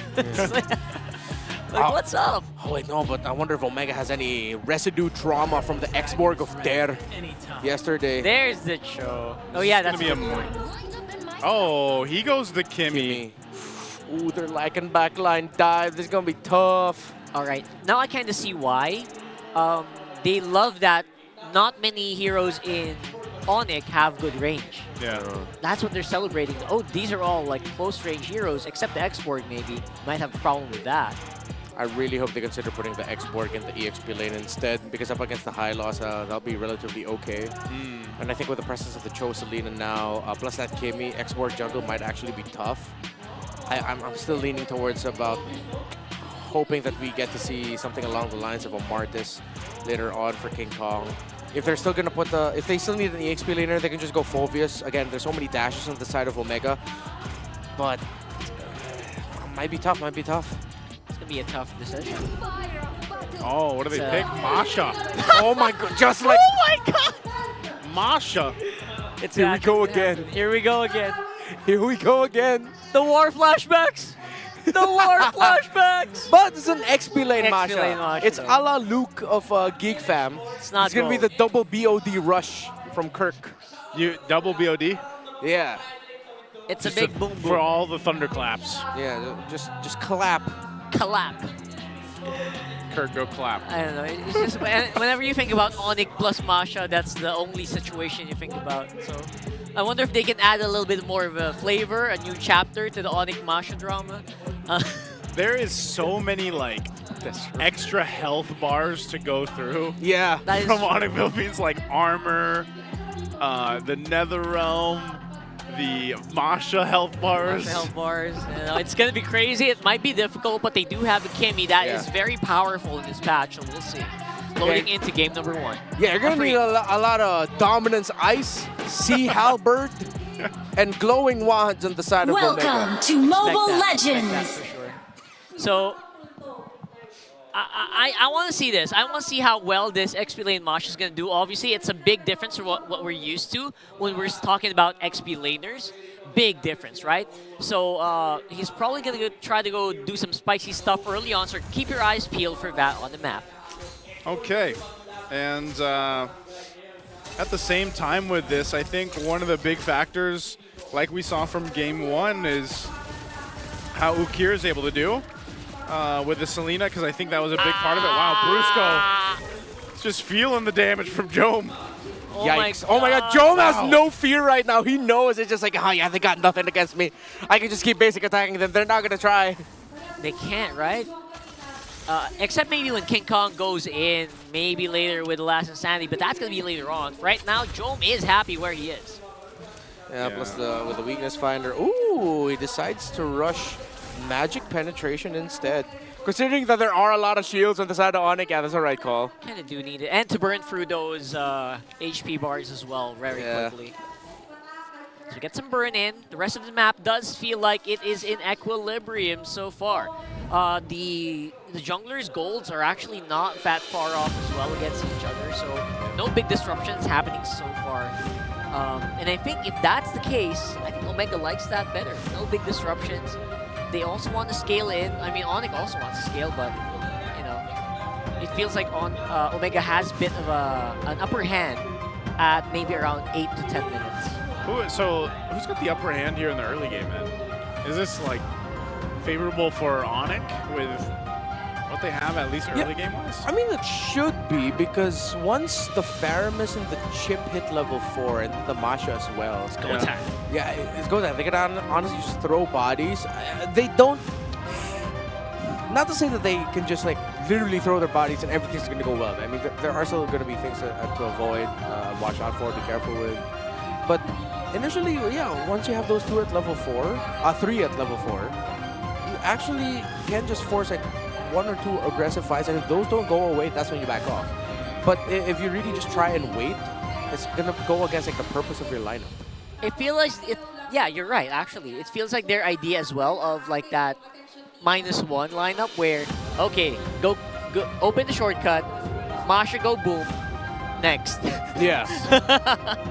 So what it are we feels like seeing the here? idea. What is this? Is that the Naruto? Is he in game? I think that's in game, and he's just AFK. Don't do that. so yeah, someone can get easily -1 by the Masha going boom, and then you have a Faramis keep it alive, and all that. Yeah, I think you just get a lot of utility that you get to go ahead and play around with. Once those level 4 ultimates are locked in here. So that's what I want to see though, because we've talked about with like the lineups here throughout the series, and usually we've been pretty on point with like the power spikes of these teams and these compositions. So I want to see how this one plays out. And again, I think a big part of this is always whenever Selena's in the hands of whatever player decides to draft it is such a big part of early game potential, but also even down to the late game, because you know those abyssal arrows, if you land them on the right targets, they can change the course of some of these team fights. That's true. So maybe again in the hands of Ukir, who had a spectacular game number 1 on the Selena, it might be a different story as well for Omega. They might actually be able to get one off. Maybe that was part of the plan though here, Rockhart's like, all right, if we get hit with an arrow, it doesn't matter because we have so many health bars. We're fine. Yeah. Right? So already, first turtle going to be for the fight. Kirk's going to run up to join the fight, and Doru will get the turtle though. Shadow Kill already going to be used. They get the Nether Realm out, and he has to get out of dodge. But now Onic wants to go ahead and fight back. They get the flicker out from Super Yoshi, but Lewis gets the kill, and Kirk will respond. Now the trade. Brusco could be in trouble. He might be trapped here. He's got Kirk around the corner though. Has enough shielding too, but Lewis will stick to Brusco. Gets the stun out into the arrow, but the arrow doesn't land, but Brusco can't get away as Ukir will clean up the kill. And now Kirk gets hit with another arrow. Still has a little bit of health to work with here. And Super Prince a little bit late to this one and doesn't have enough mana to help out with the fight. Damn, I did not expect the Masha to last that long. Yeah. For that engagement to be extended. Still a very favorable trade win there for Omega. Of course, they got the turtle and they got a kill onto King Kong. Plus, Ukir still very on point with the Selena. The Abyssal Arrow has messed up Onyx so far in this game, and it's only been 3 minutes. That's true. And again, the big plus for that 3-minute fight is Brusco didn't really have the shortcut. Oh, Super Friends could be in trouble here. Shadow Kill going to be used. Does survive it though. Not enough damage just yet from Andoryu, so they're fine. But yeah, like you guys mentioned, I think these arrows are just kind of messing with the tempo of the team fighting that Onic wants to go with. But once they start getting some of these items, especially in the hands of, you know, Kelra later on, that's where it could be devastating. That's what we've seen with the Harith so far. That's right. And now we are seeing that Omega is back in the place where, okay, we don't need to take fights early on. We don't need to get too crazy. Andoryu is definitely going to have a fun time getting level 7 here. Oh, again, there's the kick with the arrow help. Nice save. Another realm going to be used. Kelra joining the fight. Brusco's already going to be gone. They're going to fight under the Zaman Force, and now forcing him back. Super Yoshi will try to get away. Won't be able to get taken down, and now Luis joining the fight. They could be in trouble here. Super Prince forced outside of the bush, and he'll get back to safety, but now the turtle's up, and Smart Omega is in control. Yeah, I like how Omega actually still really respected the last insanity of King Kong. They were watching their positioning, and when they really felt like, okay, it's time for us to back off, they backed off. Super Yoshi had some dashes and he was low. He was the main target of the last insanity of King, but he was able to get away just in time. Brusco way too deep. Brusco just gonna get caught into everything. The kick, the arrow, as he falls deep into enemy territory. We're getting so many resources to Jome with all these small things that are happening, so that is not a good thing if you are a Sonic right now. The Kimmy is very slow and steady right now, big comparison to before. You just throw out these shots. So every small bit of gold actually adds to the damage that these bullets are throwing. Yeah, and really it's crazy how much Abyssal Arrow Ukir's been landing them. High value targets. If not leading to kills, he's stopping, and Onic are feeling it now. Not BOD for the rush for Kirk, but we'll go for the Blade of the Hep Disease. Let's see what his next item will be, if he's going to go Guardian Helmet or just for pure damage. At some point, though, this lineup from Onic Philippines gets really difficult to kill, I feel like. You know, if once they're scaled up, but I feel like if Smart Omega continues to put this kind of pressure and just finds targets, they might be looking to get an early win here. Jome's going to go ahead and work on this turret. You have members of Onic Philippines ready to initiate if they have to. Whoa! Kelra in trouble. Backs off. Brusco dropped down the shortcut. Super Yoshi waiting on the backside, but Jome's already out of the picture. This is going to be trouble for them, and Ukir won't escape that one as Kirk goes in to get the kill. So they traded the 2-for-1, but the mid turret in the mid lane will go down to Onic Philippines. That's always going to be a trade-off. If you use the shortcut, another part of the map is going to be vulnerable, and we're seeing the effects happen right before our eyes. Super Yoshi up on top could be trouble as well. Kalra, Oh, look at dropping Kalra, his wow. out of force. They just want to get this turret down. I don't think they're going to do anything else after that. And now we're seeing it when we're talking about the lineup of Onic. They had to wait until a bit after the 5-minute mark mid-game for them to really be able to dish out what they can. But the Masha should be the problem for Omega now moving forward. Plus, if they cannot get the team fight start that they want, Onic's counter-engage is actually quite strong. But it's still, in the end, Omega will run away with the turtle. They broke the tower first in mid. Onic, yes, going good for them, but they have to expend a lot every engagement. So expensive is their team fight. That's true. Not only are they using up all these ultimates just to kind of put Luis low, or Super Yoshi low, but they're also using it to chase down Joe. And they're also, if they use the shortcut, they're also leaving, again, parts of the map vulnerable. So they are using up a lot of resources trying to get this done. Yeah, I think that might just be the answer for them right now, too. You know, using the resources they have to. Onic Philippines, though, too, I think, you know, overloading with this Masha later on is going to be something that Smart Omega has to watch out for, especially if his job is just to go ahead and go for Jome, you know, go for Ukir, and that's all Kirk has to do. So it did look like he was working on that BOD next after locking into that Blade of Hephaestus. So this turret, the tier 2 in the bottom lane, is going to be worked on. That's going to be taken down easily for Smart Omega as they have full control over on this side of the map. Go. Easy tower taking, bulldozers, Oh, wow. if you will. Oh, the trap showed where Brusco is, so no more element of surprise there. They know where he is. They're trying to collapse onto the opposite side, trying to avoid that shortcut, actually. Brusco's like, yep, nope, I'm out of here. Yeah, you see the members of Omega are thinking, all right, huh? Is he here? Let's check, all right. All right, we're good, we good. Brusco already moved, though. How long is he going to hold? Oh, but look at the Abyssal Trap placements here of Ukir. If Brusco decides to go to any of that shrubs, he's going to get spotted out. So they know that area is safe. So pre-Lord, they'll know in advance where Onic is planning. They can't go too deep. Okay, Kirk Kirk's holding on to the recall. He gets information. So Lord is up just in about 5 seconds. And we're going to see if Onic Philippines can actually contest and fight and win this one now. Yeah. Crucial fight coming up. Very, very Brusco moves. Kirk will only have to wait for the portal of the chip. He can continue split pushing. Ah, so that's their macro strat. But Brusco's going top.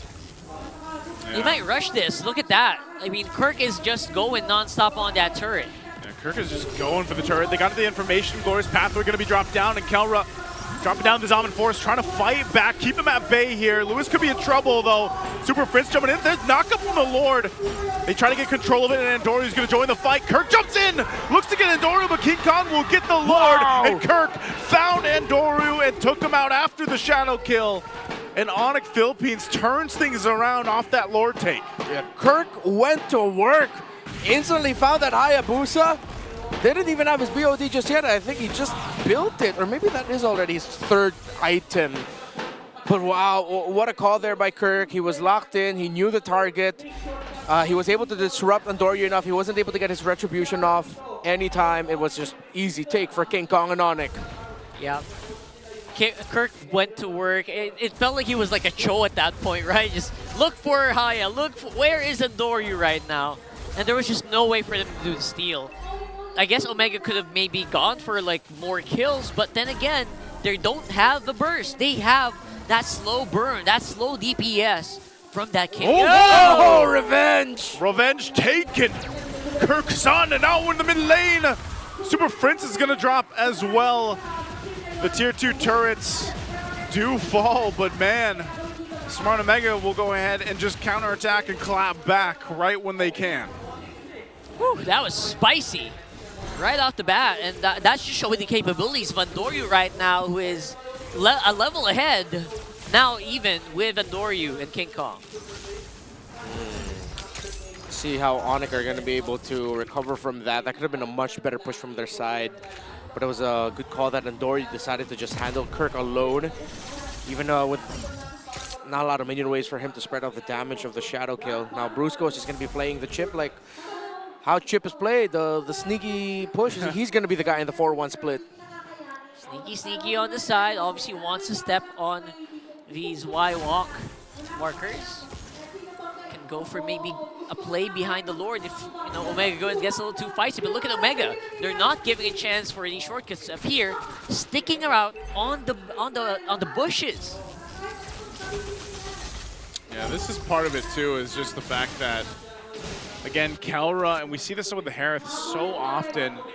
He hasn't been taken down. He's been able to farm up pretty well. Picks up a Holy Crystal, so his damage output for the next objective fight is going to be pretty threatening for Smart Omega, so they want to be able to go ahead and play into that. We take a look at the items too real quick.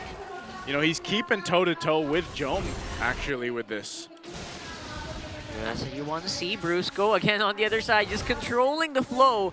Omega can't really push forward too much. Okay, so interesting approach here for Jome. He goes for the attack speed route of the Kimmy.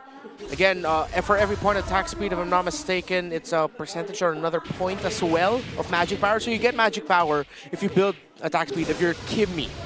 So that's why it's good to still build physical with her. And again, as we mentioned earlier, her abilities do also scale with physical damage. So he's going that route, plus sustainability through the Blood Wing. So we're seeing different versions of Kimmy throughout the day. Earlier, Oheb went for the pure magic rush with the Holy Crystal.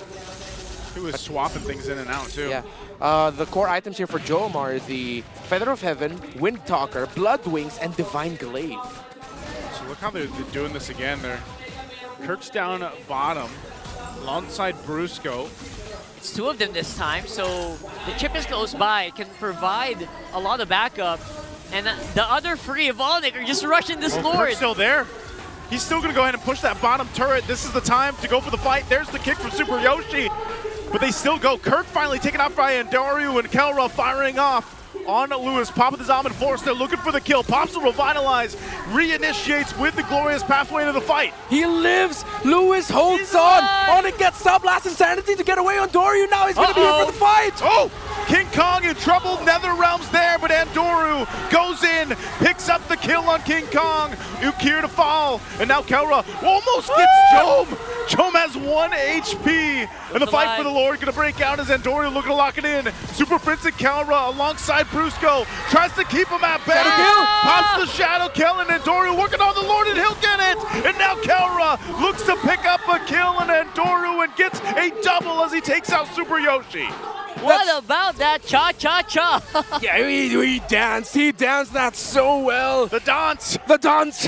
That's what we're talking about. But Omega still walk away with the Lord. They tried as best as they can to get Andoryu down, but he used the Shadow Kill just in time. There was still a lot of health left on the Lord, but Onic knew it would be too hard, too much to try and take Andoryu down. They couldn't get damage onto him because he was on top of the Lord. They wanted to increase their chances of extending the fight so they could get the other members down. And the fact that Jome was so low, he held on with a sliver of health every single time in that fight.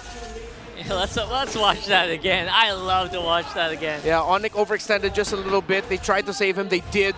But at that point, King Kong's health was too low. You see here, Jome still alive. Kelra wants to damage Adoryu. Now he can take him down. Walks away with a double kill. Onic are able to shut down the Lord. Omega are not able to push with it, but Omega buy life with Andoryu being able to survive long enough to secure the Lord for the team. That was super tempting if you were Onic. Like, you see HP bars, everyone's 1 HP. Yeah. I kind of understand why they overstayed there a bit. I guess they were trying to decide, should we go?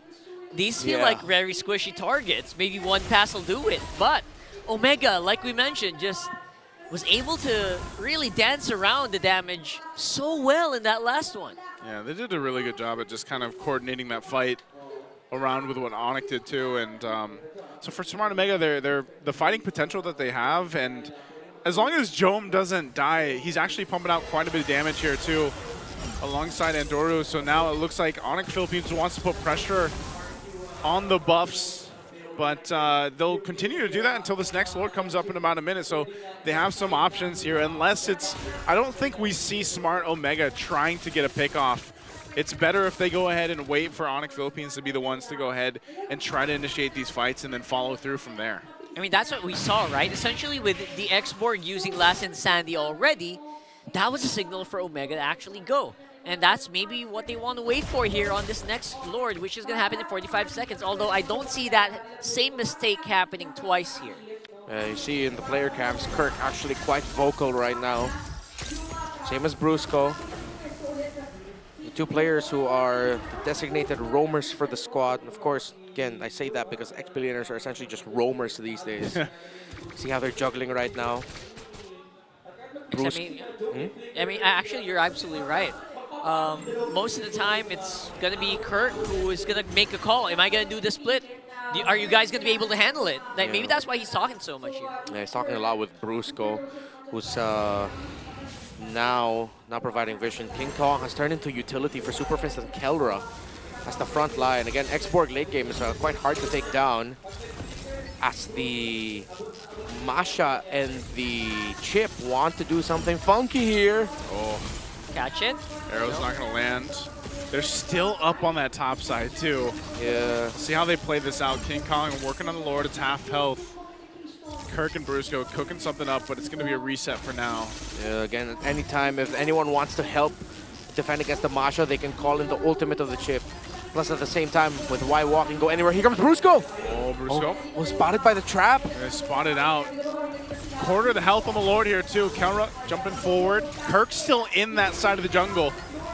Quite a hectic and chaotic fight that we're seeing here. Breakout. And Toru's going to jump in, trying to get the Lord, and he doesn't! And Toru will get the Lord! But the fight's still going to break out, and he is gone as Brusco picks up a kill. Super Yoshi. Next up, Immortality popped. He's going to get taken out. Can't get away from that. Flickers forward. He does survive. He's able to get away. So when Doru goes down after getting the Lord, is that enough, though, to go ahead and keep Onic Philippines from pushing into the base further? Yeah, the escape artist does it once again.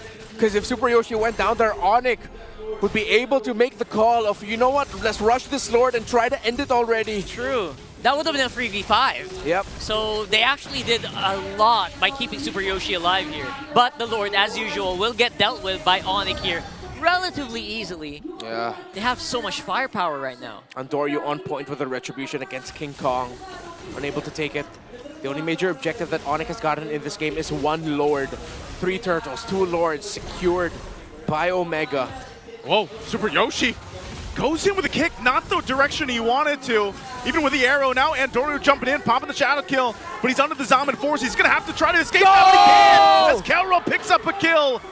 And now Onic Philippines with a numbers advantage. Will look for possibly more, but maybe that's all they get in this one, unless they can push these waves in. Man, Onic and Aurora both really want top 2, but teams are making them work for it. That's true. Onic probably went into the day thinking right in the back of their heads, a very small thought of, we should be able to sweep them, right? Right. But then now, game 3, 19 minutes in, nothing comes easy in MPL Philippines. See what they do here. Still 15 seconds away for Andoryu to be up. Conceal going to be used. The base turrets will go down at mid and top. Kelra dropping down the Zaman force. A threat himself takes an arrow though. He's in trouble. Has to back off and disengage. Kirk will tank up a arrow himself and he's trying to get away, but Super Yoshi finding the mark. Popping the revitalize and it's Kirk that goes down. Andoryu trying to join the fight, trying to run it down mid, but they'll disengage. Kakashi's on the chase. Still has the immortality. Andoryu joins the fight, gets the shadow kill off, and now King Kong in trouble, gets kicked away from the team, tries to get away, but won't be able to. And Smart Omega might have found a window back in the game. Oh, Kelra getting hit by the Abyssal Arrow, the second skill of the Kimi. Just enough crowd control, enough time, enough damage to force Onic to scramble in that. Omega almost got a major big turnaround that could lead to Onic losing their inhibitors and maybe even the game. But Brusco! He's going to the bottom lane! He's going to the bottom lane. He's going to drop down the shortcut. They base go race! For Luis. It's going to be a base race. They try to keep it together, and it's Super Fritz in Onic Philippines' base. Andoryu jumps in through the gates. They're going to defend the base the best they can, and they're winning the fight as they take down Onic Philippines in that fight. Omega decided not to go for the race. He said, you know what? We can take the portals too. We can use these. Yeah, we don't have to recall. We can take the chip portal. And Onic get clapped. Oh, my brain. What was that? That was an insane decision-making moment for Omega. Oh man, that's a lord for them too. That's smart Omega. Oh, Super Yoshi, top of the conceal, goes for the kick. This one's in the right direction, and now King Kong gonna be in trouble. Still has the armor, but he's just locked With down. the crown? Winter crown gonna be popped, but he goes down to Jome. And Omega might be looking to end the game here off of this once the Lord makes its way down the mid lane. Don't tell me history will repeat itself in a Game 3 between Omega and Onic in the final weekend of MPL Philippines. In day 2, where they pick a Masha, will they lose and drop again to Omega, effectively taking them out of the race for the top 2. Jome bought rapid boots. They mean business. Kirk in the back. They want to go. Super Yoshi goes with the kick right on target. Super Prince is gone. Kirk's gonna jump in. But Oh! there's way too much overloading Onic. And even Kelra might not be able to do it himself. He has a triple He's kill. still gonna be going. Looking for Lewis now. Lord is still up. What does Kelra do? He's gotta take care of this Lord before it pushes into the base. It's Kelra against everyone. But he'll be enough to keep Onic Philippines in this game. Just barely as well. Kelra staying alive was so massive. They decided to play it safe. They knew they didn't have the firepower. Even though Kelra didn't have the ultimate, they didn't want to risk it. They didn't want to give a savage for the savage. Jome chased down here, clapped, and Kelra going forward. The dash forward to get the basic attack to land onto the Kimmy. Triple kill for him, leaving the 2 tankiest but least damage dealing heroes on the side of Omega to try and end it. They said, no, we can't, we shouldn't. Jome died super early there. That's why. And Kelra staying alive just meant, okay, where's your firepower? Where is your damage? And they couldn't really do anything after that. Yeah, he has a Wind of Nature on him. Does nothing against the magic damage of a Harith. And yes, he has to build Wind of Nature because of the threat of the clap of the Masha. But when it's the Harith going forward, fearless to try and take down that Kimmy, Wind of Nature does nothing. Whew. Now we're in a bit of a reset here, but not really too much of a reset. Quite even in gold. But don't forget, Omega's base is very bare. So one wrong shortcut, one wrong move could actually cost Omega the game here. Oh, this is so crucial here. Super Yoshi's given the information. They have to go ahead and just not let this go in the hands of Onic Philippines if they really want to contest. Jome's gonna have to join this fight. You're half health, less than half health on the Lord here. Ukir firing off the arrows. Lord's coming. Kirk's already pushing in on that top. They got to deal with him too. They have Lewis there. Conceal going to be used. They go in forward. They might force the fight. Shortcut not going to be used yet too. The base is going to be worked on by the minions though.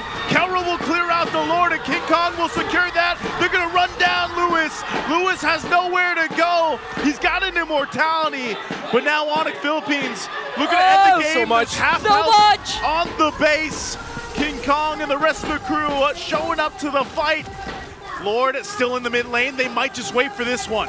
Kirk got Andoryu, and Onic got the Lord. Too much damage dealt by the minion waves. I think this is it. This could be it. There's just not enough for them to clear this minion Lord wave in.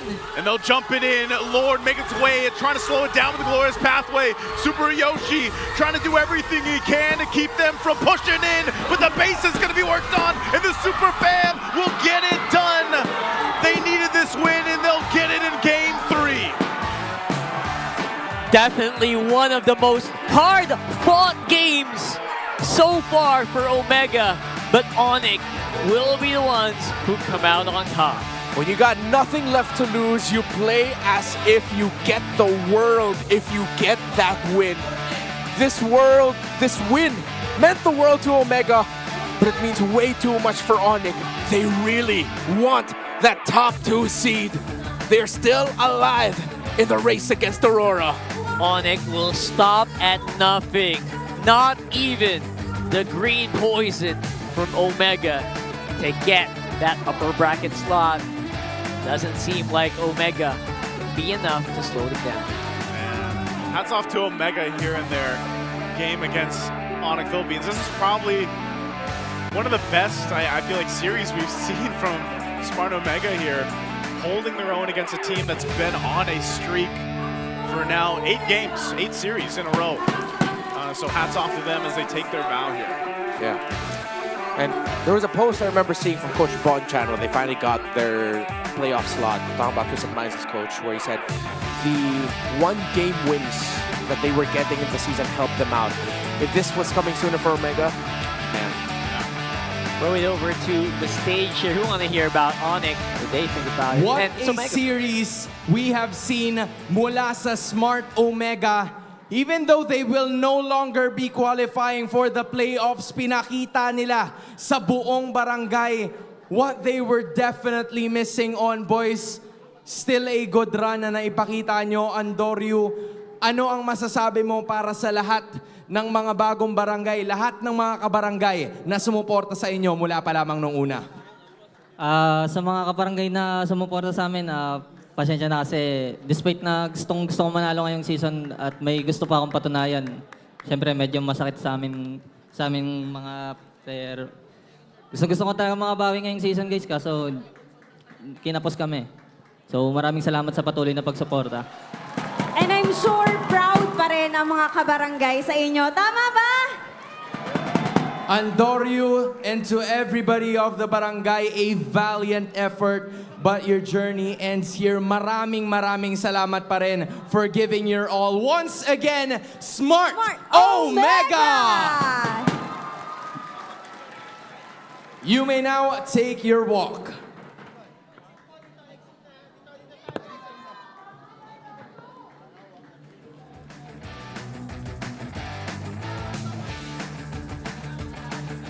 And calling over our winners for this series, Onic Philippines!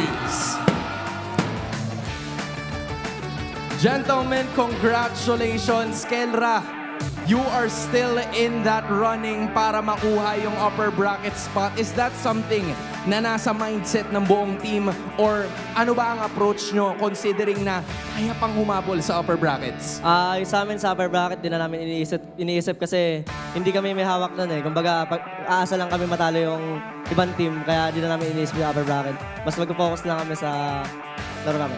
Focusing on what you can control. I love the idea. And for everybody's information, once again, I just talked to one of the Cebol national team representatives para irepresenta ang bansang Pilipinas. Kelra, what does that mean for you? This is your first time to be part of the national team.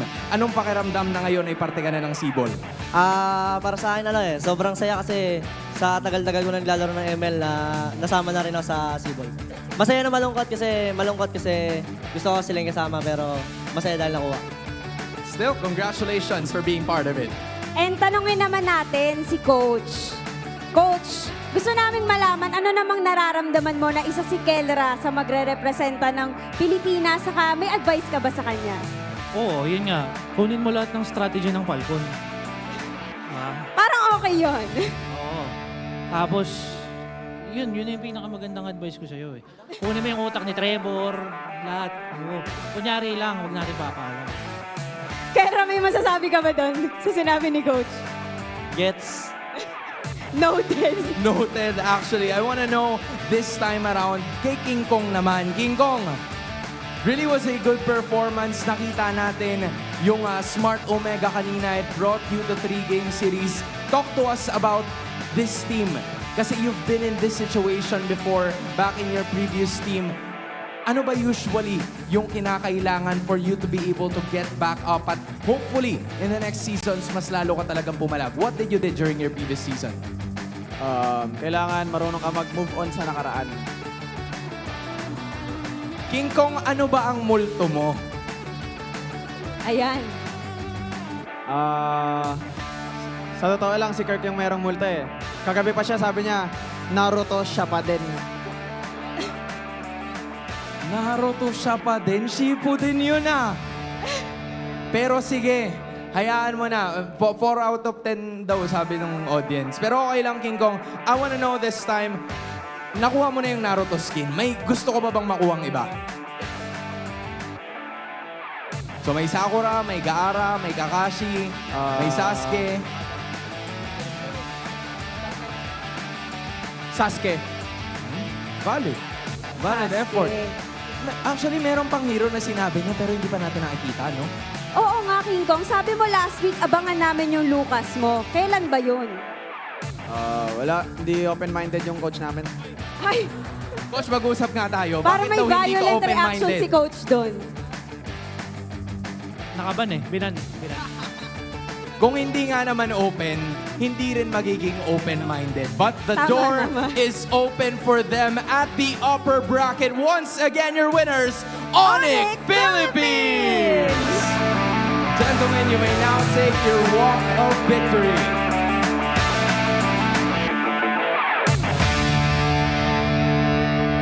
And with that win, you may now take your bow. Onic Philippines, the door is still open. 3 games man ang nakita natin ngayon, that didn't stop them from getting the win. Muntik nang makalason ang lason, but Onic was able to bounce back and win that intense match. Gusto ko ring malaman kung ano kaya ang masasabi ng ating mga casters. Kaya naman casters, balik sa inyo.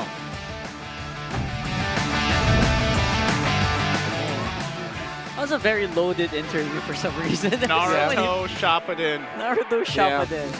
That joke slapped more if you're watching the Filipino broadcast. I wish we could explain, but it's one of those things where if we explain it, it loses all its funniness.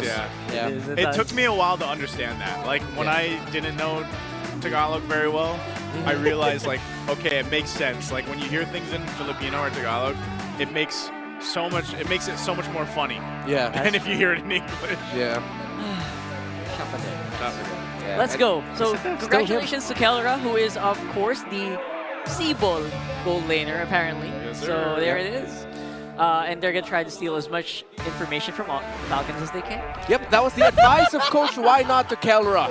What's your advice to Kelra, who is now joining the national team? Coach Why Not said, just pretend that you're there for winning. You're actually there to steal the strategies of Coach Trevor. He said jokingly. Jokingly. Please, okay. I hope y'all understand the joke. Relax, y'all. Relax. That was funny. Got no humor. Yeah. And right. Yeah, he was good here. Well-deserved MVP. He was a monster. He was him. Not that it was an easy way to do it, right? It was like Omega was the resilience of Omega. I just have to really commend the resilience here. Oh yes. Really. They made him work. Yeah, it shows the Filipino spirit as well. That's what I really like about this. They don't have all the cards. They don't have the perfect cards, but they're able to use it slowly but surely. You know, trying to do as much trauma time as they can. You know, friendship moments. Yeah, and they need to get creative. Brusco and Kirk, what they can do together with the macro that they can hold and the surprise plays that they can pull off with the shortcut. Omega responded in due time. Again, they very smartly took the portals instead of taking the base race. Instead of recalling, yes, you can take the chip portals instead of recalling. You can go through them. You can go through them. If you know, you know. But Onic, they held on as well. They matched the resiliency of Omega with just sheer firepower. It's like a nuke. We talked about how Masha before was like a bomb. Yeah. This is a straight up nuke that you don't know where it's going to be coming from because he's split pushing 1 second. Next thing you know, he's in a perfect spot to blast your jungler or gold laner because he came in over through the portal of a chip. I think that's exactly what we saw when Omega was pushing, running down the mid, right? He nuked Jome and essentially nullified the push that Omega had with the Lord in that last one. Yeah. And then that was when Onic was able to strike. That's what I said, man. Kirk had the work cut out for him, even to build. So he eventually got to the double BOD. Yep. Like you mentioned, I don't think he locked that until like the end, right? Like, Yeah, he received onto it. Yeah, because I was gonna say, I know he had the Blade of Head of Season, and then he had BOD, and then he had Malefic Aurora, and then the Sea Halberd. So, but yeah, Kirk's job was, he played it really well, and I think it kept Smart Omega guessing too, but at the same time, I would say Smart Omega played a lot of those moments really well, and you know, they nearly got them the victory. Yeah, by the way, this export jungle for King Kong was the return of peak utility for him. He's the highest damage taken in the team. Yeah. As it was him playing Roamer for Super Prince and Kelra, while Brusco and Kurt would be the late entry. So that's like one of the sacrifices they had to do with this adjustment. And dare I say, going into the playoffs, Onic Philippines needed the series like this. Something that really tested them against a team that many people would expect that they would defeat. But then they were taken to the limit. Yeah. They were tested in the draft. They were tested in-game execution. They had to pull off some creative stuff. So this is good preparation for a team heading into the playoffs and still competing for a top 2 spot. Essentially like good training for like, you know, maybe for the playoffs, yeah, you know. Like, you're trying to avoid these teams that are very poisonous, who can kind of, the dark horses who can catch you off guard. Yeah. Omega is definitely like the epitome of a dark horse team, especially way before. But now they will have to calm down for the moment, take that vacation. Jome, obviously. Go to the beach. Go to the beach. Jome leaving us with it to be the BPI rich guy for this one, after their last match of the season. It was nice to see the Kimmy twice today so far. Oh, yes. And I like that you pointed out to Renmar that, yeah, so we've seen 2 different builds now for the Kimmy, and, you know, nonetheless, like, I think Jome was able to do quite a bit on the Kimmy, on the hero, and like I said, there could have been instances like maybe the Masha was the secret answer to go ahead and putting enough pressure on the Kimmy, because when we saw it win earlier today in the first match, it was mostly, they couldn't catch Ohead. Yeah. So I think that Masha actually played a really big role in being able to kind of keep Jome under control and not just freely hitting, hitting from the back end. Yeah, and these were very specifically chosen tools as well. You don't pick the Masha willy-nilly, right? Yeah. So I really also have to commend Why Not for this. It was very creative troubleshooting during the draft, where it felt like Omega felt like they were ahead. So big props to Onic for this win, and to Why Not. Maybe you can get more info from Kelra, but we'll talk about that later. Again, it's a joke. Here's a mic check for it. Target. Patay kami. Okay. Tapos game. May ulti pa, ya? Kaya. Full game. Ulti na kami. Nag-conceal. Okay na, right mo na king. Shumadow. Patay. Ay, yung tahimik kayo. May ulti na ako, pre. Tingin kayo. Harap na lang. Tapos na to, kalmado. Ulti kami. Sa mid, pre. Tapos ito. Tuloy na lang. Ito. Hawa ko na, Ilos boy. Tipi mo na ako kahit kanino. Oy. Tore, pre. May lang. Sangit na lang, Tore.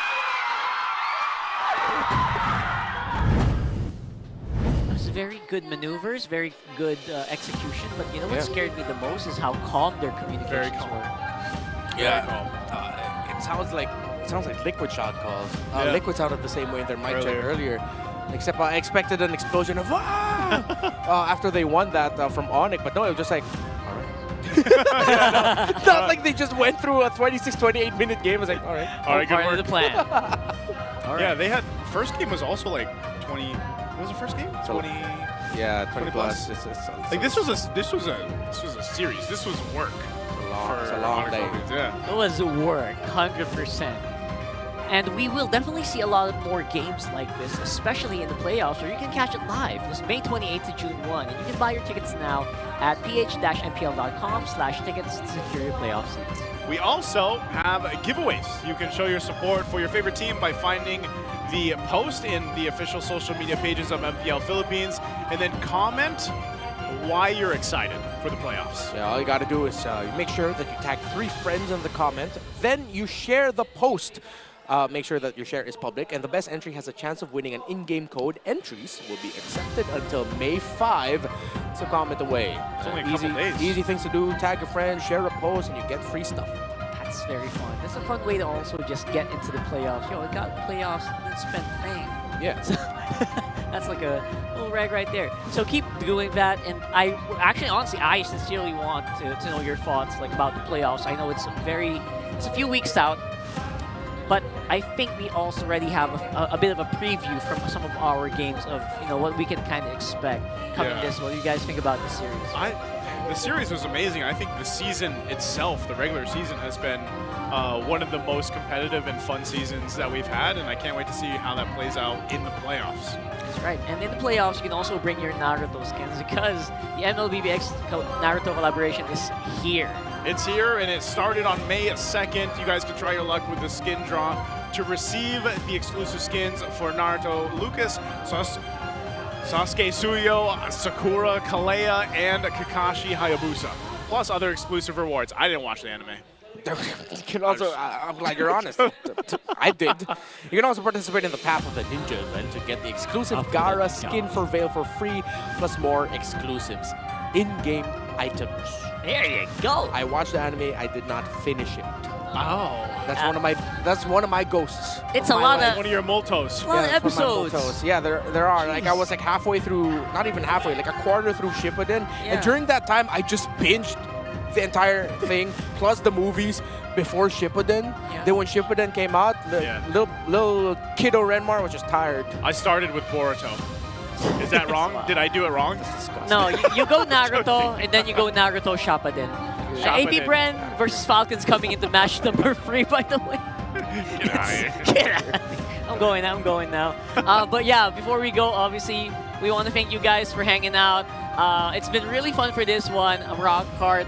This is, of course, Naisu, and we got Renmar. He's gonna finish Naruto, and obviously Naisu Right is now. gonna watch the whole anime in the 3 weeks before playoffs. So I don't will. worry. I think I will. Bro, if you do that, you're gonna come back here not prepared for the playoffs at all. You're just No. gonna be 3 full weeks. of Naruto references as if it just came out. Yeah, so I can stop saying other anime references for Naruto. Yeah. It's gonna be all Naruto for like a week, so get ready Could for I that. watch it in a week? No. Not really. It's a solid month. Woo! And again, if you haven't had the Naruto skins, pick them up, and we'll see you guys later for match number 3. We got all access coming in for you for Hans. Maraming salamat sa ating mga casters. It was Onic Philippines getting a victory kontra sa Smart Omega. But before we head into a short break, kasama natin ngayon ang GAT. Hello guys, kamusta? How's it going? Okay naman po. Kamusta po kayo lahat? Gusto po kayo. Team Onic. Okay, so for Parang kilala everybody ko who sila. Oo nga eh, for everybody who doesn't who's not very much familiar with you guys, can you please introduce yourselves? Hi everybody, my name is Gat Derek. I'm Gat Hans. I'm Gat Ethan.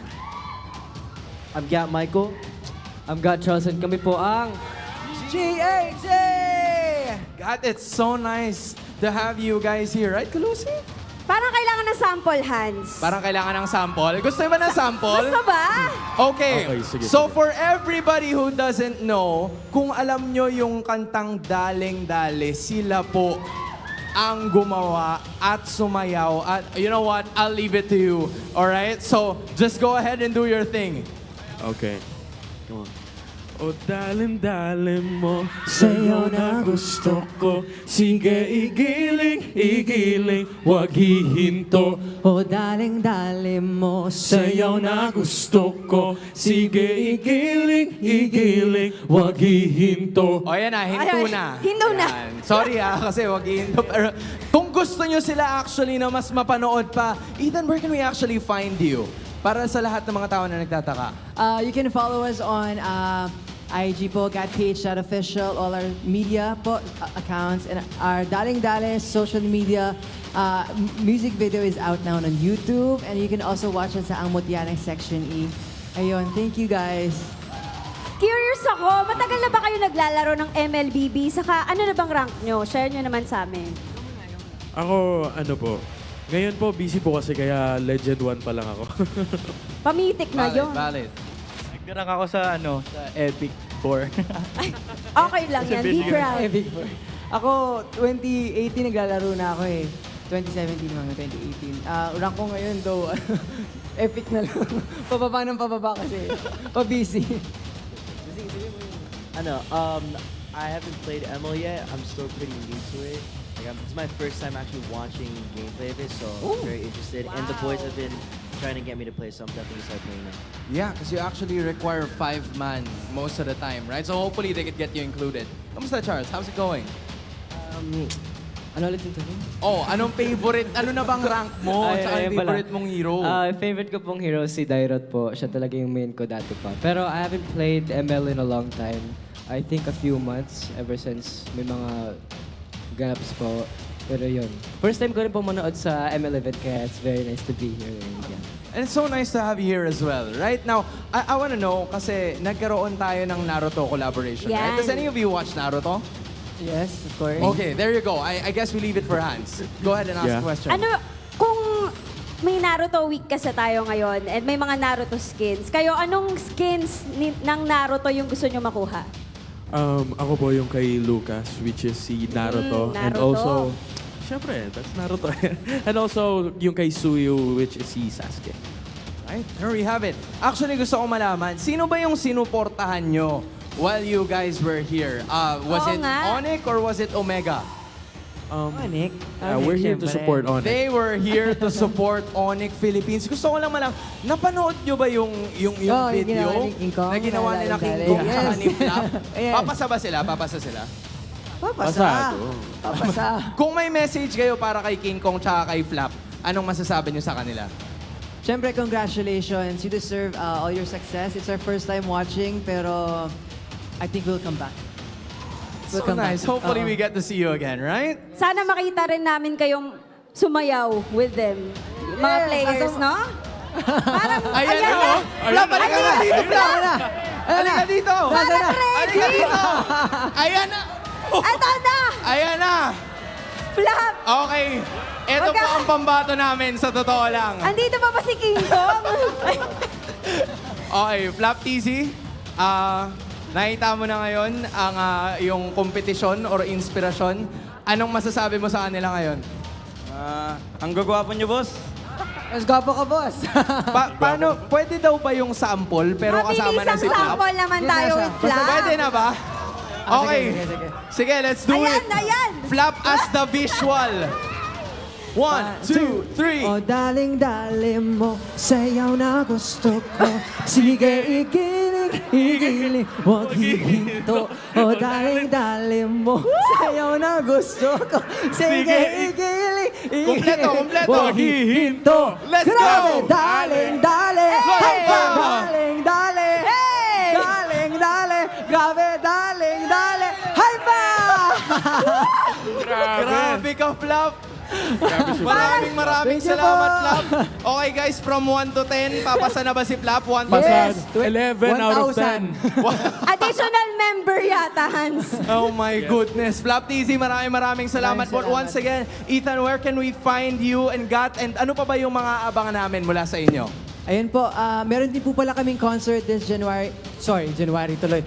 June 20 sa New Frontier Theater. Kasama po namin Earl Agustin, ang kumanta po ng Tibok, Rob Daniel, Miss, and of course, Bawat Sandali by Amiel Sol. Kita-kita po tayo June 20, kasama rin po namin ang Amotya Section E-Cast. Thank you! There we finally have it. Gat, maraming salamat for giving us your time. Hopefully you enjoyed and we get to see you in another time dito sa MPL Arena. Pero wag kayong aalis kasi marami pang laban. Magbabalik ang MPL Philippines. Woo! Thank you, MPL!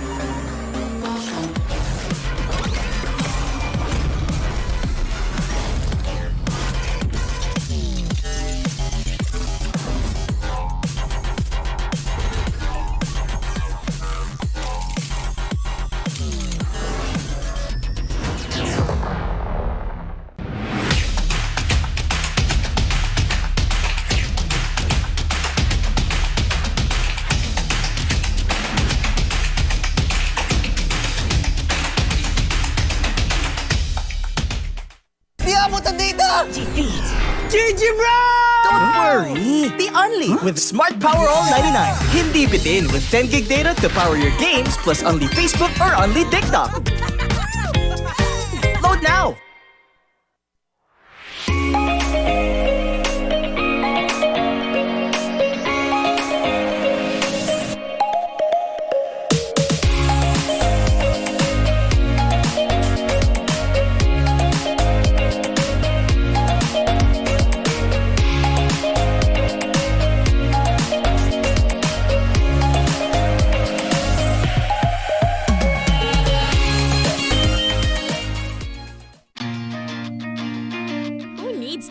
concert when you can own that stage with your friends. Enjoy a night of impromptu bowling tournament.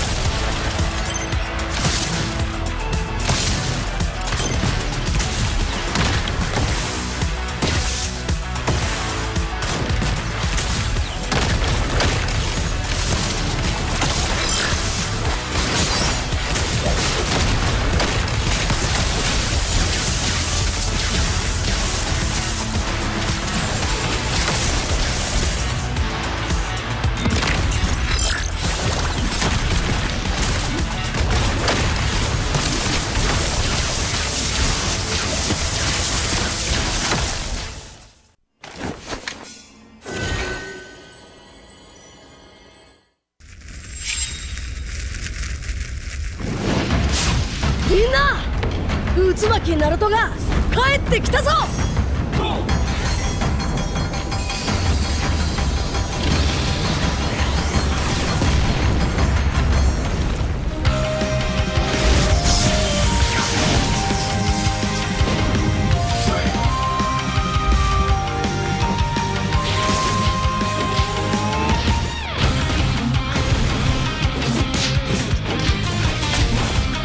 クロノ、力を貸してくれ。よ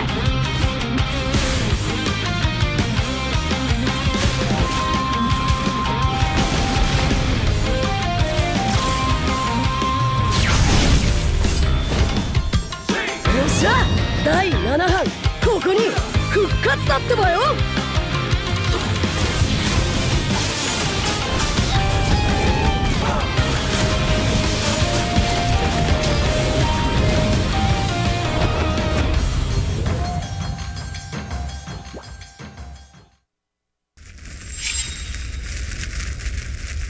見せてやるよ、シャリンガンの本当の力をな。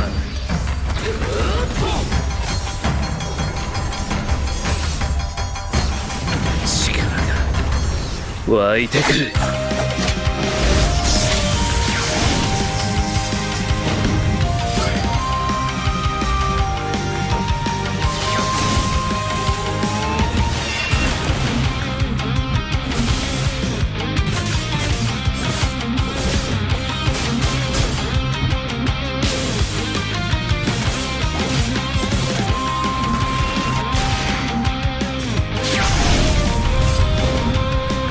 相変わらずやかましい奴らだ。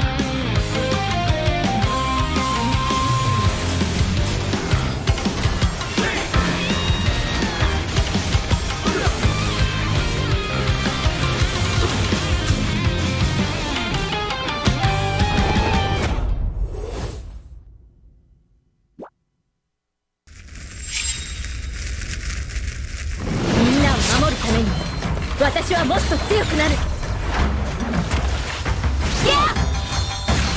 さよなら。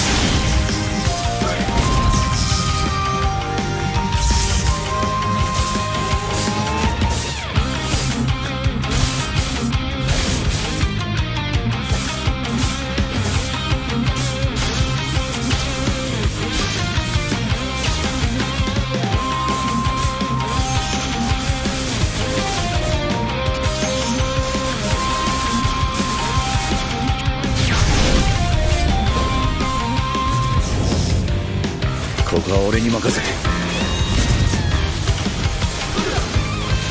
もらった。4代目火影を超える忍びはお前しかいないと俺はそう信じた。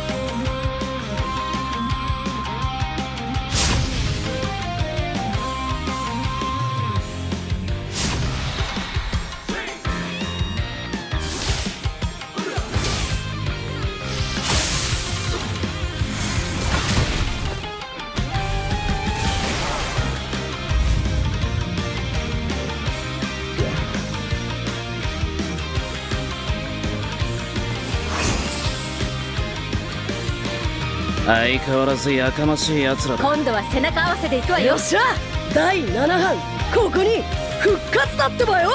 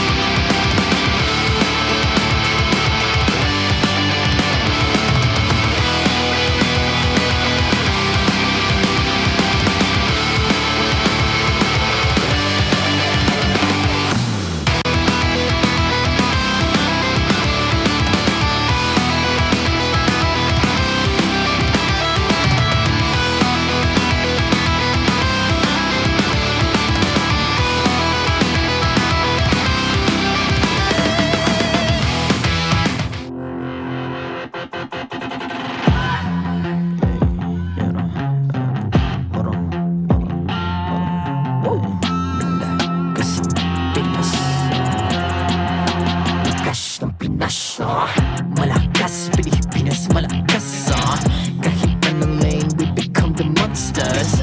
Malakas, Pilipinas, malakas face the golden sun and reppin' for the 3 stars. Look at us to the top, no ifs, no buts, winning any game. Para to sa PINAS, di mo matitin ang aming boses sa new level. Nasa kalye man o mobile, you know I become a legend. Open fire, we unite, we winners. Built with pressure, like diamonds are made of. Switch na lane na parang gera, HP racing, may reset up. Built na kitang buhat, we hear that full load SS parang Lyra. Susundan ko ang iyong bakas, kasama patas, tagumpay natin ito dahil tayo'y malakas. Para sa Pinas, nasa amin ang alas, hindi tuwa atras, kinikilala sa taas kasi kami ang malakas. Para sa Pinas, nasa amin ang alas, hindi tuwa atras, kinikilala sa taas, ganito kami sa Pinas. Wow! Hold on, yeah. Malakas ang Pinas.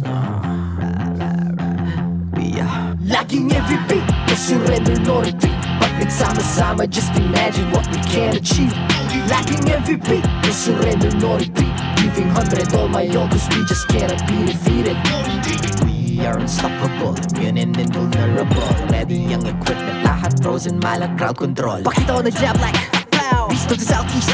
Taas sa matawag, proud and loud, cause every enemy we devour.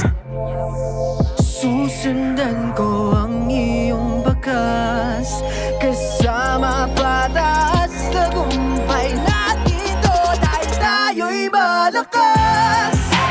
Para sa Pinas, nasa amin ang alas, hindi tuwa atras, kinikilala sa taas kasi kami ang malakas. Para sa Pinas, nasa amin ang alas, hindi tuwa atras, kinikilala sa taas, ganito kami sa Pinas. Wow!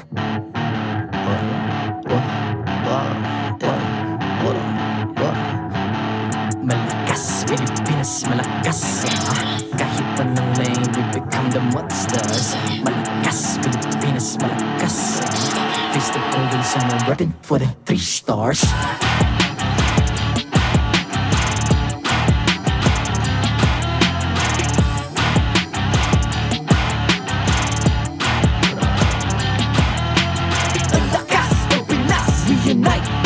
stars. Ang lakas ng Pinas, reunite with the stars. Ang lakas ng Pinas, reunite with the stars. Ang lakas ng Pinas, with the stars. Ang lakas ng Pinas, reunite with the stars. Ang lakas ng Pinas, reunite with the stars. Ang lakas ng Pinas, reunite with the stars. Ang lakas ng Pinas, with the stars.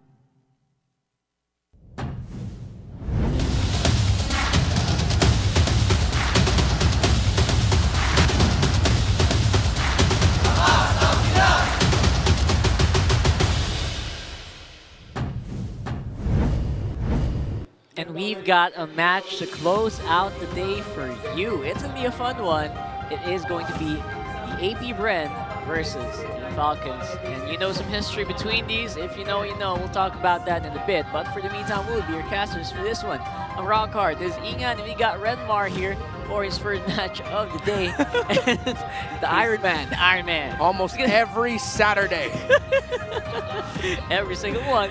And we're going to be here bringing some fun matches, just like the last one, where we saw the world champions pushed to the edge by none other than Smart Omega. That was a fun one, wasn't it? It was really iconic. I was part of the audience, and I almost lost my voice, because what happened during the last two series, especially game number 3 between Omega and Onic?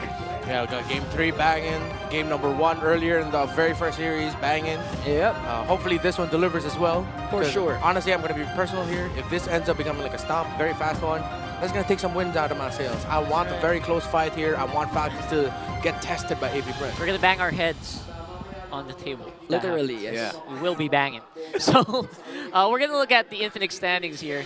And as we did mention, Onic still in the running to take that number 2 from Aurora if everything goes well for them. That's how close this season is. Even until the last day, we don't know who's going to be with TLPH on the upper bracket. Yeah, and right now, what this matchup between Falcons and AP Bren can bring to the table is momentum setting for Falcons, who will be the last team that Aurora will have to face at the closer of the season to determine whether or not they will secure their top 2 seed. So if Falcons want to end the season on a high note and beat RORA and stop them from getting the top 2, they have to get started here tonight by taking down AP Bren. So at this point, it is going to be, we're going to try to talk about just a little bit of history. And they've already faced each other on the first round. But it's essentially the students versus their senpais or their senseis, right? Yeah. A veteran team just like Falcons has started their journey in AP Bren. The players that will eventually become the M5 World Champions are now facing essentially a mirror of their younger selves. Oh, yeah. Right? That's very interesting to see. Yeah, they played under AP, it was Onic. Oh yeah, sorry. You got this. I got confused. But again, AP Bren, with the likes of King Kong, etc., as well as AP Bren, they started out not as dominant, so they're still on the right track. As long as every lose, well, they'll still learn a lesson. Yeah. Essentially, just like season 10, AP Bren, they didn't really, they weren't the best of the best just yet. Yeah. But we will be able to see the final flight of the bees for the season. Yeah, we're going to be counting from season 10 because this is when we saw the lineup that we know them to have now. Flap TZ, Super Marco, significantly less buffer. Similar to Pantor, this was before they started lifting. True. So in season 10, you already see a lot of potential from the Bees with high average kills, high KDA. Super Marco was starting to build up his bulletproof legacy in this season. It was a good run for AP Bren, who just felt the poison in the second round of the playoffs. But it was the poison of Blacklist International then. Blacklist would go on to the M4 World Championship, but they almost took them down in the lower bracket elimination match. While, of course, the debut of this AP Bren version that we have now in Season 15, not as illustrious as the then Bren Esports. But just like before, the ending of that whole season still did not put... it basically just reminded us that they were still a pretty good team. They were a team that could really... What is happening here? This is too intimate. Why is it always they were flat? what you call a headlock. It's always Flap. They were not the team to beat. They were not the strongest team in that season, but we saw potential. That's something that maybe people might have seen in AP Bren for season 15. Yeah, of course, Super Marco, when he made his debut in Brent Esports, it was in a very tough season 9. They didn't even make it to the playoffs, but we already saw some glimpses of the greatness to come from that young man, although we didn't get to see that until season 10, Rise Up in 11, and of course season 12 and the M5 World Championship when he really solidified himself as one of the best gold laners in the world. While Shizo, besides James Banks, he's the other player in this AP Bren squad today that a lot of people really single out as, hey, if you're gonna rebuild around young players, you do so around James Banks and Shizo. Sorry, I could not keep myself together. Flap Teasy's just way too funny, man.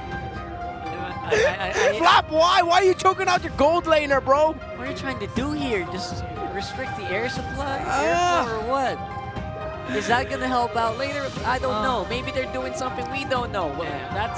That's Falcons for you. Over the years, they've really built this camaraderie that's really come a long way from like very timid, very quiet AP Bren members back in season 9, season 10. You could barely hear Super Marco talk, and now we've seen him laugh for some reason. Like, eventually, right? So I'm trying to think that maybe that could be AP Bren, season 15 next season, if they kind of stick together. You know? Stuff like that. It could be. They really need to work on their chemistry, like how close Team Falcons are right now. That's right. So if you're gonna build your own Team 7, who's going with you? Team 7, that's a big one.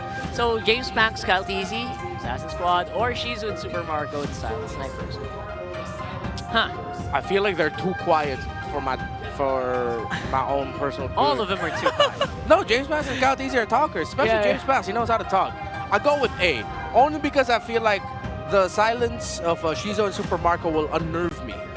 As a naturally loud dude, I'll just be like, so do I also just shut up? And actually, that's my reason. I'm going with B. Because I want to be the loud one in the group. And that's my contribution. I'm just loud. I like it. I like it. That's very natural of you. I like A as well because I like to listen to people. That's good. What about you guys? Obviously, let us know. But for the predictions for this match, it will be very apparent. For me, a very Gigil team is going to be Falcons for me with the emotes with the nice try. I'm going with the Bees. AP Bren. Although I love Flap TZ, I consider myself also a Falcons guy like Renmar here, but I believe in the Bees. Yes. You know what? I'm going to go with that too. That does not bode well for predictions. Let's go with this. There it is. That? I'm a Falcons guy through and through. Was that the prediction? Falcons guy. What happened there? All right. Just hold it up here. Forced to go with Falcons. Renmar, like Brigida, you're just too strong because of your gypsy. No, I think this is the one that Brigida cracked. No, it was Aurora. She was so excited. No, she also did it with a. So she cracked two. Yeah, because she whacks it when she's really excited. So she's broken like 2 of these banners that we have here. Brigida, it's not breaking our props. Brigida is break. She has so much money she can just pay for it. That's true though. She's the richest caster. She can buy a few thousand of those and not the biggest. Yeah, and it won't scare her. Guys, if you want Naruto skins, go Naruto hit her skins, Facebook page up. Message Brigida. Brigida. On Instagram. Bridget NR. IGFB. TikTok. TikTok, YT. She doesn't have a YT though. She does? No, but it's not like active. Yeah. Okay, fine. Yeah, so message her and ask her to give you diamonds and skins because she is also one of the most generous people on the face of this planet. She's giving away Naruto skins. Can you believe that? She's giving away Naruto skins. That's how much per skin. So thank you so much, Brigida. You're such a nice person. And I really, please send her a message. She will appreciate it. She loves giving away some stuff. 100%. Aren't the Brigadudes messaging her enough prior to this one, and now you did this? Well, you know, she can afford it. So as long as they can afford it, they're fine, right? Speaking of fine, let's watch these fine gentlemen walk the stage right now for their match. To oversee and uphold the tournament's integrity, guiding us through this match, please welcome our marshals to the stage, Joshua, JJ, Patrick, and David. Can the Hive surprise us once more? It's AP Bren! In the EXP lane, he's there! In the jungle, James Pax! In the mid lane, Skirt! In the roam, he's back. It's Sindel! And in the gold lane, Shizo!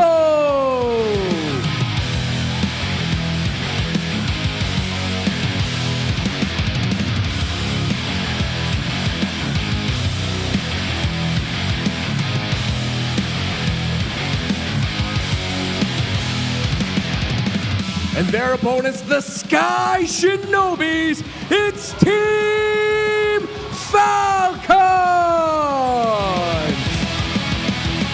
In the EXP lane, put up that glorious pose, Flap Teasy! That's different. In the jungle, Kyle Teasy! What's going on? In the mid lane, Feud! In the roam, Master Oakwood! Welcome back. And in the gold lane, Super Marco!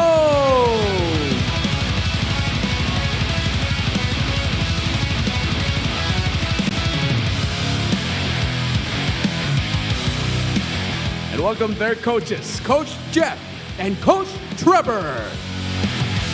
We are gonna be making things a little bit different para sa laban na ito. All 5 players step forward.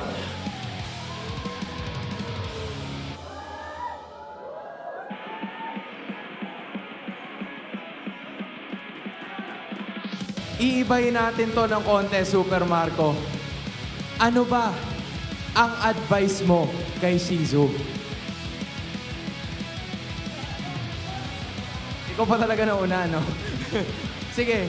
O, ikaw muna. Anong hindi rin nagsasalita to eh!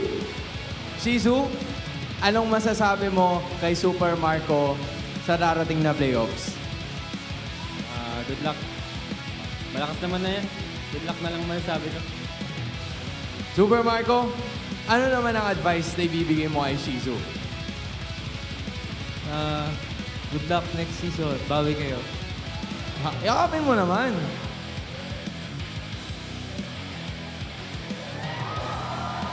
One out of 5. Sindel, ano naman masasabi mo kay Ogwen? Wala akong masasabi. Dapat siya. Oh, ikaw daw may masasabi. Ogwen, anong advice na mabibigay mo kay Sindel? Ilan niya sa debut match niya sa post 5. Hug mo na rin. Job Skirt, si Pew ang kaharap mo para sa araw na ito. Ano naman ang masasabi mo sa kanya? Good luck sa playoffs. Kaya niya yan. Pew, sabi niya good luck daw, kaya niyan. Ano naman ang may bibigay mo na advice kay Job Skirt? Good luck. Sana nandito pa rin tayo next season. Yayakapin mo ba? Iba tong balaga na to ha. James Pax, you're going up against Kyle TZ. Ano ang masasabi mo sa kanya? Good luck lang sa laban and good luck sa playoffs niyo. Yan lang. Best of luck sa playoffs, Kyle TZ. Ano namang advice na mabibigay mo kay James Pax? Ang advice ko na mabibigay sa kanya na huwag siyang panghinaan ng loob kahit na laglag sila this season. Pagpatuloy niyo lang kasi parang ayun yung magiging stepping stone mo para mas lalo kang lumakas. Feeling ko hindi hug to eh, kiss to eh.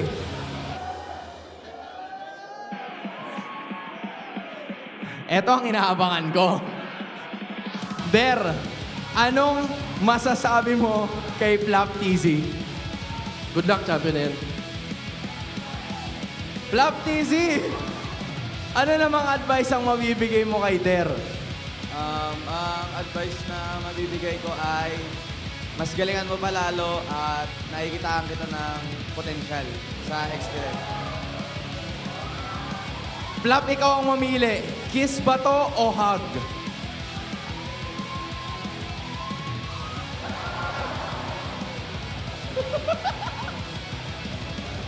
bump, gentlemen. We wish you the best of luck. That is going to be the last match of the day. I cannot believe that happened. Casters, balik sa inyo. One of the longest face-offs I've ever seen, but it was worth it. That's so wholesome. That's so wholesome. This is AP Bren. Again, they are starting off this whole season as the rookies, each and every one of them essentially with each other. And, you know, they do have a good future ahead of them. Yeah, these 5 young men have a chance to go out with a bang, especially after closing the hopes of Omega coming into the playoffs and sort of like putting on a cosplay of Twisted Minds with their crazy drafts yesterday, but with the addition of Sindel for this series, let's see what other heroes he can use out, especially considering the fact that Kekedot is used to using those kinds of jawheads, those kinds of setup attacks. Will Sindel be able to bring out some sort of lineup like that for them? Yeah, well, for Team Falcons, don't gotta do anything fancy. Welcome back the other Inigo cousin in Ogwin. Last time it was Panto that we saw in action, but now he is back on track here for Team Falcons, and just don't need to do anything fancy. Although I would love it if we got to see a glimpse of what they could potentially be preparing for the playoffs with some unique picks. We've seen teams bring it out so far all Week 8 long. Hopefully they continue that. And if they want to go into their Aurora matchup to close out the season with really good momentum, I feel like they got to be ruthless too about it. They can't allow AP Bren to get a game similar to what happened to them in their round 1 matchup in Week 4. They have to be dominant. They have to be ruthless. They have been, and of course, Coach Trevor being known as one of the brighter minds of MLBB, basically in the whole world. Also bagging a championship of his own. I'm pretty sure we will see something crazy, and hopefully they will be willing to at least let that out this regular season day.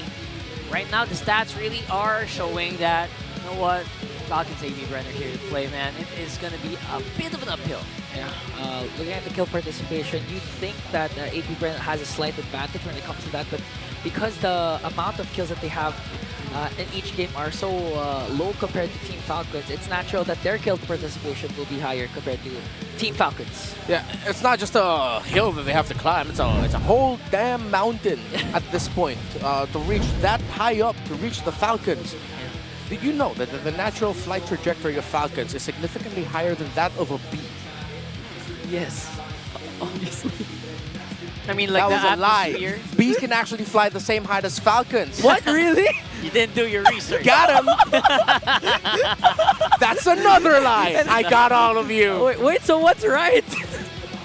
Falcons fly significantly higher. Okay, it feels like it, right? Atmosphere and everything. Check out the smart ping test, though. What you got? Or do they?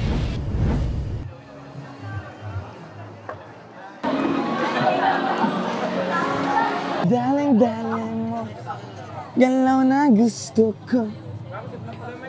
Sige, igiling, wag hihinto. No, my cake. May na ako.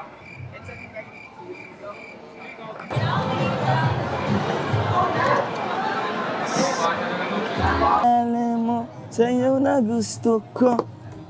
Sige, igiling, wag hihinto. Cappuccino assassino.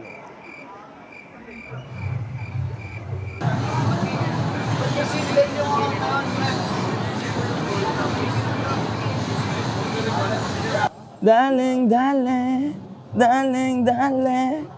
Tebayo, Sasuke!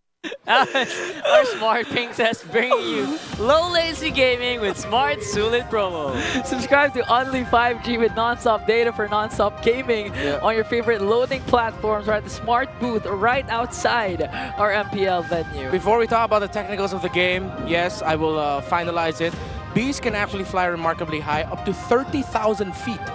Falcons only fly as high up as around 3,500 feet. That's 10% of a bee's flight. Yeah, bees are insane. So, for the infinite keys to victory, they gotta utilize the element of surprise. Similar how we were surprised about that little factoid. I don't know what's in the brings to the table as a roamer. We saw this a mid laner in game number 1, and he was prophetic. He said, well, this is my first and last game for that series, because he was subbed out in games 2 and 3. So now let's see what a registered gold laner brings to the table as a roamer. Challenge Sindel and Shizo's chemistry. Ogwen, Team Falcons, you guys are more solid with your roamer gold laner pickup, so that's going to be as easy said as it is done. Well, take each game as a learning opportunity. Again, with how Falcons can use this as momentum heading into the playoffs and in their season closer match against Aurora tomorrow. Plus, with how AP Bren could use this really to learn a lot from Falcons. Just learn, have fun. Yeah, literally the freshmen against the senpais, the upperclassmen here. Definitely a lot of that experience. You could kind of bring your own games, especially if you play around with each other. So definitely a 100% learning opportunity, maybe for both of them. Maybe Falcons can also discover something here today that might influence how they play in the playoffs. Yeah, and for AP Bren, again, the first key to victory is actually crucial because that's what they actually did during their last meeting, wherein they won Game 1 in under 12 minutes, 2 seconds. They literally caught Team Falcons by surprise, snowballed early on, and they couldn't be stopped for that game number 1. So if they pull that off once again, they can maybe upset Team Falcons. That was on the back of a Hayabusa game. Yep. From James Panks. There we go. So again, the Hayabusa, we've seen a team get banned out with 4 or 5 junglers. You know what? Something tells me you can kind of do that against AP Bren and you might get similar results like what happened in match 2 when Onyx owned King Kong got banned out very significantly in their first game. So maybe something to think about. And if you're watching, maybe it can apply here as well. Here comes the draft for Game 1 of Falcons versus AP Bren. I mean, if you're going to do that to James Panks, just yesterday alone, he debuted for himself another jungler in the form of that Leomord. So I'm pretty sure James Panks, along with his million moves, has a lot of picks in store for us for today. That's a big question, right? Like, is that going to happen? Because right now, it feels like it is the AP Bren here banning out some of these junglers instead. Whoa! Oh, Moskov Rush as a comfort pick for Shizo? Oh, they banned the Joy, they banned the Hayabusa, so interesting choice by AP Bren. Not bad, not bad. In fairness, it was Shizo's first breakout hero when he started playing, so I kind of get it. Yeah. But yeah, the result is a Fanny and a Badang left open here. That's kind of scary. Yeah, and instead of picking up the Fanny, they picked the Moskov instead. I think they were just literally expecting the Fanny pickup here. But again, Shizu, he excels with the Harith and the Moskov, and you take that out, it's kind of hard for Shizu to have his comfort back again. So I think they're really banking on the fact that Shizu will have enough time to eventually reach its power spike and even outplay Kyle TZ despite Kyle TZ having Fanny. Okay. So are they going to have like a pick-off type roamer for Sindel here? Again, if this was Kekedot, I usually would have said Joe, but no, they go for the Lucas. It's high invade, strong pick for James Panks.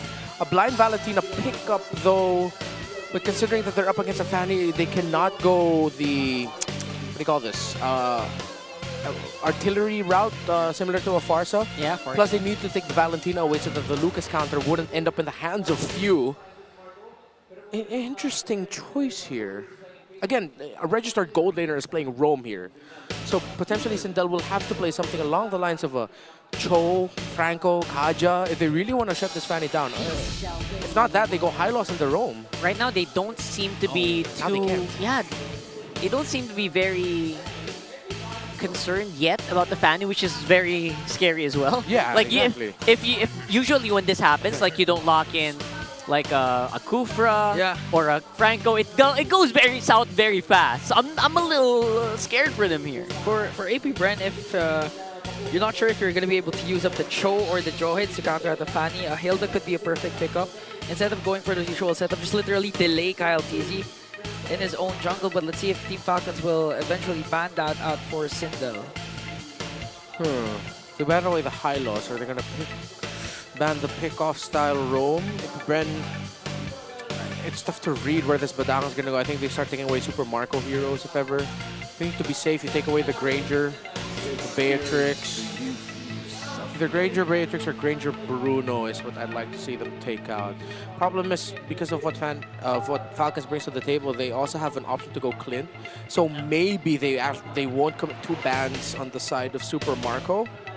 And they just take away another potential roam pickup that could be strong invade up against what AP Bren brings to the table. Because you can still even if you're willing to give the ultimate of this hero, you can still go Khalid if you're Team Falcons, which will make their map feel so small. You feel like the Khalid is still going to be a good roam, and just put the Badang on XP. Yeah, it's either the Khalid or the Cho. I want the Falcons. I feel like they'll be encouraged to play fast, play aggressive in their roamer pickups. Ooh, lots of roamers getting removed here. They're getting pushed into what big ones? Kufra? Kufra. Jawhead still available. Yeah. I feel like the Jawhead will be a little bit too greedy, considering that we've seen Lucas be so strong also against the pickoff types.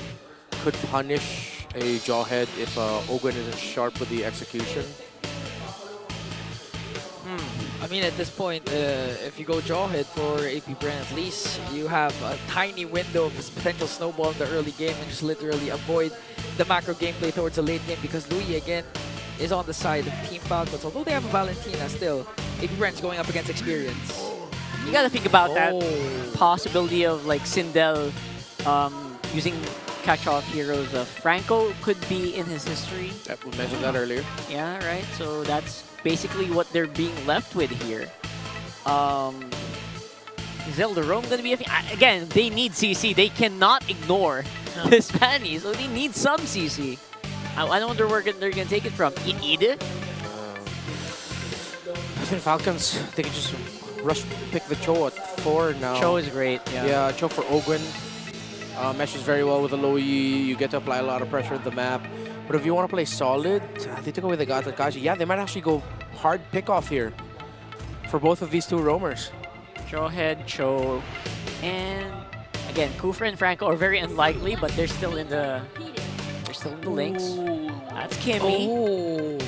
All right, this is getting scary and scarier by the minute for AP Bren.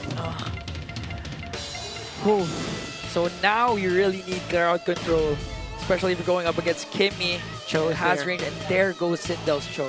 Final have one. I don't know if one's enough for this one. This is either a Hilda or a CC. I'd rather see Hilda at this point. Or Eden. You need something that can invade the jungle. The Eden is a bit too slow for my taste. Or, yeah, if they need something tanky, Eden might be good, but I prefer if they try to see if they can send a Hilda to disrupt the map. Nothing wrong with both picks. All right. This is going to be a big question mark. See what they end up with. They do need a very tanky front line, and the Eden is going to be their answer. Essentially leaving the Spear and the Cho as their main source of CC, aside from obviously the Unleash the Beast from the Lucas. Yep. And now we'll see if they'll flex Badang to the roam, because so far, whenever Badang is present for Team Falcons, always ends up with Flap TZ. Roamers up available there. Okay, they flexed Badang. Oh, okay. So it's still roam, but which I mean the walls could be used to help set up for the Fanny a little bit good. Also, the center of the map could be annoying to deal with. Again, lineup-wise, I don't have a problem with the lineup of Falcons, hero-wise. But then again, it's the massive question mark of Sindel as the registered gold laner playing roam that I feel like I'm just obligated to say that this looks like a Falcons thing in game 1. Does feel like it. I don't know if Sindel's multi-role dream starts here, but yeah, it's definitely not even a hill. It's really a mountain at this point, like you mentioned. I love the pick of Flap TZ on the Phobius. Obviously, a very powerful pick we still haven't seen much answers to. And again, this Fanny could go crazy very early on because the Cho is essentially the only reliable source of CC they have that can actually chase the Fanny around the map. In terms of the early to late game potential, all so much better for the side of Team Falcons. Welcome to Mobile really have to be Legends. careful here that they do not slip up on the early game execution. Because Falcons has one of those lineups that could just scale out of control quickly. Yeah. Especially with the Fanny on their side. Plus they have an offensive-minded roamer with them on the Badang. However, the same applies for Team Falcons. One slip up and you give James Pounce a lot of kills. Yeah, that's not going to go well for the Falcons. Yeah, that's why King Kong has been flexing that Lucas for like a few days or weeks now, right? Because it can really go crazy. The penetration on that hero is insane if you leave it alone. And the same can, like you mentioned, the same can be said, leaving a Fanny unchecked will actually result into disaster. A lot of people have already experienced this, although Fanny has been toned down recently. The base damage of, I believe, the ultimate also was turned down, and at the same time, we also saw Carl TZ rock the Lucas, had amazing KDA up against the second-seeded Aurora. Hell yeah. So if James Pax channels his inner goat against Team Falcons, maybe we can see a replay of what happened during the first meeting, Game 1. A snowball from a team with Lucas and Moskov could do the job and end things even before the 12-minute mark. And that Moskov is like my biggest, worry. I know it's Shizo's one of Shizo's best heroes, but it's also like their only reliable DPS source.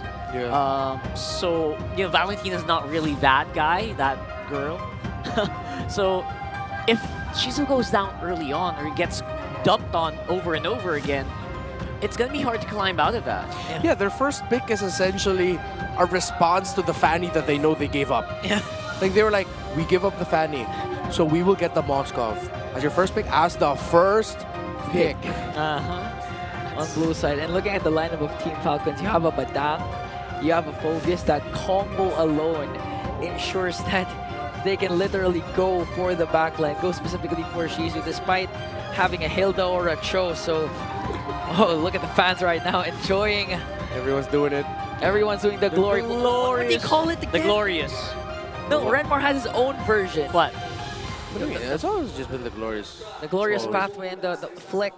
No, that's the F-Flex. That's just his. That's his high loss. That's his high loss. Yeah. The F-Flex or the glorious flapway. Flap loved that, by the way. Of course. The flex. Speaking of flex, of course, the buff flex. Thank you so much, cameraman. Let's go into the game. It is going to be Game 1 of AP Bren versus Falcons PH. Story of this matchup, will Sindel's Cho be enough to get a win against Team Falcons? We'll see. Because yesterday alone, we saw Sindel play one game, and that was with an Angela. In the mid lane. So the registered gold laner played mid yesterday. Now he's playing roam. Yes. Nothing too crazy here. The emblems are Wilderness Blessings onto Sindel and to Chove Skirt, knowing that they need to get around the map quickly. And of course, Ogwen packing the pull yourself together, pushing cooldown reduction on this Badang as typical.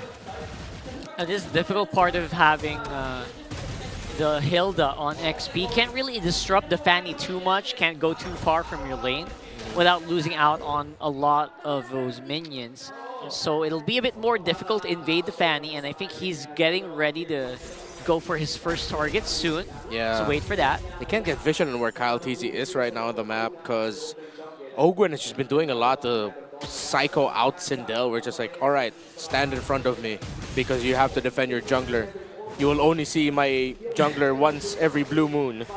They know where Kyle TZ is now, Yeah, obviously. of course, he showed himself. But for a majority of the time, they can't see him. For sure. Yeah. That's the recipe right there. Flapty's even keeping Dare in check to make sure that, again, no invades will be happening for the side of Kyle TZ. But the fear is for AP Bren, if they play passively, especially against a team like Team Falcons, you can eventually expect that Falcons will force any fights or pickoffs that they have, especially since that they also have a Lu Yi in view. Yeah, and that Lu Yi going to come into play later on for sure. Of course, they don't want to take it quite yet, especially with Sindel roaming around, possibly checking. They don't really have that burst, so they want to just take it up on front. Of course, Shovskirt going to be taking the diversion for themselves. Could make a play behind Ogwen or Flap.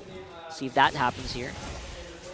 Now back to the control, the center of the map. They force out Sindel's flicker early on, and few flickers as well. Fortunately for Sindel, the damage wasn't enough from the captain. Dang, okay, diversion already into the purple buff of Kyle. Oh, they spotted out Kyle TZ, unleashed the beast, and draws the first blood. Skirt answers back and brings down Kyle. It was a bit of overkill as well, like the Unleash the Beast blast. That really wasn't necessary, but they were able to take out the Fannies relatively easy. Very correct call there. by Chovskirt, stealing the ultimate of the Low Yi away to send him and James Banks into the purple buff. Falcons did not expect that to come out of nowhere. And they timed that perfectly. I wonder if they can time this fight well. Right now, Ogun up on front, there in the back. Okay. We expect the kick, but got cancelled out by the fist crack. And the first man down there is Fuse. Spear of Destruction is going to connect Kaltizi, going for the steel cables as Flaptizi has to walk back there. Dare flickers in. Whoa. Does he have enough damage though? Infernal Pursuit. And Flap was able to bring down Dare with him. They just traded each other out, but at the end of the day, with Dare getting a double kill plus the turtle, that's a big win for AP Bren as they forced out the fist crack from Ogwin early on so that Ogwin doesn't kick back closer to the formation of AP Bren. Falcons lost a big component of their team fighting in the ultimate of the Badang early on. It really was a big, big win. They were able to force out so much. Now they're just evening out on the gold almost. AP Bren still pretty much in the driver's seat here just because of that show. I think they could get something done on the bottom as well. Super Marco, though, of course, has that sixth sense. Very difficult to gank. Probably won't see him anytime soon. Yeah. You need 5 members at least to take a kill onto the Bulletproof himself, but still AP Bren looking good up against Team Falcons so far. Even if Chovskirt has the Valentina, we haven't seen any crucial diversions yet early at this point coming in from Few. They're taking things slow, trying to take the discipline route, waiting for Super Marco at least to scale up alongside Kyle TZ. And now we can see AP Bren being a bit proactive now. Sindel spotting out where Ogwin and the potential rotation of Falcons will be coming from. Yeah, I'm starting to see with how the map state right now, the Falcons will be able to get the call from Few to use a diversion at a very interesting spot. They might do it on the objective. Okay, there's the tag team from Kyle TZ and Flap TZ. The TZ brothers up against there, and they will bring him down successfully. It's a trade. And that's a good trade for Shizu. He brought down Ogwin. Yeah, Roamer for EXP laner, but that opens up the top side of the map for Team Falcons. While AP Bren, they will not have enough unless... Now, Super Marco needs to get out of here. Yeah, making the push happen right now is AP Bren. They're going behind that turret. And here comes the cavalry. There's a diversion of the Flap TZ and Few. James Backstrom go back with the flash combo from the Unleash the Beast as they take down 2. They want to go for 3, but Ogwin! Oh my goodness! Welcome back, birthday boy! Making noise as he turned things around with a 3-kill swing for Falcon. Unbelievable, beautiful timing here from Ogwin. The age really is showing. He's becoming more wise. Yeah, they call him the master. Okay, Ogwin again setting things up and forcing out Dare to walk away as Kyle TZ already got that turtle. Could have been a really good one there by AP Bren as James Bounce. Great timing, great patience. But they did not expect Ogwin to just swoop in from out of nowhere with a flicker plus the full combo from the Badang. Oh, Super Marco, the Kimmy, just picked up a Sky Piercer. So we can expect things from the Bulletproof himself. He wants to be engaged early on in the fights. Yeah, good thing Few was able to hold on long enough as well. The shielding from him to buy time. Bang! Just perfectly lined up for Ogwin and Few. Yeah, they caged the beast with the fist break. That was insane. Honestly, very insane movement. At the same time, they didn't take it without any injuries, though. They did lose out a few, so that was essentially just equaled out. But Falcons, you know what? They are taking whatever they can around the map. Don't forget, Kyle TZ still on that fan. He can do really, really good damage if left unchecked. Yeah.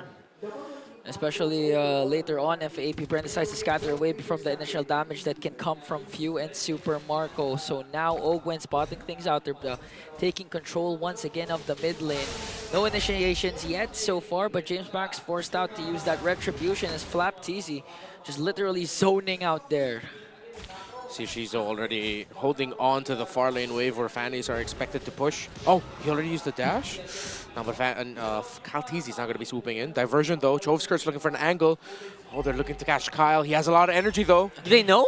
Plus a conceal from Falcons, but Kyle TZ was miles ahead. The kick was off angle. Now the counter attack from Team Falcons. Turn things around. First man down is James Banks. Now Kyle TZ up against Chovskirts alongside Few. Will he be able to take him down, though, as Super Marco also gets a kill onto Dare. Force out the flicker. But burn, burn, burn! Marco with a traction pulse to finish off Chovskirt. And just like that, Team Falcons is back on track. That was beautiful zoning, beautiful use of your tools, and a big boom boom in the end. I feel so bad there for AP Bren. They made the right call, the diversion up top. But I feel like Kyle Teasy waited until he was out of the bush at the right time, as Falcons were already making their way up top, as Kyle Teasy saw them coming in with the conceal, and AP Bren just walked into what they thought was a Kyle Teasy kill. It turned into a Team Falcons turnaround. Essentially outplayed and outplay. Sindel was able to cast that ultimate, but now Flap Teasy zoning out James Pax as Team Falcons reset the Lord. Flap Teasy goes in with Infernal Pursuit, no more ult. Chomskirt has his own ult, but again with a beautiful setup. Spear of Destruction also didn't connect, and 2 bodies from AP Bren will fall down. Shizu getting hunted down here as well. Doesn't have the Spear Destruction, and that might leave the other Falcon members to be able to take out this Lord really easily. The fists of the Master always just so on point. That's where AP Bren are getting clapped back in. It's the discipline of Ogwe to hold on to his fist break and fist crack to, once he see how many dashes are gone on the side of AP Bren, he just uses it. But at the same time at this point, because you're a Badang that built up a lot of cooldown reduction through emblems and items, you get your wall back up so quick. They were able to really just maximize that. In fairness, I kind of understand it as well. By the way, Infinix handcam here of a Fanny player, always for the watch. I kind of get why Ogwen's doing that, because if you miss one part of that, that's just it, right? Yeah. Like, you're going to have to wait for like 10 seconds, 8 seconds again, or whatever. Yeah, especially with the mobility that AP Bren has. Ogwen needs to be on point with the casting of the fist break. And this is just Ogwen's way of saying to Flap TC that this is how you play the Badang Flap. Now you learn from the Master. Lord sieging in onto the middle lane. There are still Holy Shields, but Team Falcons managing the waves perfectly though. They might be able to pop the mid lane and the top lane. The Super Marco cleaning up the jungle of AP Bren. Alright, gonna be tricky here. They have to hunt the Super Marco. Sindel looking at it. Okay. Kaltisi's not gonna overcommit alongside Team Falcons. Chomskirt, he has his own fist break, fist crack. So no initiations yet from Team Falcons, and they're just gonna play the discipline route again. All right, looking at the items, the 2 junglers. Only 2 core items still for this Lucas. 3 already for Kyle Teasy. Plus, he got to build himself a Dreadnought armor, so he should survive some of the initial outburst of physical damage coming out from the Lucas and the Hilda. There's the conceal. Flickers are available for Flap and Ogwen as they try to work on Dare. Dare forced out to use the flicker. Now they were able to clear out the minions, but they have minions on the top. And Team Falcons might be able to take down an inhibitor with them as Shizu trying his best to clear it out. And still, Team Falcons, they're not going to over-engage. The way Falcons are playing this, it feels like they're using Super Marco as like a bait. He's in the middle of the fight. He is right in the center. Yeah, he knows he can be so well protected. He can flicker out. He has a second skill. And there's so many punishes to aggressive plays by AP Bren that you could dish out from the Badang, from the Fovis as well. So they can afford to tell Super Marco, dude, just stay in the front, it's fine. We got you. Oh! Wow! Out. Fist break from Ogwen is there. God, spicy. They're literally baiting out Sindel to already commit the kick. That's why Kyle TC keeps on entering in and out with the Fanny. Yeah. That's at the level where Falcons is playing at right now. They go to the bottom lane. Not going to see anything there. No one's going to be clearing the minion waves. See if AP Bren changes their tune. Few already showed himself in the map, but not Ogwen. AP Bren don't know where Ogwen is.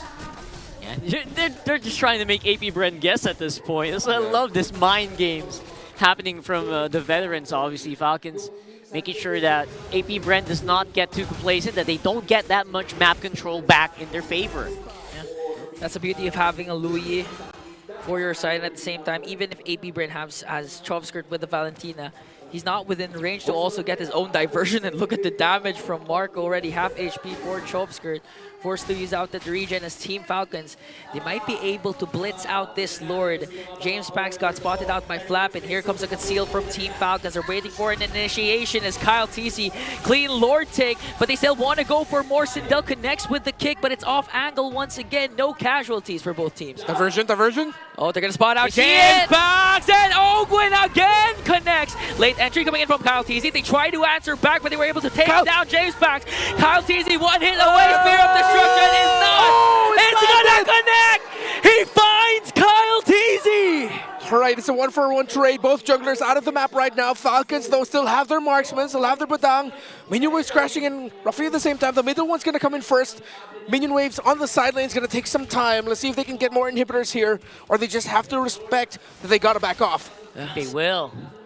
Oh, few. Oh. Wait, look at few. Oh my god, there. Oh. Okay. Oh, there. Forced out the flicker already, but Owen also flickers out. They want to go for the -1 and the mega kill coming in from Marco. Now they're working on the inhibitor, but they were able to clear out the minion, so they save another. Yeah, a lot of health was lost on that turret. Below 50%, he got as low as. That was just the Lord and minion waves crashing in, and that was already getting dealt with by AP Bren, but they still lost health. They continue this pressure. They can keep this up. This is relentless. They just keep it going here. Owen. We're just taunting out AP Bren. And now Flap Flap's in danger. trying to soak up the damage. Kaltizi goes in again. Here comes Sindel. Off angle, wave the dragon once again. There's a diversion on the back. James Banks up against 3. Who is he gonna find? He used the red 3 on the Super Marco, but Super Marco was able to flicker out. Now Flap Teasy. Winter Crown play. One more hit away. But here comes the counter attack of Ogwen! And he was still alive. And Ogwen again with a clap back. They brought down Dare. Next man is James Banks. I was surprised Flap could even do that. He pulled in 4. Actually bought some moments there for the rest of Falcons to actually just dish out so much damage. He still had a Dark Wave and Infernal Pursuit with him. And Ogwen, he was standing there. He was waiting. Diversion? But it's few to go with Kalti. At this point, you don't know. For a moment. It's a friendly. I didn't see the circle in the map. I just saw the circle on the grass. Yeah, that's where my eyes were at. But imagine if Chomskirt, Sindel, and Shizu committed that diversion. Probably would have sworn. Yeah. Easy kill for AP Bren. Easiest penalty of my life. That's true. I got surprised right at that moment. You know, if Kyle Teasy was spacing out, for sure he got scared that moment. Just like, whoa. In fairness, the cameraman was really intent on that, so I thought it was an enemy diversion as well. I also thought it was from Chomskirt. But maybe. I wasn't the only one thinking that. Oh? There's a good one. Oh, it's Few and Ogwen. There. Careful with your bushes. Careful with the check. Gotta wait. No, they don't need to dive on this. All right, not yet. Not quite yet. They can just wait. No magic sentry to check. Few and Ogwen can just take their sweet time here. Yep. Or are they just gonna go back? Looks like they are. No. Already got the holding Thunder on. Fender Okay. anyway, so that's mission success already for Kyle Teasy. Okay, yeah, they reset it instead. Okay. Oh, still very competitive. AP Bren does have a chance here. Chizo's full build. He's got bands and stacks. Crazy. Same thing for Super Marco, who, by the way, again, another unique take on the Kimmy. This time rocking the Sky Piercer with it. And he has a good amount of stacks. If I'm not mistaken, he could be at 3 at this point. It feels like there's no final build for the Kimmy yet at this point, right? Yeah, everyone's like showing. Yeah, it's very versatile, again, because of the skills scaling both to physical and magic. There is room for you to introduce a bit more physical damage dealing items instead of magic. But I think it's unanimous that you want to have Divine Glaive on you as a Kimmy. True, that's true. Chomskirt has his own fist break, but Ogwen starts things off with Infernal Pursuit as well, coming in from Flavis. Kaltizi already secured the Lord. Now they went for Chomskirt. One member down, make it 2. A Sindel also falls in the hands of Team Falcons. That's it. This is going to be a really tough defense here. Yeah, I don't know how they're going to defend against this, especially with 30 seconds on the clock. By the time Chomskirt, out of sight of the map! Diversion onto the back of Dare. Ogwen connects, but Shizu was able to flicker out. And now James Banks onto the back, up against 5. Winter Crown play, but it's surrounded and swarmed by Team Falcons. And a godlike kill for Super Marco, who also has a Sky Piercer. Now Team Falcons 5-man push with Lord in the middle lane. That no visual diversion, love that. Yeah. Oh man. Okay. So destruction. Last attempt to defend Kyle Teasy again Flap. with a late entry. Whoa! And they bring down 2, make it 3. 2 left to defend, and Falcons takes game 1. What an explosive end to that game. You could really tell everyone's just exploding left and right there. And that's just a combo they came up with here. Beautiful usage of both the Badang and the Phobias. Yeah. back and forth, early to mid. Of course, we saw some wins from AP Bren early on that made even me, the Falcons guy here, go, oh, whoa, wait a minute. But then eventually just reached a point where it was way too much farm, not enough kills dished onto Super Marco, and the diversions coming in from a few were just wrecking AP Bren's formation. And right there in the end, I love how they set that up, because Flap TZ saw the members of AP Bren line up. He flickered forward, Dark Wave to help set up for Kyle TZ, who eventually swooped in and took down 2 to 3 in just one big combo from the Fanny. And again, Ogwin, after having some personal issues, according to Flap TZ. Which was just his birthday, apparently. Yes, his birthday. Still went back with a bang. An amazing game from Master Ogwin. In fact, he was the one who turned things around, because during leading up to that point, it was AP Bren who was actually leading. That's actually true, and I was a little bit surprised at how more controlled Ogwin is today compared to usual, where it's a bit more like whenever he can, he throws stuff out. Yeah. The years really have shown. that 1 year plus one. But that's the effect of having your own house, buying your own house. You mature up. MVP is going to be Super Marco for this one, though. As usual, I don't think he died on the Kimmy, did he? Oh, he has one. He died one. Still no changes for the Bulletproof. Still doesn't even speak. Ooh. Interesting approach. He doesn't... Maybe he sold his Feather of Heaven, but he went for the Magic Lantern. Concentrated Energy, we already saw that. Divine Glaive, one of the core items. Sky Piercer, of course, is one of the standout item builds as he got here. And then the Wind of Nature. So the fact that Kimmy's already difficult to catch, it punishes you even more if you cannot catch the Kimmy. It doesn't have the insane range as it does with its key abilities. Yes, key abilities in terms of dealing crowd control. It's not like the old Granger where his Death Sonatas are just like absolute game changers. But if you cannot reach that Kimmy and it has Sky Piercer stacks on it, it's devastating, because you're also playing with burn damage with it. Lantern really helps, by the way. That was a pretty nice pickup. Yeah, for sure. For helping strike down the front line, definitely. And you still have to give credit to AP Bren, though, because there were attempts, especially from James Max, who always waits from behind, trying to catch Team Falcons by surprise. But the problem was the sustain was just too much. And at the same time, he's always going against 5 members. It's always 1v4, 1v5. And unfortunately for AP Bren, they weren't able to pull off a comeback. But again, Team Falcons, they're just literally showing that after the Seabolt Combine, they're one of the teams to watch out for. Look at that beautiful Infernal Pursuit combo. Yeah, Dark Wave, Infernal Pursuit into the Fist Break too. That was disgusting. As they say, very disgusting. That was nasty. That was nasty. Yeah, it achieved the effect. It wasn't just for visuals, right? It got so much. It pushed AP Bren into weird positions. In the end, that Lord attack was just so easy, undefendable at some point. The game lasted 17 minutes, but majority of the game was dominated by Team Falcons. They literally just tried to be disciplined enough to not make, those over-aggressive plays, because they still respect the comeback potential of AP Bren, especially if Sindel finds Way of the Dragon on the proper target, which is Super Marco. But the problem was Team Falcons was literally disciplined all throughout. Yeah, great discipline. They really played around their conditions very well. Let's see if the emblem if there's anything crazy. Thrill and Mystery Shot this time around for Super Marco. And yeah, again, it just goes to show how annoying a Rome Badang can be, especially paired up with a Fanny that likes the fact that there are more walls that he can play around with.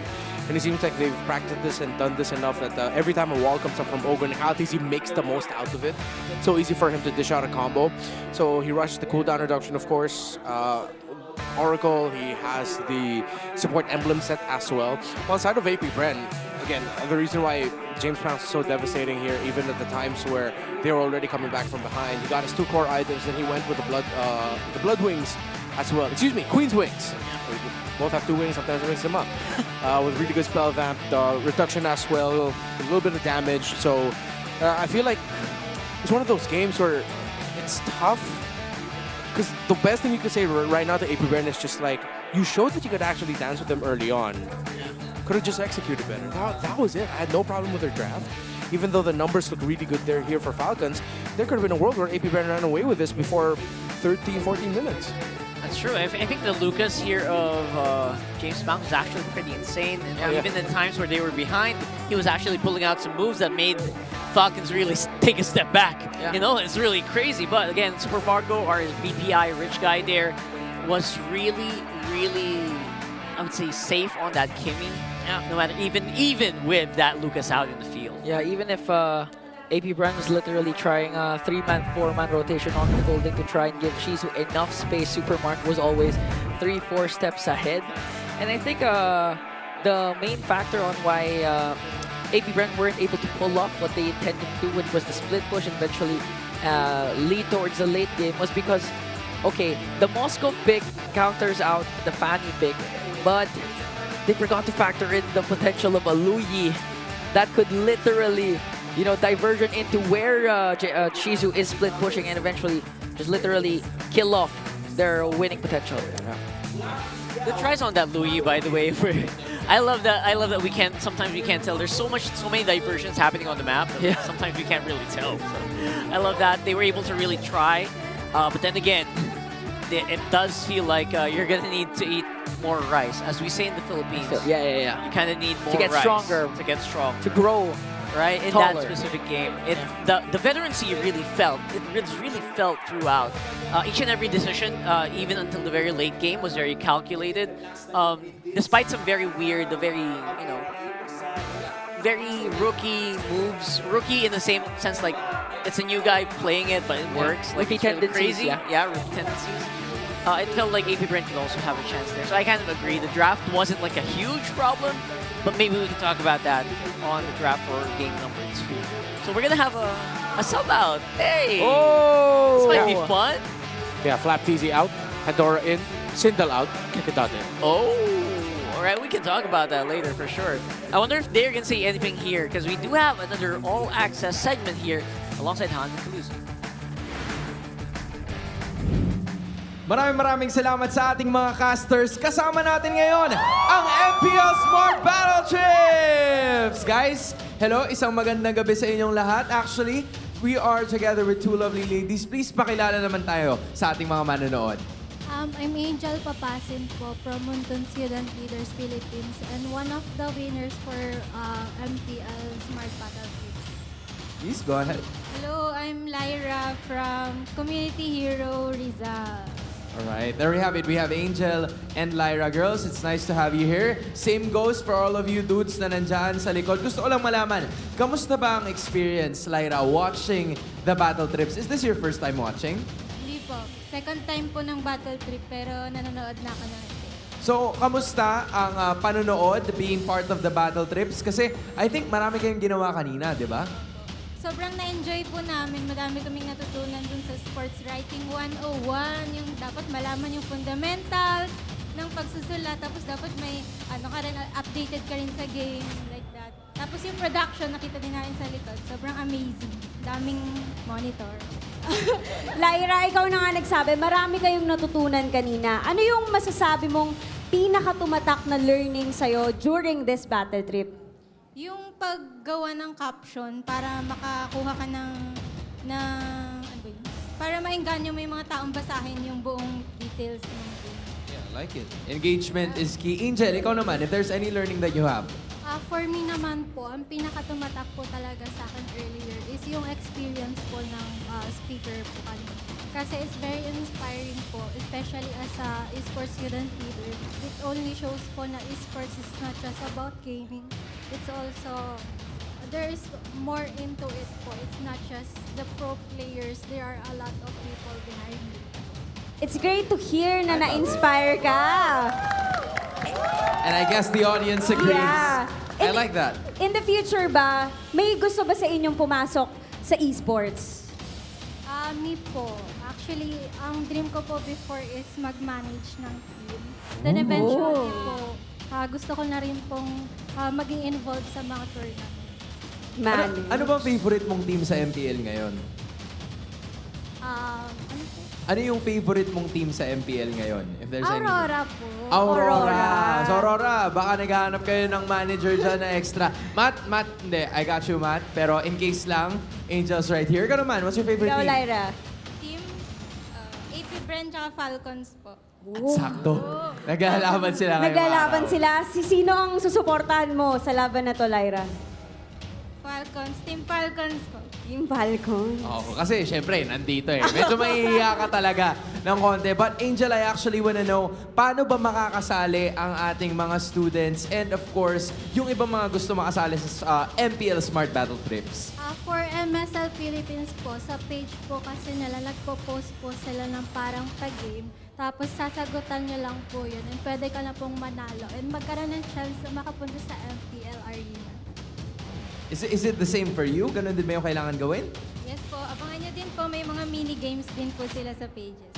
Alright, so forms, mini games, yun lang ang kailangan nila makita. Right, Kalusi? I think we have to do one more thing. Mabilisan lang. Patingin naman ang best ninja pose nyo. In 1, 2, 3. Ayan. Flap easy pose daw siya. Mukhang ready na ang ating mga ninjas for Game 2. Kaya casters, balik sa inyo. I didn't know that was a feint. Fade away. I did mine so fast, you didn't even see it. Do it again, do it again. There He we just go. did. Yeah. Right there. You didn't see that? Put it on super slow-mo, 0.0001. I'll slow it down for you.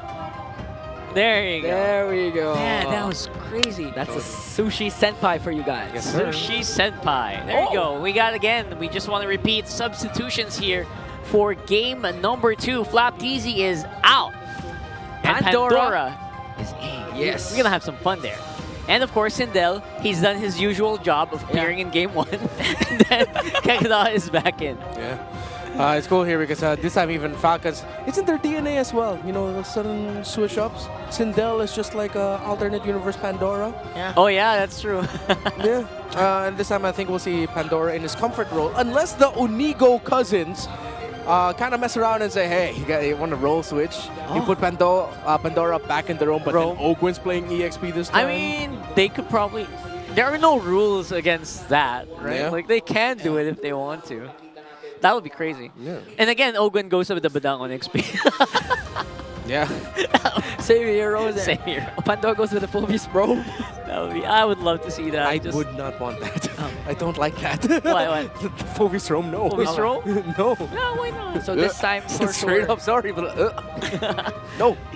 coming into this draft, AP Bren should literally ban out Kalea because there are 2 good Kalea users right now for Team Falcons. Yeah, Kalea is such a huge flex for them, right? I don't want to be Yeah. surprised if even Badang as well. Yeah. So now I have to think about, if they pick the Badang, who's playing it? If they pick the Kalea, who's playing it? Yeah. It's so easy to just ban out Nakalea, but at the same time, you're also thinking, you know what? We have a lot of junglers that also need to get banned out here, so it might not be as easy as you guys think. So watch out for that in this coming draft here. Then again, I'm also waiting for Kalea jungle. I'm waiting for Kalea, Kalea go. AP Like Bren in- decided to go blue side, right? Again, today, for this game. I don't think they showed it yet. Did they show it yet? I think they did, but I think they did, yeah, when we were talking. will they repeat again the Moscow first pick? I mean, That's too much, isn't it? Can't we just talk about that for a few moments? Was that... No, it's tough because they had to ban like the... If ever they could just ban out the Fanny instead of the Joy, leave a Joy first pick option for them available. yeah. It didn't feel like it had the desired effect. No, I feel like them picking the Moskov was like already them sort of like pinched because the Kalea was banned. You can't first pick the Kalea. Yeah. Clearly they didn't want to first pick the Fanny, so they picked up the Moskov instead. It would also be tough if they decide to switch things up. They banned the Fanny, then they picked up the first pick Joy. They probably were thinking about the potential Badang showing up. Because we've seen Badangs before force Joys into very uncomfortable scenarios in Season 15. So, getting into another uncomfortable scenario, like for example, doing a ninja pose while you're running. running in ninja style. Running in ninja style. It's a very uncomfortable scenario, but we do it because it's fun. Yep. You know, maybe that's what they're doing here. maybe that's what they're doing here. Maybe that's a sign for James Panks. Just having fun, you know. What about James Panks? Sign to do what? Maybe. Oh. Instead, go for the Hayabusa with the Kakashi skin. Was Hayabusa banned out early? Yeah, they banned it in the Yeah, first it was banned out. phase. Yeah. Good point, good point. Whew. So many options here, and I still have a lot of faith in the Lucas jungle. Somehow it's just so crazy. Yeah, no, it is. Just keep it alive. I think we've already solidified that the Lucas jungle is great. It's too much. Like at this point, it's really freaking good. I It's, don't- it's yeah. S tier. It's up there. That's why teams can test it and really think about it in the bannings now. I would actually, if I was AP Bren, I might consider keeping that. Again, kind of depends on what they choose as their first pick right now. So that's the big question in my mind. And how important is it that Shizu gets his comfort hero? Like, what's the pool for Shizu looking like right now? We got 3 heroes at least. That's He's Moskov, Harith, Moskov, Harith, Granger. Granger. Literally the, Granger. the top meta gold laners for the longest. So I'm thinking maybe you can ban some of those out. You know, if you're Falcons, right? You're thinking about Falcons here, and you look at AP Bren trying to focus so much on keeping Shizu a comfort hero. Maybe you want to go that route. Just again, have some fun with this one. I feel like they don't need to. Even if Shizu ends up with a comfort hero in his hands, nothing really crazy happens. I think for them that's not a priority. They only banned the Harith. That was it. And that's generally just because Harith is freaking scary. Pretty strong still, despite the changes, right? Yeah. So I know what you mean. And the Granger obviously is like. Did we even see a Granger today? Today, no. I don't think we saw Granger today. I believe we did not. So. Yeah, big questions here. Like, what's gonna be appearing here is going to be up in the air. So today we didn't see a Granger. For AP Bren, if they decide to go again with the Lucas, does that mean that they're also going to pair it up again with the Valentina? 'Cause so far, almost all the Lucas games, if not all, are always paired up with the Valentina. Yeah. Keep it alive. Yeah, you can't give the Valentina away to another team if they're going to be playing the Luca. So, yeah, they're just going to have to. It's also really tough, though, because when you're playing a pick-off style roamer, you pair it up with the Valentina, you can't get that instant burst you want right away. Your burst will come in from your jungler, which, I mean, we got to see. Yeah, especially since Kekedot is slotted in proficient Jawhead, Cho user as well. So let's see if AP Bren will decide to go to that route, because right now they're on the red side. And we are on the jungle bans here for AP Bren. This is going to be fun. So they might be able to put Kyle TZ to the test here if they go decide free jungle bans. For some reason, Matilda not getting banned out today as well, I think. There goes that chip. What are you thinking about here? Oh, you take out Kalea immediately. Kalea's out. But it it Hayabusa. Is that a Kalea insta-lock here? Feels like a Kalea insta-lock. You do it? Yeah, let's go Kalea, honestly. Yeah, let's go Kalea. I got no problem with that at all. See, there's the Kalea, the Juicing. There we go. Yeah, you got like a mega flex. For the first time in a long time, we're going to see the Unigo cousins play together, Pandora and Ogwin. Is this a Phobius Moscow for AP Bren or Lucas? I can't even remember the last time these cousins played together on stage in MPL. Do you remember? Like, it feels like a long time ago. It was probably season 13. Yeah, so. Oh, they go with Granger. Sheesh. All right, first Granger of the day. Yeah, with the Harith gone, it'll still be tough to go Moskov. You need that instant gratification with a burst that the Granger can dish out. Paired up with a double burst. Not gonna like it. And one thing's for sure, this guy's gonna have to go Purify because you know you're the target here, whoever the Kalea is. If I'm few, just lock into Farsam already. Boom. Or Lucas Valen. Or the Lucas Valen, that's true. For Kyle TZ, I mean, Kyle TZ was literally one of the first successful There's Lucas no need to users. Valen because you don't have There's to worry already- about the oh, Valen yeah. getting picked. But they could You can flex just it go- to XP. You can just go Farsa Lucas. Oh, yeah. Oh, yeah. It's, the Lucas will go on the jungle lane. So, It feels like the Farsa got an indirect buff because of the range reduction of Ranger, right? It's just not as easy to hit him anymore. There we go. Still with the Valentine. I know. That's called the champion's mindset. Yeah. Worked out for them. In fairness, there's like a chance it does go XP, so they don't want to risk it, I guess. And there goes Val Oh, okay. Personally, a big fan. Yeah. Lucas needs to go to the jungle now. 100% win rate so far. Really. So now if you watch the AP Bren, you take out the Phobius literally that enables this lineup for AP Bren when they picked out the Leomord. This was literally game 2 draft of AP Bren versus Omega. And that can be really scary. We've seen Leomord comps get really bursty, explosive. Combo that with a Granger. Despite the nerf, I still think it can be really, really nasty. Yeah. Goes to Moskov out. We're still thinking about the gold laners here for Falcons. PH. Yeah. I mean, if ever, it's just going to be a Beatrix or a Clint even for Super Marco. Now, with the presence of the Leomord, might be tough for a Clint to position. At least with the Beatrix, they can get some fast basic attacks in first. Either of those two. Can it still be a Kimmy for Super Marco? Or is it too scary for it because of the Leomord? Yes, actually, it could be. It could be. Especially if they're going to put... Considering that there's going to be like strong pick off crowd control already, Gauntlet Kacha still open for Team Falcons to take if AP Bren aren't going to pick it up. They can go Gauntlet Kacha Kalea. Because since it's Pandon now, maybe they have a Gauntlet Kacha XP option. But again, you can just flex either position. It's totally fine.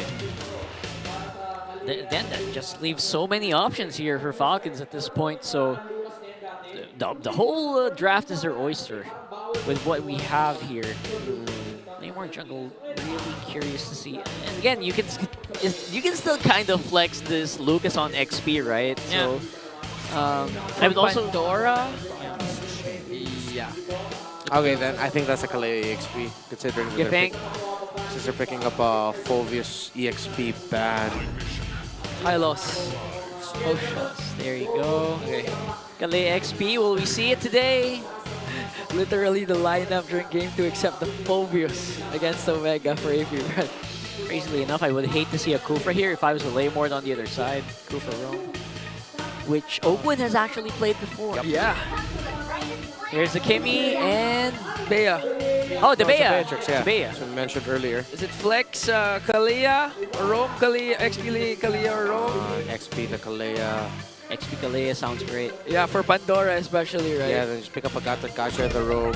No. Okay, CC for Pando. Yeah, Okay. still an EXP lane CC. Oh, okay, yeah. With the glue gone, with the Phobius gone. Now, if you're AP Bren, it's like Hilda. That's pretty good. I mean, it's going to be hard to beat that CC in lane now because of all these bans. Yeah, because now you have to force the high loss into your roam. You have to get Hilda up against the CC.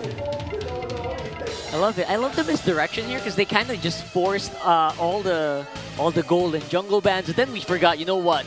You might get beaten out in the XP. Yeah. I love the mind games here. Even the Edith won't do good against the CC in lane and map presence. It's going to be a bit too team fight centric if they go Edith. Arlon. Whoa. Not what I would suggest here. Giving the final slash to Few, he's already showed that he's really good with that. Don't know about that, man. Falcons heavy for me on this one, on the draft. Likewise. Oh man, this is gonna be so difficult to beat out. Not to mention giving a tool to Few, like you mentioned. That's so scary. The good thing is though about this Arlot is that there's so much dive on the side of Falcons that a really good final slash could really mess up Team Falcons' team fighting here. But that's like one scenario. Every other scenario shows that Team Falcons should be able to sweep this up. Oh. Forced out the Arlot for the side of AP Bren, but again, you have one more surprise factor in the form of there's Arlot, so still things could happen for AP Brennan as they try to extend it to 3 games, but I do have to agree with you guys. Team Falcons lineup looking so balanced and literally has a huge advantage over AP Bren. Yeah, so here we go. We are looking at the possible last game. Honestly, with the draft, it's in my mind, it's just a possible last game here. AP Bren has to... They can Welcome minus to one Mobile really quickly, Legends. right?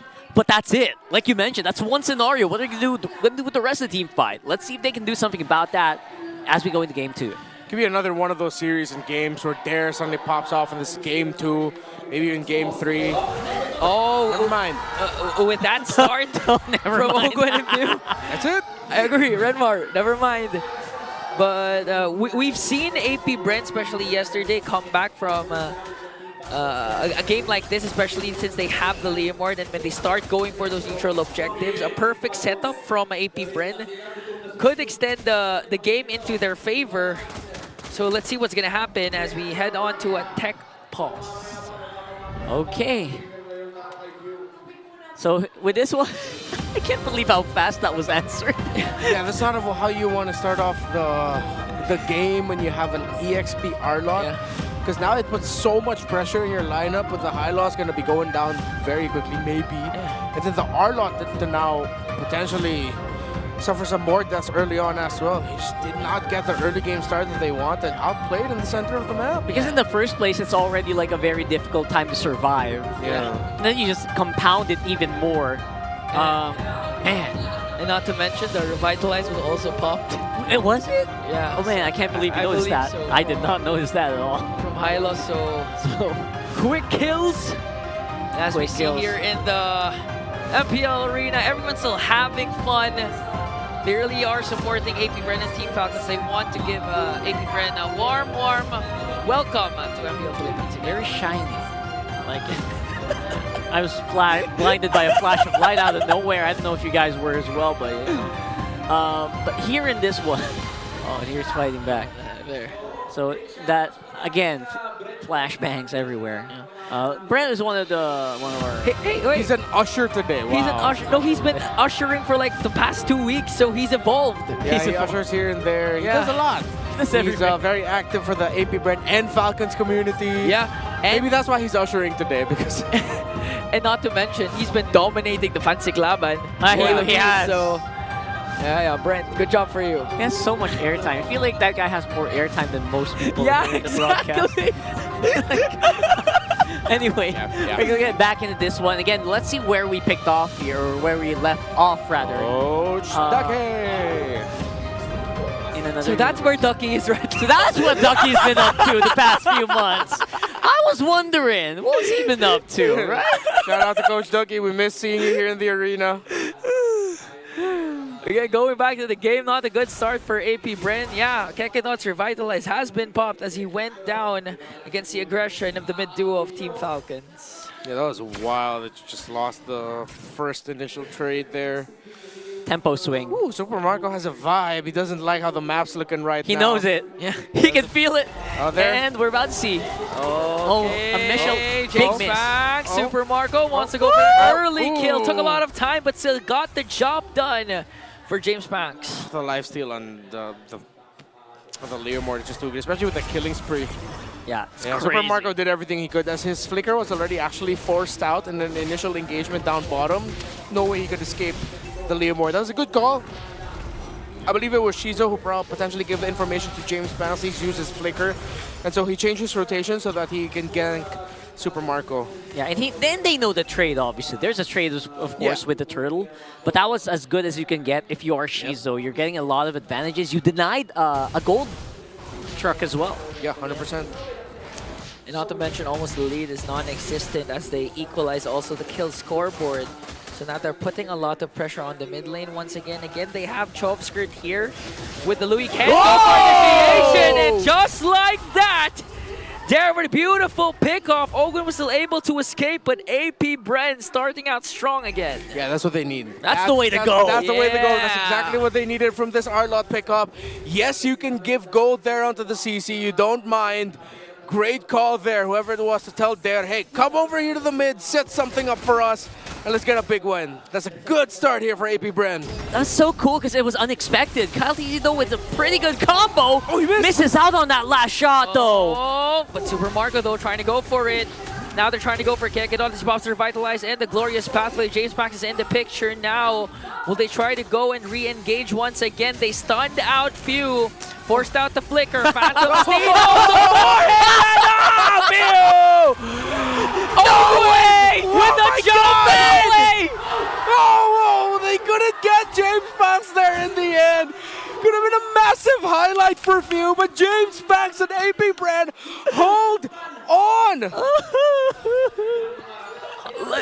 Few said literally hold my drink. I'll show you that I can also do that. What is this guy eating? Put it on picture. Give us a replay, please. Please. I know, just a short one, man. That was so insane. Even I couldn't think about that. But still, credit to AP Bren. They were able to pick off Ogwen, who literally just sacrificed himself for the sake of saving their mid laner. So AP Bren still not wasted initiation for them. Yeah, that's not bad at all. Again, yeah.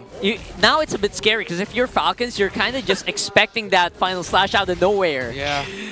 Or the Phantom Steed from James Banks as well that Few manages to get. But now AP Bren, 5-man rotation on the Turtle Pit as Falcons will no longer contest. True that. Man, this is becoming spicier than I thought it would be. This is a pretty cool matchup. Yeah, AP Bren getting some wins. They're able to counter.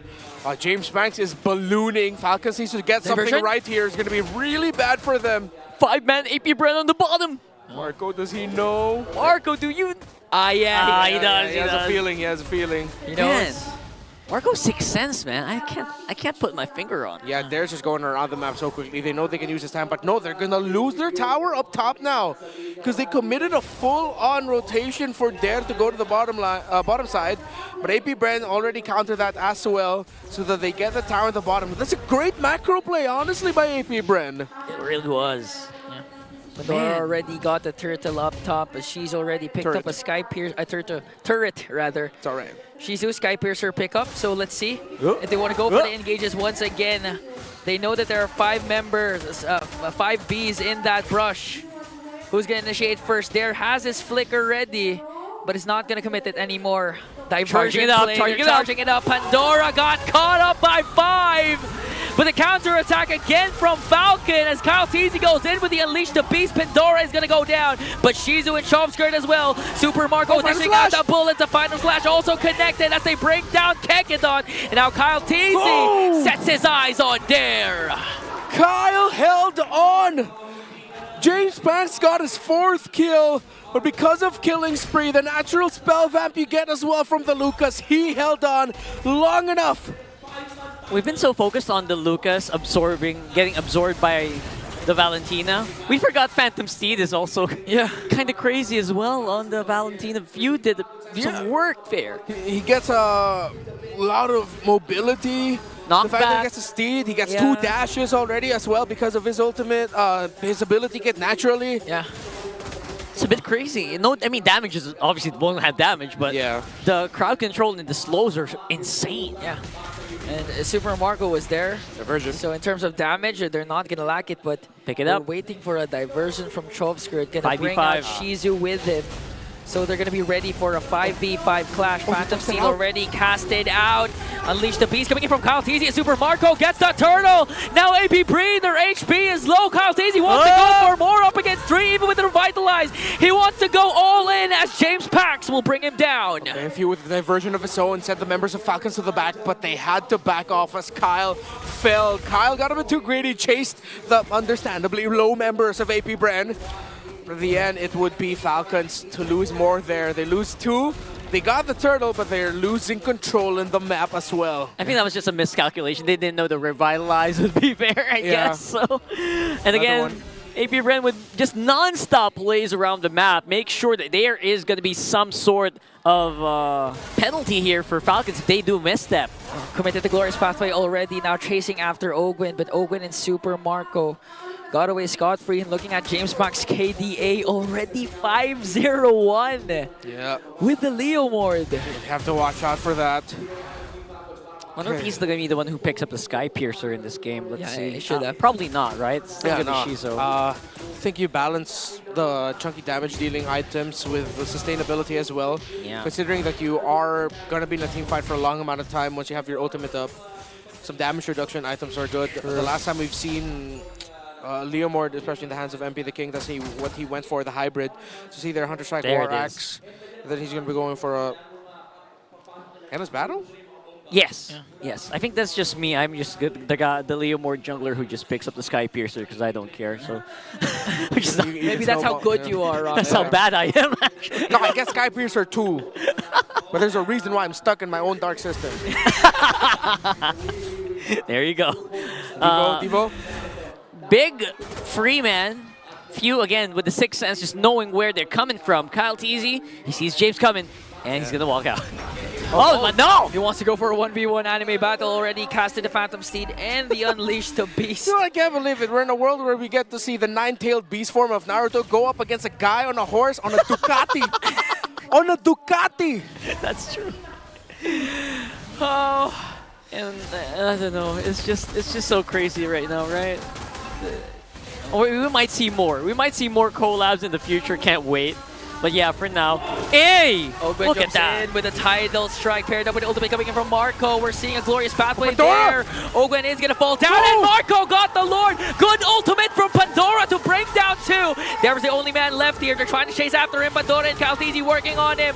With the final slash, it's not going to connect, and a double from Pandora. Shizo is left.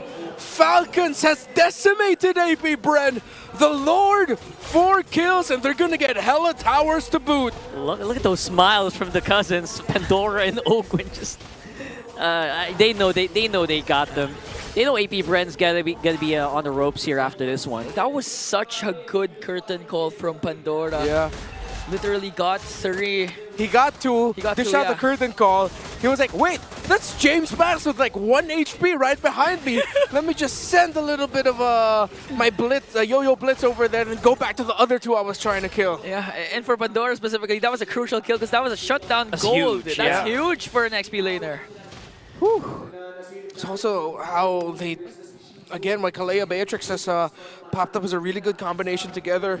3 core items already for Kyle Teasy, up to the Queen's Wings. And this battle was the 3rd item built by the Leo Mord. Wind and Nature 3rd item here for Super Marco. So this is definitely the attack speed Beatrix that you guys know I love. It's Sea Halberd, Malefic Gun, and the Wind and Nature. Definitely more mobile compared to like the sniper build, right? Yeah. So this is definitely something that you're gonna have to think about. And again, it kind of shreds the Hylos as well. There's the conceal from Falcons using Did they use it? Pandora as bait. Yeah, but got spot. Oh, hit. There you go. No, but he doesn't know how many people actually there are in the shrub because you don't get the vision provided for you anymore. Yeah. You just get the indicator like at the top portion of your screen of who you hit and how much damage you dealt to them. That's pretty huge. There, Again, he right knows there. Pandora's there. So that's something you have to think about.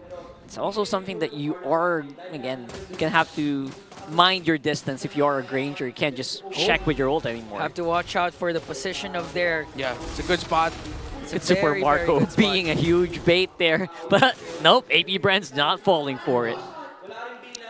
Fleeting time pickup here from Ogwen so they can be as aggressive as possible now, especially that flickers are up for both teams.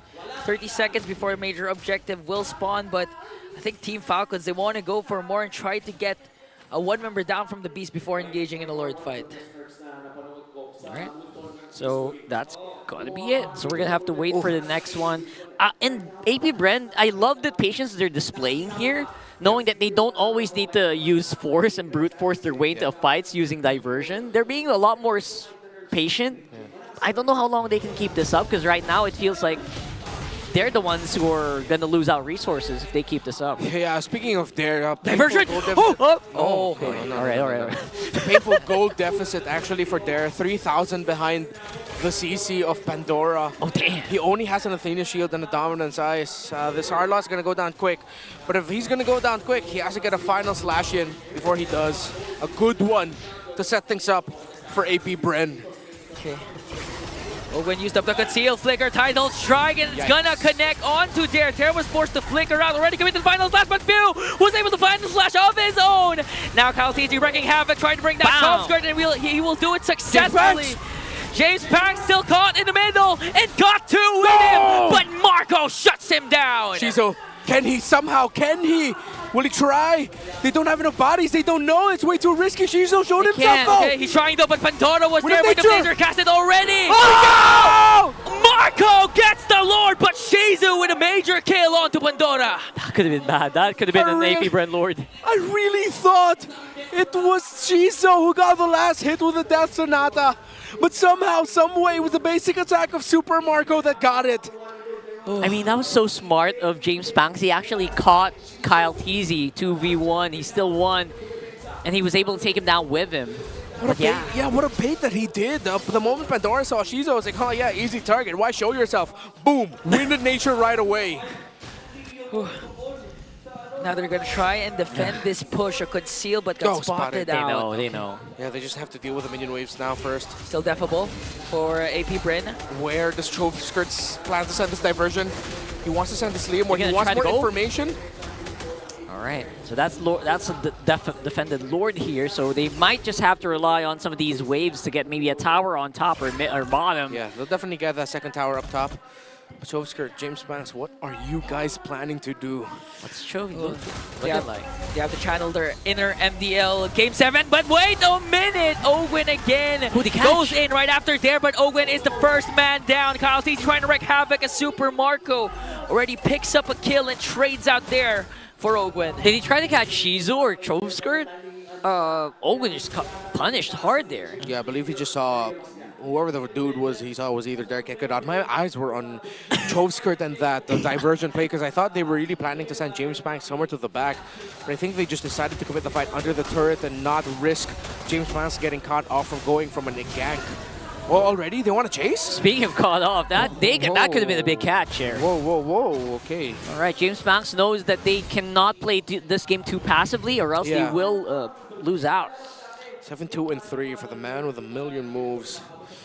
Except this time he's the man with a million hooves, I guess. I guess so. Since that is a motorcycle, you know. So. Oh, right. Yeah, it's a bike. But I mean, it's my pun isn't worth it. No, it's like a horse with a million hooves. It's still barbell. It's going around. Yeah, it's multiple horsepower. Multiple horsepower. Well, there you go. Wow. There you go. Wow. If you can do that, I think AP Bren can come back from this game also. Hell yeah. There's a possibility. There's a possibility. That is not as motivating as you think it is. People did not see the connection, but it's okay. It sounded motivational. I feel like somewhere AP Bren just had their nose itch, just like, someone say her name? Okay. Few has his own Phantom Steed, so no diversion plays coming in from Falcon. So let's see if Chovskirt can utilize this. They're going to wait for the purple buff and eventually engage against Team Falcons. Luckily, they still have all their inhibitor turrets intact. I guess that's what they're also trying to do, just not show Chovskirt on the map so that they will not give away the diversion. Okay. What? Did they say your name on the Filipino broadcast? Yeah, I think it's because of Leomord. I heard your I heard Leomord and then Rockhart. It was a midnight giving you a shout out. Shout out to the Filipino broadcast. We're gonna get where it's going. Okay. I'm not that good yet. Oh, here we go. There's a potential diversion. 4-man. The Lord. 4-man, they're gonna wait it out. Okay. All right.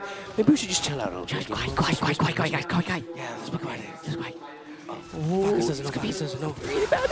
Oh, okay. No, they got spotted. Oh, they panicked. They panic. Oh, they gave up their position a little bit too easy, but you know what?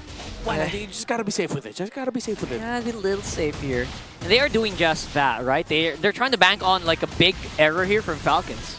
Yeah, might be a goal signal for Falcons. Know that the diversion isn't up for play. Few just zoning out 5 members. We're waiting Final for slash! their final slash. Paired up with a Phantom Steed. Ogwen is going to fall down. Super Marco trying to hit, but he's not going to connect the Winter Crown coming in from Kyle Teasy as Super Marco brings down Dan, but Kyle Teasy also falls down. Another Lord for Marco, and he's going for more. Shizu's Immortality pump and got shut down by Pandora. All right, that's a little insane here. They're chasing it up, but there's no one home. K not able to make it out alive. AP Bren, they were zoned out, pushed back because Kyle Teasy sacrificed himself for the team. Falcons still walk away with the Lord. They buy themselves time, but now AP Bren sent the diversion up top to allow so that they can intercept the Lord and that it wouldn't be used by Falcons. Falcons have bought themselves time. It's not over yet. It's a 5K gold lead, but at this point, AP Bren definitely comebackable. Comebackable indeed. At least they're proving that there is a universe, there is a set of combos that can kind of delete 2 members of AP Bren, make that free. Yeah, and it starts with there, as we mentioned, getting a good final slash in. Because of the difficulty he had to third item, Immortality Ogwen, not gonna go in. Nice bait. try to bait out some ultimates, maybe make the fight a bit more in their favor. Yeah. Okay, so the minion waves are still going to be favoring Falcons here, as AP Bren hasn't even cracked the tower in the mid. Significant damage to the tower up top, but not the one there in the bottom lane. The unscathed right now. There. Forcing his final slash. Oh, here it is! Okay. Now there's immortality is going to be popped.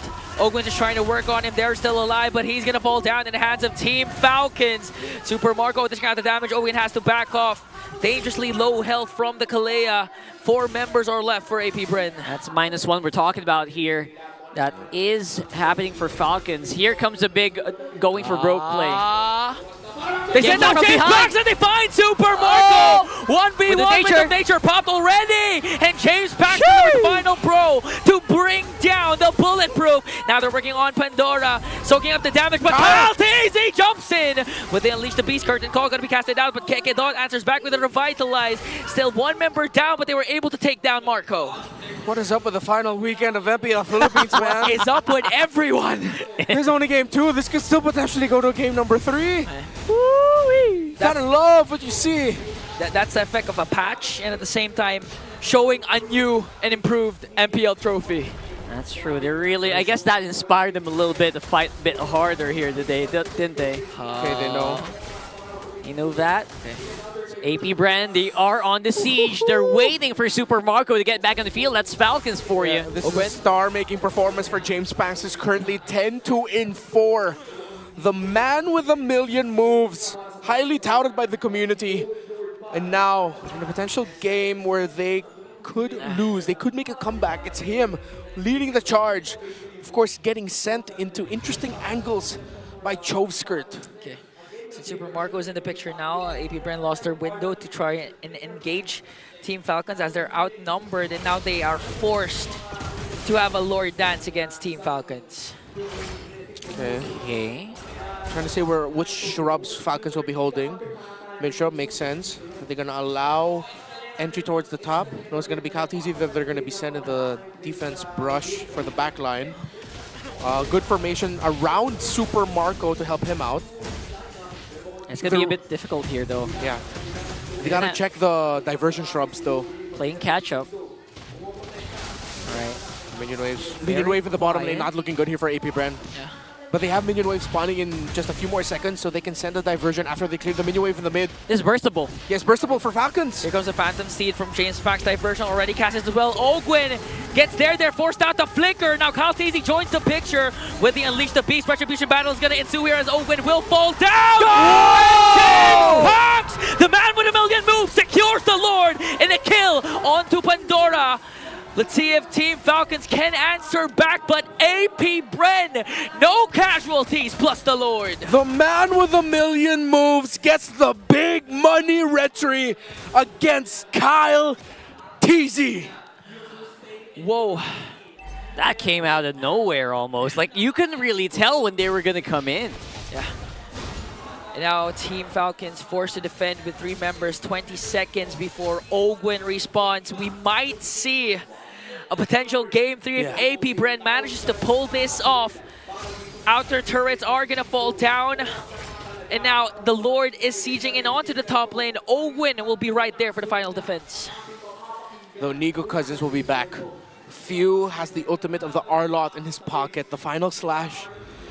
Well-timed one, a good one. Can spell doom for AP Bren. Okay. There's no flicker for there. So every initiation that AP Bren will ensue here is going to come from the front. 3 immortalities on the side of AP Bren. That's this a looks lot. good, very good for them. Okay. Only Ogwin has his immortality up. Final slash already committed. Phantom C plus Glorious Pathway. And they burst it down. Pandora, all of a sudden they're gone. Ogwin with a conceal. They're trying to go for the defense. But AP Bren lives on and extends the series. That was a little unbelievable how they were able to swoop that out under the hands of the Falcons. And we are pushed to game number 3. They are at it again. Play Sindel in the first game. Sub him out. Game 2. Get the dub. It was a long game. This will test the fortitude of Falcons, and even the fortitude of AP Bren. That was a long game. Number 2 was a crazy back and forth. James Banks is going to get his flowers. He will be the MVP in this game. Yeah, guys, so far, James Banks Leomord is undefeated. 3-0 for James Banks. Most Leomord are undefeated. Everyone who used it. It has 100% win rate. Oh, until now? Until now. Okay. So, I think so. I don't remember Leomord losing the season so far. Ever since that rework. But man, oh man, that was so unexpected for me, honestly. It kind of just depended on like their final slashes at the very end. Even without the flicker, they were able to make it work. And the combo with the High Losses Glorious pathway, it became almost impossible for the rest of the Falcons to actually approach that big battlefield, that kill box set up by AP Bren. Well-deserved MVP. James Banks has his own intermission number there. MVP with the Leomord 10-7. KDA. Yeah, oh my goodness. The only sustainability that he has, the immortality, he didn't even go for a balanced build. He went for raw freaking damage. And being able to recover through killing spree. And of course, the endless battle with him. And it worked so well. It worked so well. Just a little bit of lifesteal, obviously, with endless battle, but that barely makes a mark. So that was this is actually a very glass cannon build here that did net them some pretty good pickoffs, starting with that very first on the bottom. I mean, it goes well with his playstyle because, again, we can expect the Leomord to have those late entries wherein Falcon's resources already are expended. That's why even if he doesn't have defensive items apart from the immortality, it's hard to burst him down. With a 94% kill participation, he only suffered 2 deaths. That's amazing work from James Banks. I'm also a little surprised by how the Lucas actually fell off in the late game here. Yeah. Didn't really do as much as we saw in the first few minutes. Exactly. There were a lot of times where it's like, oh man, they're just going to get wrecked. But Revitalize coming in the clutch for AP Bren. This was the one that you pointed out earlier, Rockhard. Yeah. I wouldn't be surprised to see if this one, Kakadad will be able to get a good Revitalizer. No, he even goes down quick. Yeah, it does. So this time, I know this is the one that Falcons won. I'm waiting for the last big team fight. The explosion of skills. This happens way later. That was a time where, yeah, even the Lucas didn't really do as much, and then James Banks' scaling really showed. Could have gotten free there, James Banks. That was crazy. Yeah, I mean, we also have to commend there. Even if he doesn't have a shiny KDA with 0-4-5 so far in the mid-game, his crucial final slash was the glimpse of hope AP Bren needed to extend this game and eventually extend this series. I mean, even down to the Lord objectives, there was really clutch when it comes to his own final slash.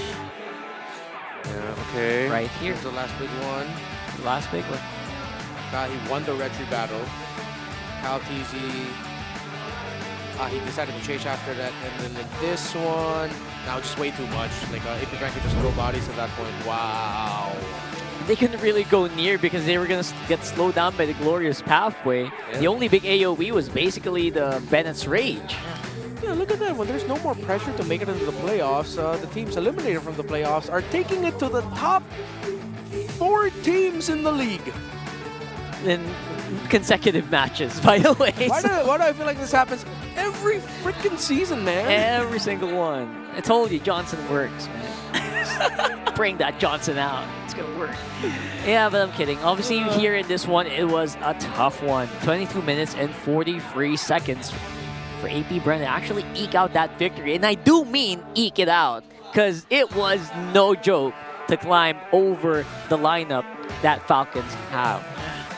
Not to mention, prior to the last Lord Clash, one inhibitor turret already was broken from the side of AP Bren, but fortunately it was on the middle lane, so they were able to keep all the minions kept in check, and at the same time, they were able to utilize the diversion to their advantage.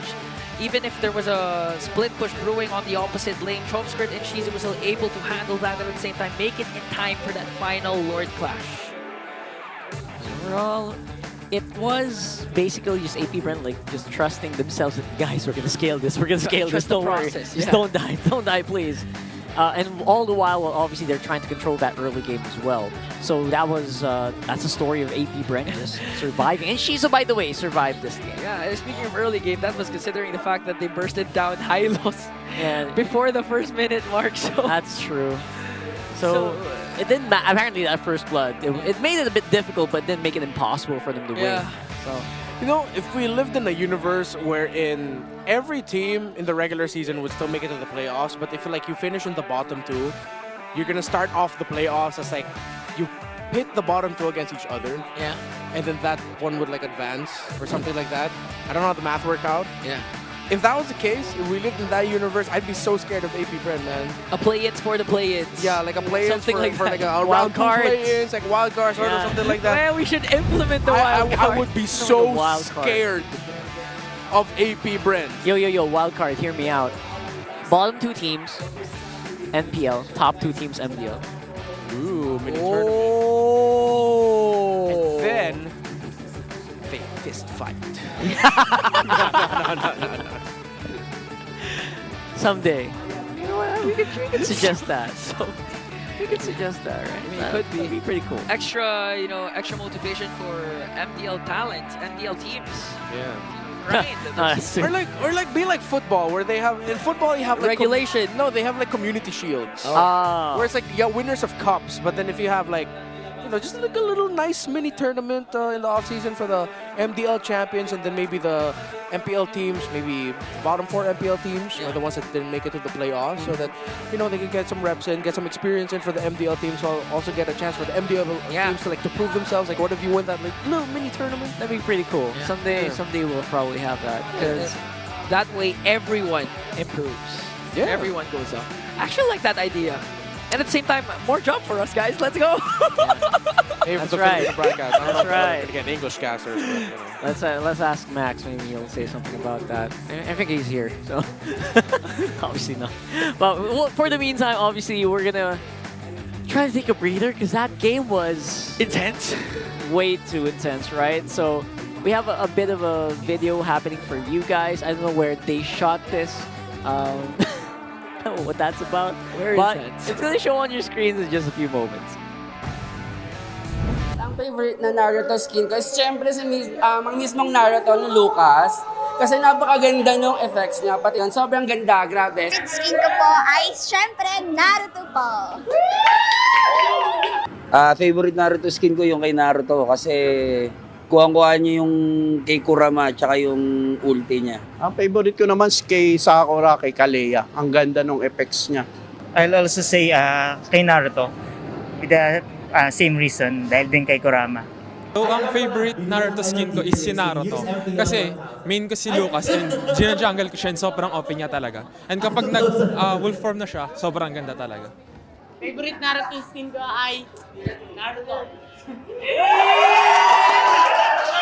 My favorite Naruto skin is yung kay Sasuke kasi he's really one of my favorite characters in the anime. So, finally, meron na siyang skin. Hello po. So, ang favorite Naruto skin ko po ay yung kay Kakashi, Hayabusa. Kasi Hayabusa lang po yung ginagamit ko doon. Ang favorite hero ko po sa MLA, si Kalea. Tapos yung skin niya kasi maganda ngayon, yung kay Sakura, yung kay Sakura. Tapos ang gusto ko sa kanya, ang galing niyang kaya niyang pasukin yung hero sa loob ng tore tapos ilabas niya. Ang favorite na Naruto. Man, I'm very, very rich fans. They all have their Naruto skins, right? I envy all of them. I envy them. At this point, I'm on track of getting the Gaara skin alone.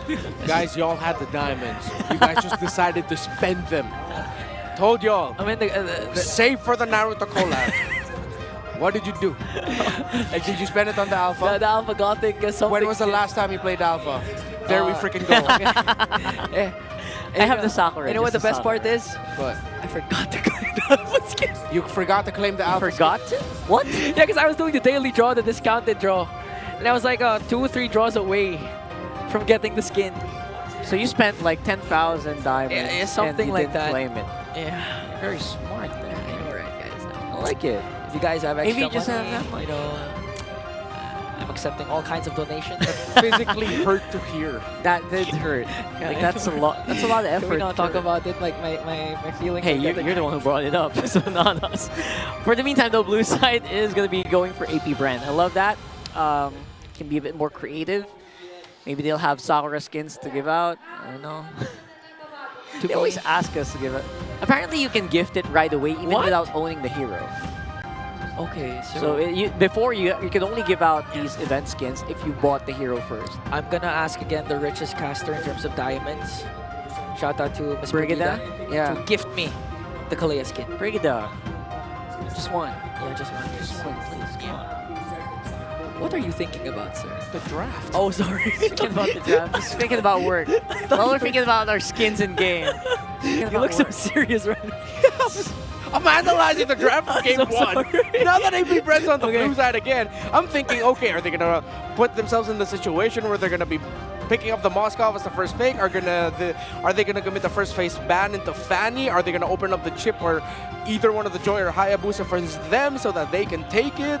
Yeah, that's what's going through my head. It feels like there's so many options, right? There's so many available paths to go through the draft here. Will this Lucas still be prioritized with the way that we saw in game 1 or 2? Maybe. But at the same time, we've also been seeing Fanny blue side ban, so that could be a route again that AP Bren does, so they're not forced to use out the Moscow in the first pick and be Exactly more what I just flexible. said. Yeah. Sorry. Yeah, so that route for them. Yeah. It's a good route to go. No, that's cool. Like, repetition allows us to get the really get the message across. Just like in the classroom. Yeah. You know? Yeah. But yes, 100%. I don't think that. Do you think we could get Shizu back on the Moscow just for fun? I think that was better for him, right? That I think based on the Granger performance. that Granger game, maybe it's the reps of like having to do it in a season where Moscow is just king for the past like 8 weeks or 9, 10 weeks. 3 Not months. really, it was Granger who was king. Moscow was always just like the, all right, guys, I'm here if you need me. If you guys don't feel like playing Granger or Harith or Irithel, I'm just here. I'm just here. So yeah, that's what I'm saying, right? Like maybe they got used to just practicing the Moscow so much that maybe that game just became muscle memory for them Or compared to maybe- the Moscow where they had to like make a lot of like decisions. I'm sorry, you said Moscow twice. What do you mean? Granger, Moscow? Granger, like maybe they got so used to playing the Granger. Okay. Yeah. That Sorry, thank you. you know, it became muscle memory. The Granger just became muscle memory, and it was better for them compared to the Moscow, where it was more important for them to make good decisions. Yeah. Yeah. What if in an alternate universe, Team Falcons decides to not ban Harith? Not ban Harith's Harith. up for grab for Shizu.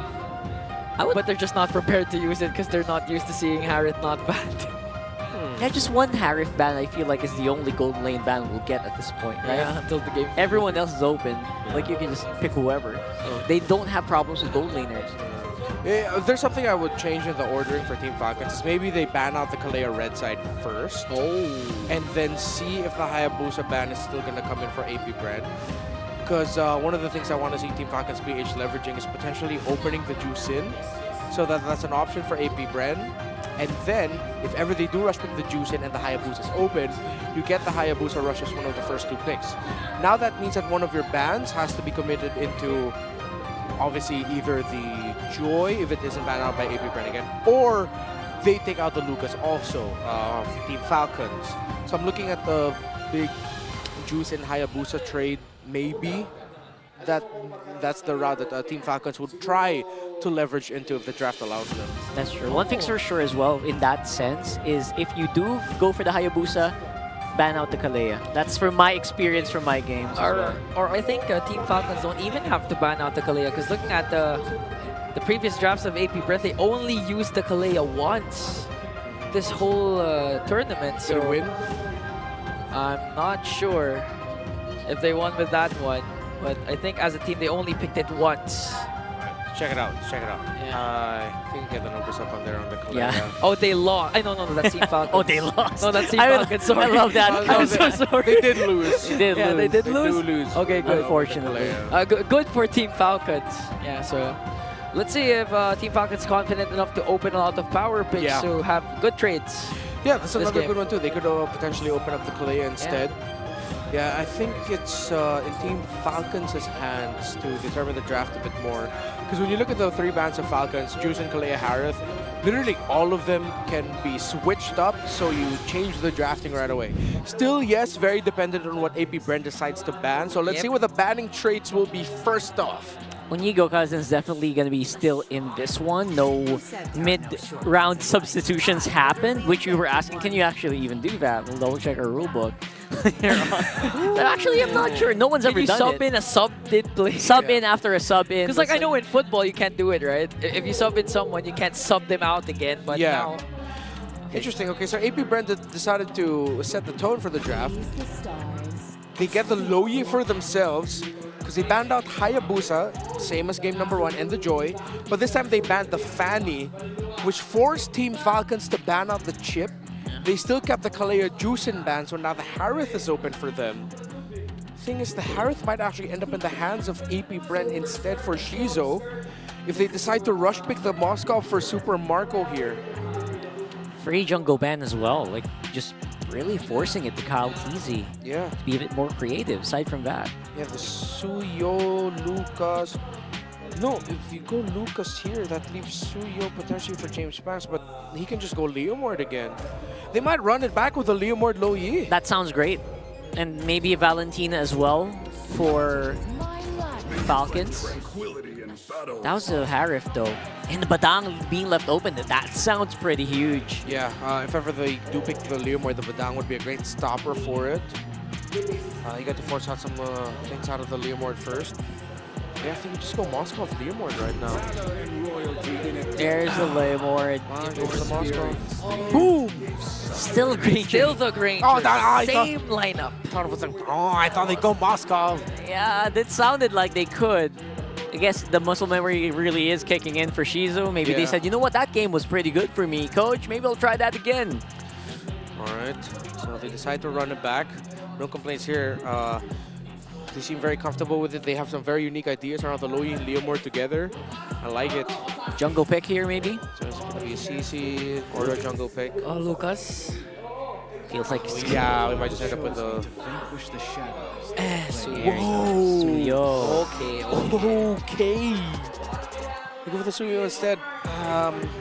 So Falcons are going to need a strong combo in the center of the map to get some early pokes in. I wonder if they turtle or if they go for the Sicilian instead. Because if they get the Sicilian Harith combo locked in case they lose early to me this time around, knowing that they're up against a very confident team that probably will be way more aggressive this time, you gotta have like really good mid to late game insurance for you. I think I'd like to see a Sicilian on the side of Team Falcons. Possibly, yes, they could. Honestly, I feel like despite the slow nerfs, you know, to the mid game of the Sicilian, the late game is relatively the same. Yeah. So, you know, that makes sense.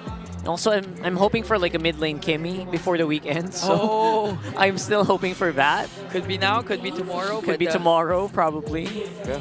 AP Bren bans But out it is too squishy. In this specific scenario, it will get demolished by the Leomord. Yeah.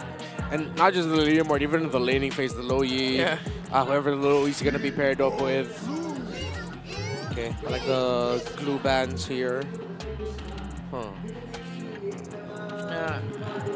They don't need to go pick up. They can just go for another double tanky front. I think Gatot Hylos for AP Bren would be great. But if I'm Team Falcons, you have to think about taking one of those away. Either the Gatot or Hylos gets picked up by Falcons because you cannot give both of those picks to AP Bren. Especially if they decide to go double revitalize. Oh, that's going to be so hard to break through. Yeah, that's true. So now, Coach Jeff, AP Bren, did they go out and ban still a mid lane or the Gatot Hylos? They still opt for the mid lane ban. We're trying to get rid of some shenanigans here from Few. And there's the double revitalize. They deny the Hylos. Yeah, they had to pick up one of those two picks for them. Baksha! Is this a Baksha rope? Or XP? Oh, yeah, it could also be XP. Woo-wee! Baksha rope! All right, if you're gonna go Badang on us, you know what? Do your worst. We'll deal with that. Oh, and that's a lot of shields on the side of Falcons. The Harith, the Badang. Oh boy. Oh boy. The mid laner just go Sicilian. You need the Sicilian at this point. Get the late game. You need that range. Yeah, you need the range. You can't go static with Eve. Farce is gonna be risky. At this point, I think Falcons need to double down on the fact that mid to late game is going to be their sweet spot. Their damage output is going to be so neutered as well because the Harith can't go too ham. Not even an Aurora can handle this with good crowd control. Just focus on the mid to late. Go Sicilian. Valier? Okay. Okay, against the Baxter Esmeralda, Leomord. That's perfect. See if he can pull it off. Let's see. It's a perfect answer, honestly. Wow, what a draft battle here in our game number 3. Oh my goodness, can it get better than this? Now I'm a bit torn. I'm a bit torn on this one. I'm gonna be real. It's gonna be hard to actually see who comes out on top unless they actually play it out this time. Yeah, I think we have to get a really close look at the early jungle rotations. Who gets the second and third turtle of the game? Who's going to be going for the switch first? Looking at the numbers, the early to mid game and late game potential for Team Falcons significantly higher because they do have the Harith on their side. But this Esmeralda has shown to be such a bane against heroes such as Badang and Harith. She's so much stronger now. Good sustain. She holds on longer when she's up against heroes with shields. Okay, load up in the game number 3 here. We are going the distance here in this one, and I am not Mobile disappointed at all. This is going to be a very fair fight. We're going to see a boxer roam. Yeah. So, you know, I think it's going to be fun here. Oh. Okay. You know, apart from the jungle rotations that you mentioned, I'm kind of leaning towards the fact that Super Marco needs to dominate the laning stages of the game before we head on to the neutral objectives, wherein there with the Esmeralda is going to be present in major team fights. Team Falcons need to make quick work of the early game. Yeah, look at the start here. It was leashed by Kekadot with a little bit of help with damage from Shizo and Chovskirt, so that once James Banks gets to the purple buff, he's able to take it very quickly. So it matches the pace of the Suyo on the map, who will get the Little Wanderer. It's a 3-man rotation presence. It's going to be a Beetle invade for the Leomord.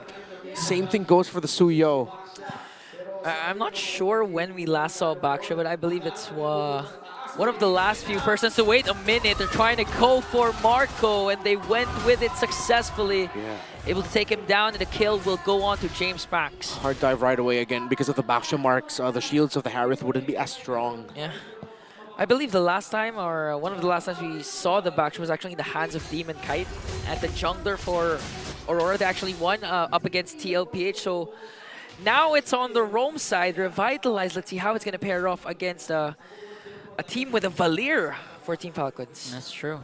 The Valier is definitely, it's not really like a band-aid. It's actually a really good counter to most of these heroes. But at the same time, it can kind of just get overwhelmed here very easily. So again, kind of have to see where they start off here. And then they're going to start off with the turtle. No falling star moon yet.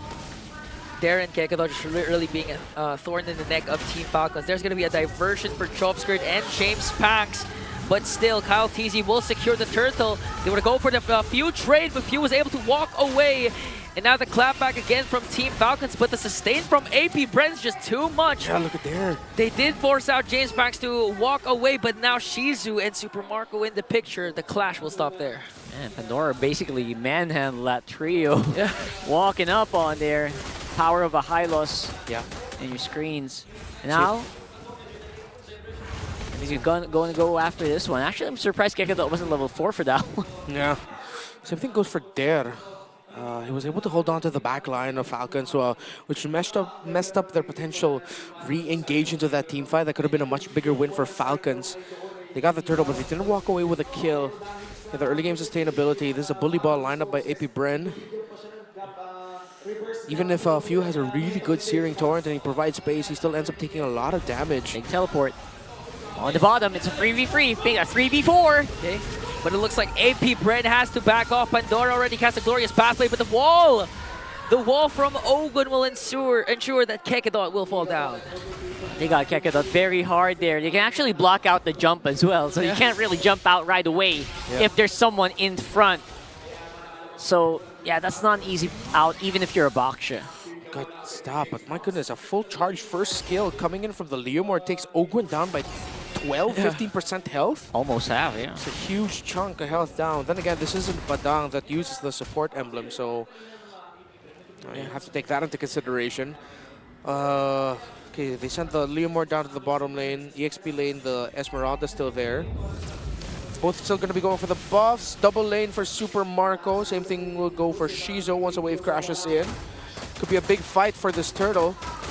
Yeah, you just imagine James Max damage so far is like that already, and he can opt to go again full offensive and just have an immortality just like during game number 2, considering the fact that they have there and the Kekidot 2 tanky frontliners that can tank up the damage for James Max.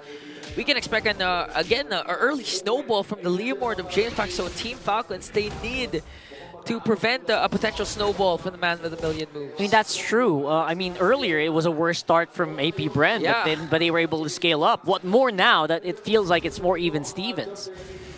Okay. Again, you have to watch out for here one of the main behind. version. Another good angle. Great angle here. There's James Max again with the Phantom Steed. Countered out with a Glorious Pathway. Good pushes coming in from Few. Keke Dodger soaking up the damage. Look at the sustain from the Baksha, but he has to back off. Health below half. Now Team Falcons still holding on to this turtle, and they're gonna secure it successfully. There tries to go for the back, and Team Falcons, no casualties so far. Man, these battlefields are getting very, very messy. So many land traps that you have to avoid and walk out of. And it's becoming very apparent that Falcons are able to navigate this a lot better. It's a lot harder for AP Bren to make stuff happen. Lots with of a Valyrian. Lots of effects on the ground, things to avoid, some key stunts, knockbacks. So both of them have them in space, but then again, the reason why we hyped up the Valyr pickup is a really good Searing Torrent does mess up the team fighting of AP Bren. However, they can recover. They have a very strong front line, which eventually they can just bulldoze their way through it. Oh, Kaltizi. Okay. Oh, he flashed the sticker. He knows. He had a feeling. I was like, he even showed up a nice try. Okay. All right. It seems like every member of Team Falcons has a sixth sense. Everyone's sensing some things that can come from AP Bren. And now they're trying to help out Shizu here, but 3-1 rotation from Falcon will stop, and they're going to go back to the mid lane. It feels like they just assume that if someone's gone on the map, he's right next to me. Yeah. That just feels like what they're looking at here. This is the only time it's safe to assume things. Yeah. Yes. I remember there was a time, too, that the Esmeralda is great against lineups with the high loss, because against the Esme, the high loss does nothing. Yeah, you're got the ring of punishment around you, but it's only so much that you can do to it. He can still dance and absorb you, your HP. Exactly. Well, the Esmeralda is going to be the one who's really happy about that. He's like, all right, there's nothing I can do. She's just dancing around me. Just regenerating health for me, bro. Yeah. So. But at the same time for Falcons, the Glorious Pathway paired up with the kit from Pew. It's just also too much from AP Bren. The slows are just immense. Even if AP Bren has a lot of sustain, eventually they're not going to be able to reach out the backline of Team Falcons. It's the Phantom Steed of James Mounts. That's going to be the X factor here. And even, of course, a good diversion, which Chove Skirt has been a very... He's not hesitating to use it. Sending Here we James go. Mounts. Gonna send out James Max. Still Great not angle. spotted out by Team Falcons. Already committed the Phantom Steed. Kyle Can't Teasy get charge in. He also has to revitalize, but still gonna get bursted down by Kyle Teasy. Next man is Kyle, but 2 also fall downs for AP Bren. An even trade. And Shizu wants to go for more. Here comes the Purify from there. And the Star Dance to bring down one more. Pandora bites the bullet of Shizu. There you go. That is how it's done. A great counterplay, even in the end for Falcons. But AP Bren, their maneuverability, actually they netted them again. And there as well in front, just no one can really beat him down. Massive wins for AP Bren. So unfortunate. AP Bren, where has this been? Where has this AP Bren been? The creativity in the draft. Let's not talk about the Moscow first pick. But what they've shown up in this game 2, now this game number 3, the confidence, good positioning, they're checking conditions. Where was this AP Bren for majority of the season? It hurts that we're only seeing this now. It seems like the key so far for AP Bren is the tandem of Louis and the Leomord. Yeah, for the past 3 wins that they have, These are the two heroes that are consistent, and now they're aiming for a fourth win with these two heroes. Now they've paired it up with an Esmeralda box shot! And they spot out Ogwen. Still got caught out by the Piercer of Shizu. Another kill, another stack at Silent Kid. They're not even done. Might be too deep. James backs up against a lot of the members. But still, he's alive. Oh and they were my able God. to turn things around by bringing down Few and Pandora. Next man is Marco. And again, the bullet of Shizu penetrates the bulletproof. They can bulldoze this really quickly. Kaltese is going to be so hard to defend this. Again, Owen's going to be back in. AP Bren showing off impressive team fighting. There's Falling Star Moon. And now another diversion just to go get on out of here. Bye. Falcons. This does not look good for them as AP Bren. They can just, again, bully the Suyo into submission here. The Esmeralda pick coming in clutch again for another team that was brave enough to pick it. First it was Aurora. Watch there. He's going to show up here. Big Falling Star Moon. Oh, they cut it out. But you saw the tail end of it right there, actually. Yeah.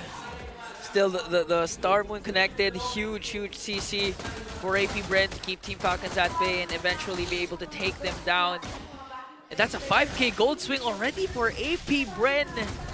No more third turrets available, and at the same time, they're literally dominating this by trying to go for more. Crucial first objective up for grabs, and they go for the diversion once again.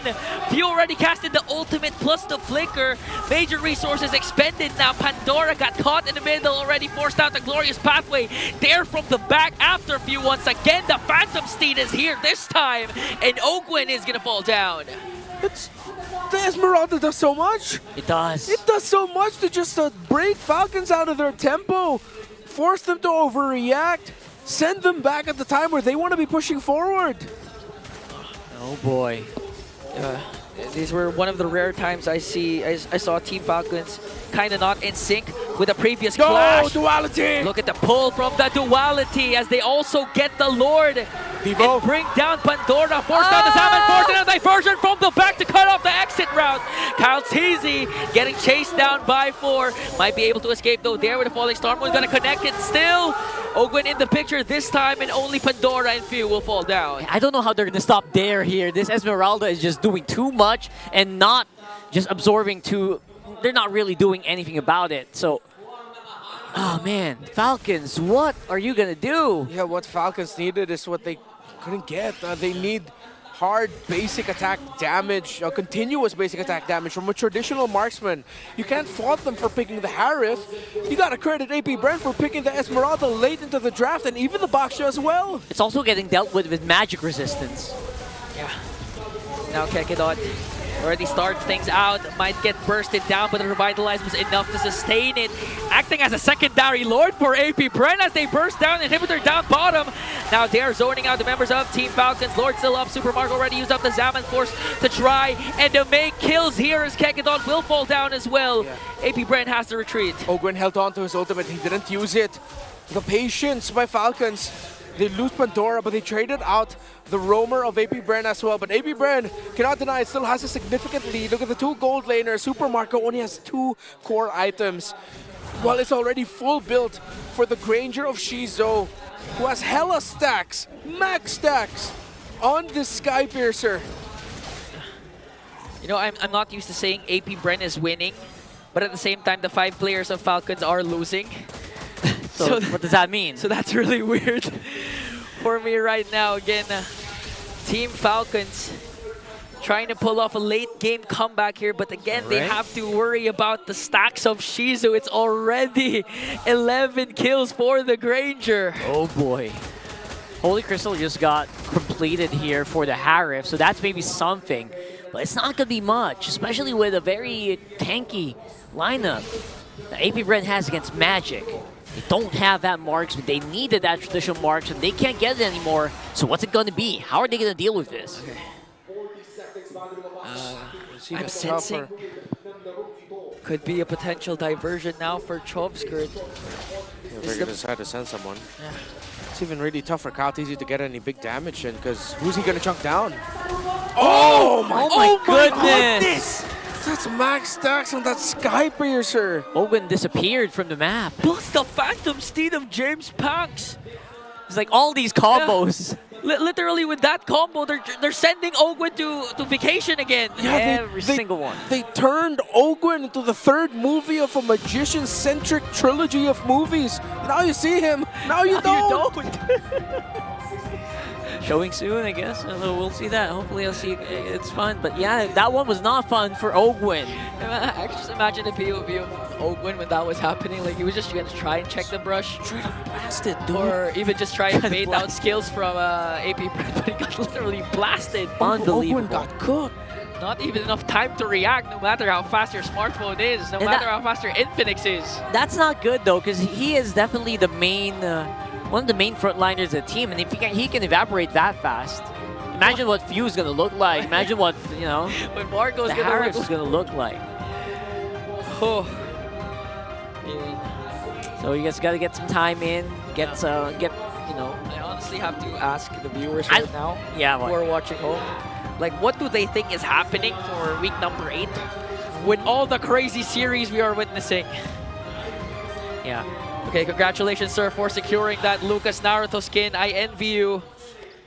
Wow. It's pretty good. Pretty good skin. I like it. Yeah. So, a bit of a pause here. We're going to try to see where we left off, or try to remember where we left off here. Definitely, they're not winning in the 5v5s, yeah. Falcons, right? So, I don't know if there's an option for them to split up the map. I think only the Suyo can do that.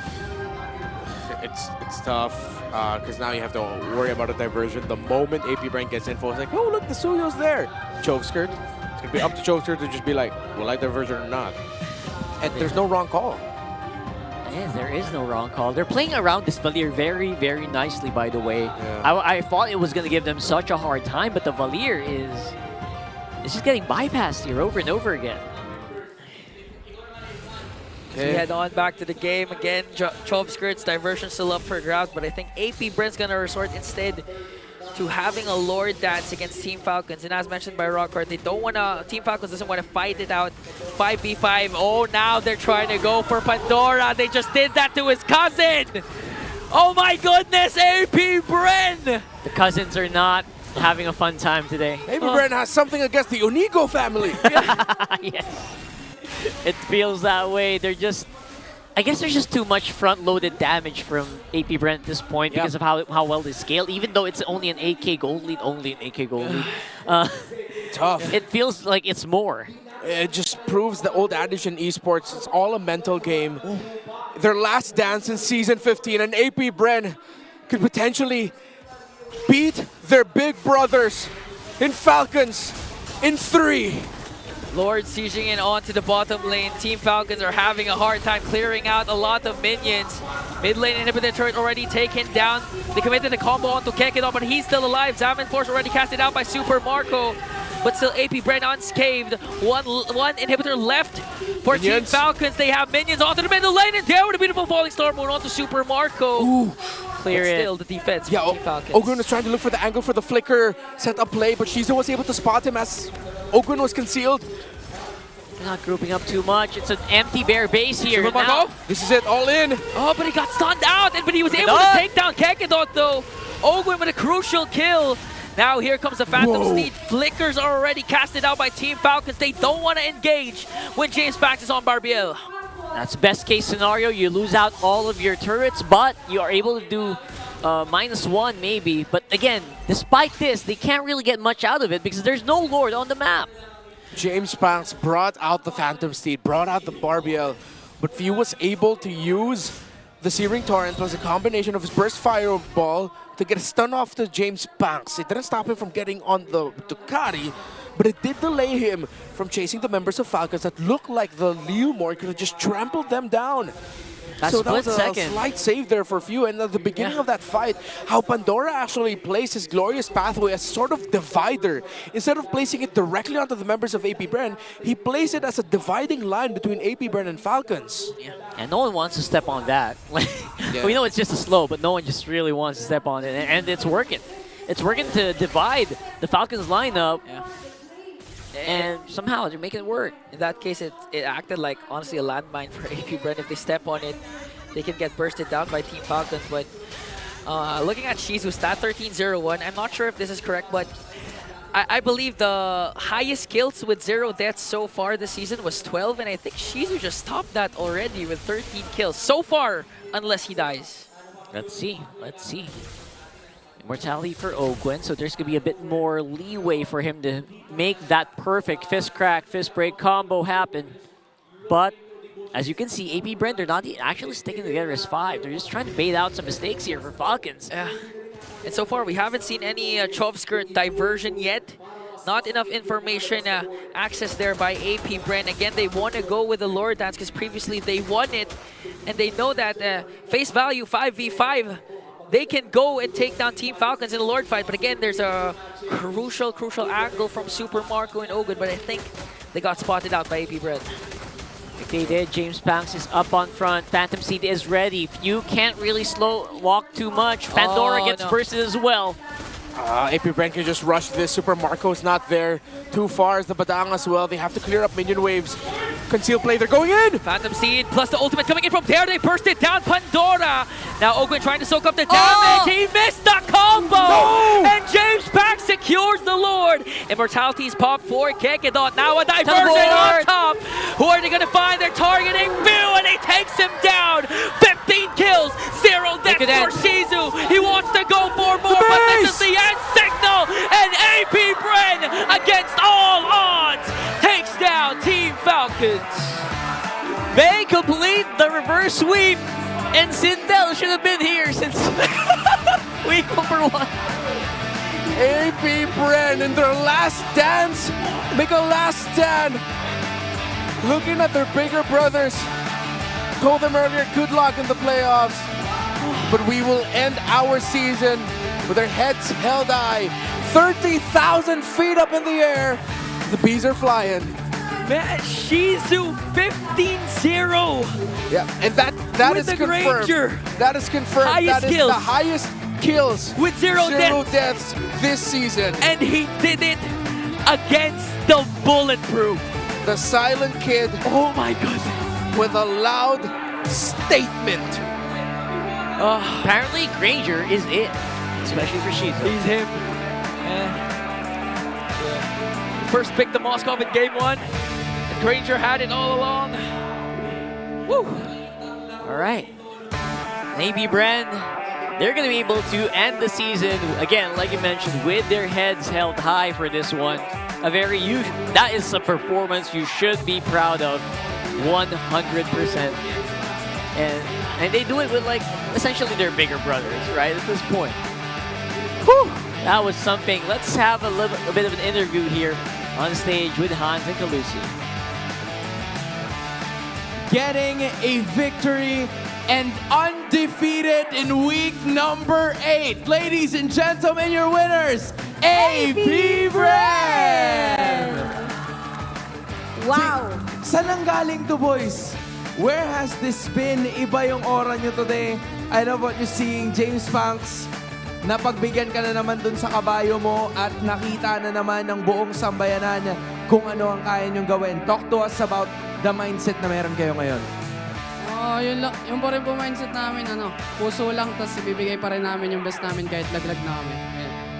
And James Banks, speaking of, tinalo nyo yung isa sa mga titans of MLBB. Gaano kahalaga yung win na to, especially sa'yo as a rookie, na nakatalo ka ng veterano sa MPL? Sobrang halaga po kasi nakakataas ng confidence kasi yun nga yung gusto ko, makasabay ako sa mga jungler dito, tapos nagagawa ko na. Ayan. And you definitely did! And you know what? Whether manalo or matalo kayo, meron at meron nagpapakita. There are people showing up for this team right here. Anong masasabi mo para sa kanilang lahat? Maraming salamat guys sa suporta nyo. Babawi kami. Hopefully, we get to see that very soon. Actually, gusto kong makausap ang bawat isa siguro sa mga players kung ano lang yung isa sa mga bagay na natutunan nila all throughout the season. Shizu, I want to start off with you. Alright, considering nagaling ka sa MDL, now you're here at the MPL, a lot of people are supporting you. How would you describe your experience all throughout the season? Yung experience ko, parang smooth naman. Pero hindi ko inaano na parang okay lang na nalaglag kami. Parang naisip ko lang sa sarili ko na paano kung tumapang pa kami ng mga last week. Paano kung nagawa na namin itong ginagawa namin ngayon sa last week, sa mga laban namin dati. Kaya pag may next season pa, babawi kami. Tuloy Next season lang. pa, babawi sila. Let's ask Kekedat this time. Kekedat, you're back in the MPL. I want to know your thoughts about this season as well. Kamusta ang naging mindset ni Kekedat? Wala, masaya lang. Masaya maglaro. Simple lang. Masaya maglaro sa big stage. And we're happy to have you here as well. Hopefully you've enjoyed the entire season there. This one's for you also. We've seen ups and downs from you, pero naipakita mo in this final match kung ano ang kaya mo gawin. Anong mensahe mo para sa lahat ng sumusuporta? Maraming salamat po sa mga sumusuporter sa AP Bren kasi kahit na lubog kami, nandiyan po sila para support. Tsaka salamat din sa mga boss namin, kay AJ Ponce at kay Madam Lacy sa opportunity na makapag-MPL kami. Kung nandito pa kami next season, babawi kami. Tsaka itong laban ito para ito kay Yuri, sa aso ni Madam. It's nice. It's finally nice to have you. And last but not the least, Chobskirt. Anong mensahe mo para sa lahat ng mga tao na naghiwala at sumuporta sa inyo until the end? Thank you sa lahat ng supporters ng AP Bren and sorry kung may next season pa. Kalusi, parang may na-miss out ako na isa. No, kasi nabanggit ko na yung main 5. Parang may nagtatago. Si Sindel, ayun na. Ayun. Ayun pala. Sindel? Nakita pa? Nakita pa. Okay, nakita ka namin maglaro from before. You got to see the playtime now. Ikaw ang tumapos, sabi ni Coach Jeff. Ano masasabi mo sa lahat ng mga sumusuporta sa AP Bren? Maraming salamat sa mga sumusuporta sa amin. Lang. Dahil ko natutunan. Sa sobrang dami, nakalimutan ko eh. And yun naman yung importante. You have fun and may natutunan ka. At hindi makakalimutan ng mga tao ang nakuha at naibigay nyo for this match tonight. Ladies and gentlemen, your winners, AP Bren! You may now take your walk of victory.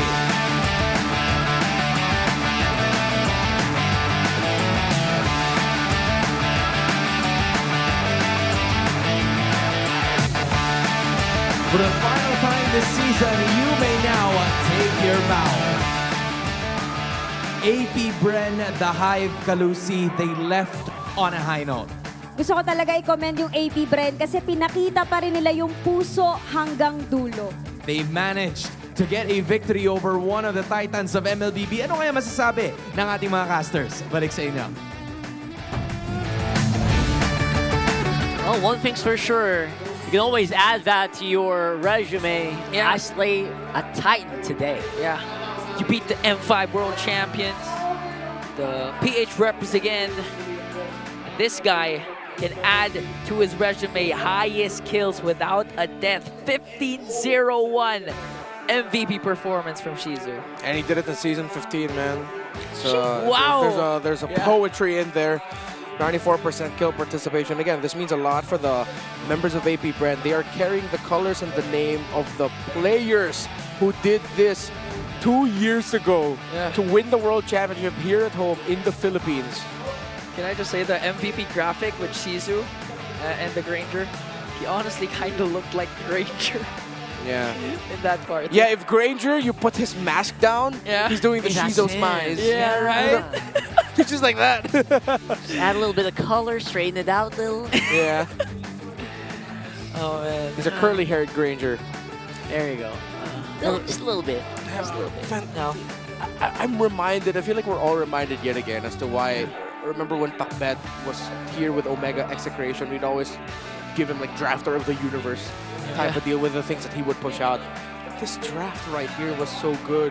I don't know if it was Coach Jeff's call, maybe even potentially the call of Coach CJ. Yeah.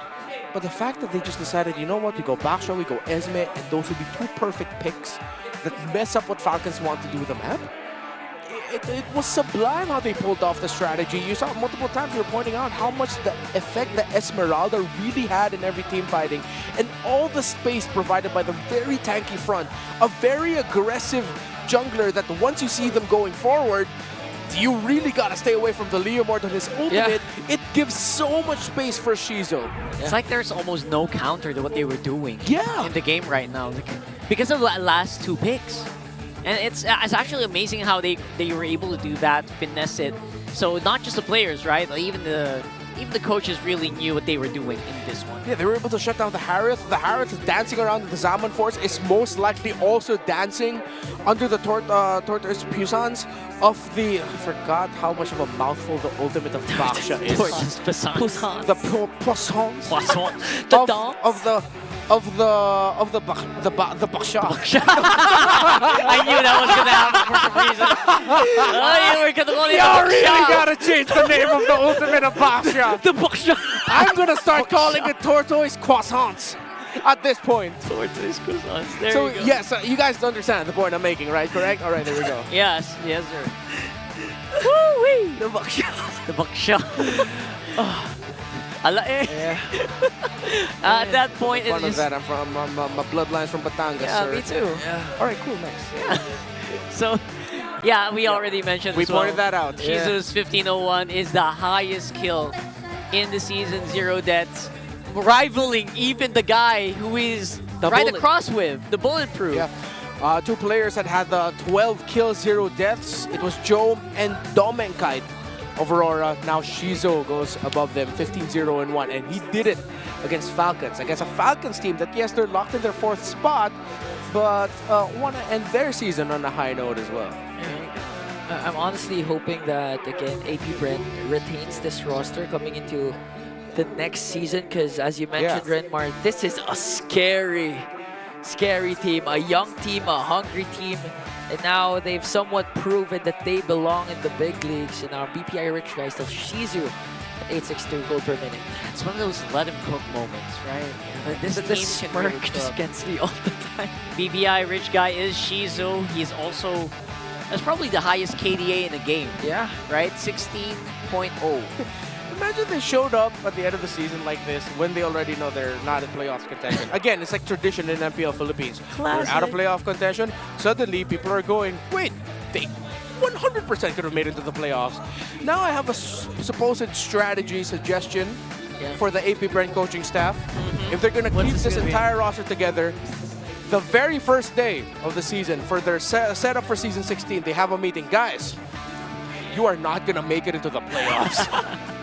And then they play with that mentality. That's right. And then they perform like how they've been performing for the last 2 days, for the last week of MPL. It's going to work. And Sindel in game 1. Yeah. Sindel in game 1, yeah. That's all there is, right?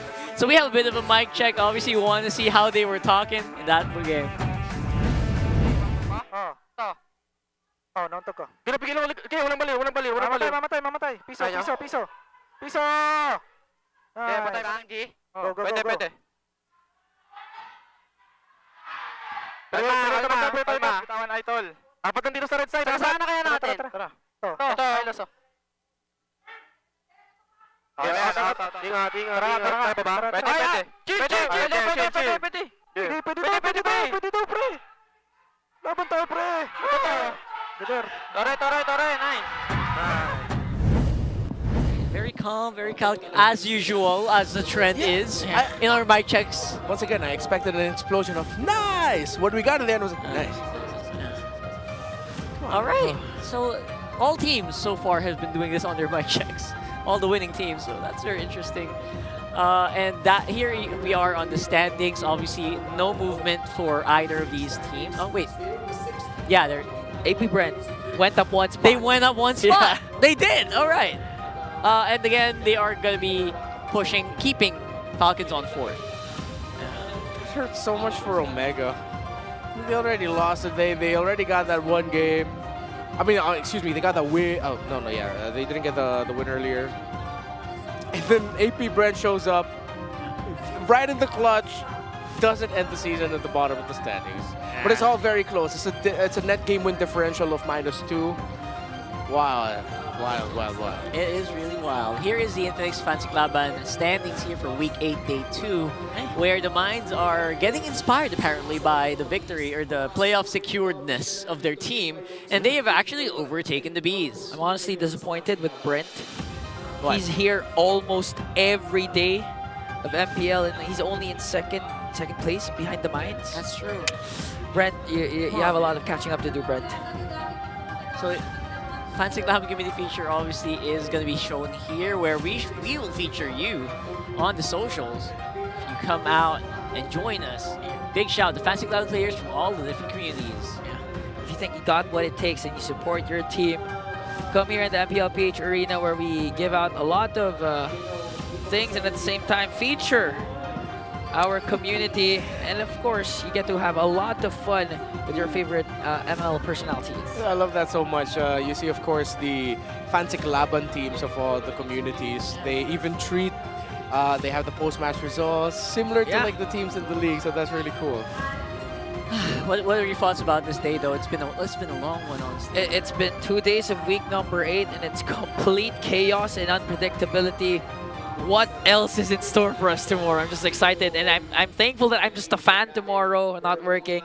Yeah, this is going to be one of the toughest playoffs heading into Season 15. That's true. By the way, Rockhart, Ingan, and Renmar, it's been a pleasure hanging out with you guys. It's been a fun Week 8, Day 2. Let's throw it over to the stage. Kalusi, this has got to be one of the most intense triple headers that we have seen all throughout the season. Hans, I was at the edge of my seat the whole time kasi unang game pa lang. Kada play was a close call between both teams, but of course, Team Liquid wins it all.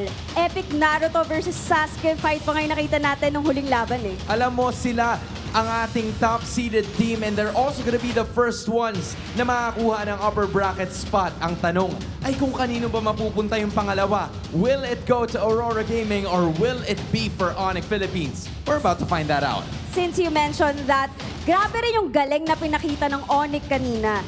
It was a 2-1 series with Smart Omega refusing to give up, pero dahil sa surprise X-board jungle pick ni King Kong, ginulat din nila ang barangay. Alam mo, inaabangan ko rin yung Naruto. Lucas pala na bibitawan itong si The Beast. But you know what? We're about to find that out very soon kung gagamitin niya ba yan. Kasi moving on to the last match of the day, it was AP Bren ending the season on a high note after reverse sweeping Team Falcons, which is actually our Cebol representative. Gotta look out for that. More action tomorrow at malalaman na rin natin sinong team ba ang susunod sa upper bracket. The final lap and of course the final day of regular season ay bukas na. Kaya samahan nyo pa rin kami bukas at tunghayan natin ang Lakas ng Pinas. See you guys tomorrow!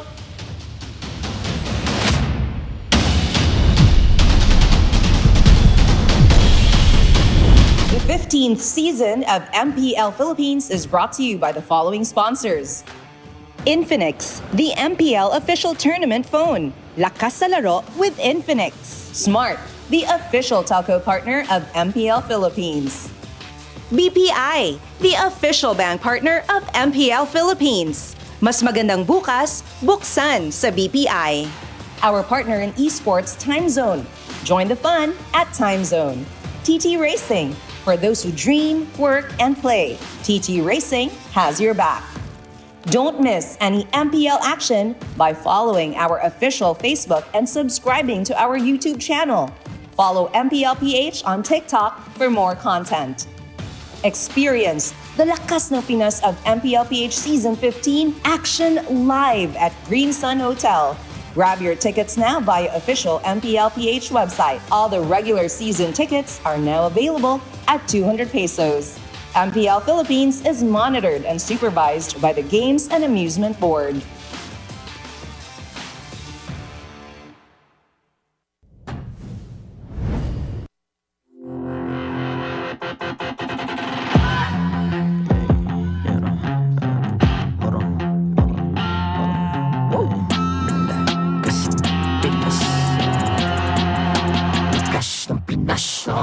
Malakas, Pilipinas, malakas, kahit anong lane, we become the monsters. Malakas, Pilipinas, malakas, face the golden sun and ribbon for the 3 stars. Look at us to the top, no ifs, no buts. Winning any game, para to sa PINAS. Di mo matitinag aming boses sa new level. Nasa kalye man o mobile, you know I become a legend. Open fire, we unite, we winners. Built with pressure, like diamonds are made of. Switching a lane na parang gera, HP racing, may reset. Built like a tank, buhat ni Hilda. Full load SS, parang Lyra. Susundan ko ang iyong bakas, kasama patas. Tagumpay natin to dahil tayo'y malakas. Para sa Pinas, nasa amin ang alas, hindi tuwa atras. Kinikilala sa taas kasi kami ang malakas. Para sa Pinas, nasa amin ang alas, hindi tuwa atras. Kinikilala sa taas, ganito kami sa Pinas. Wow! Hold on, yeah. Wala kasang Pinas. We are laging every beat, no surrender, no retreat. Pag nagsama-sama, just imagine what we can achieve. Laging every beat, no surrender, no retreat. Giving 100 all my all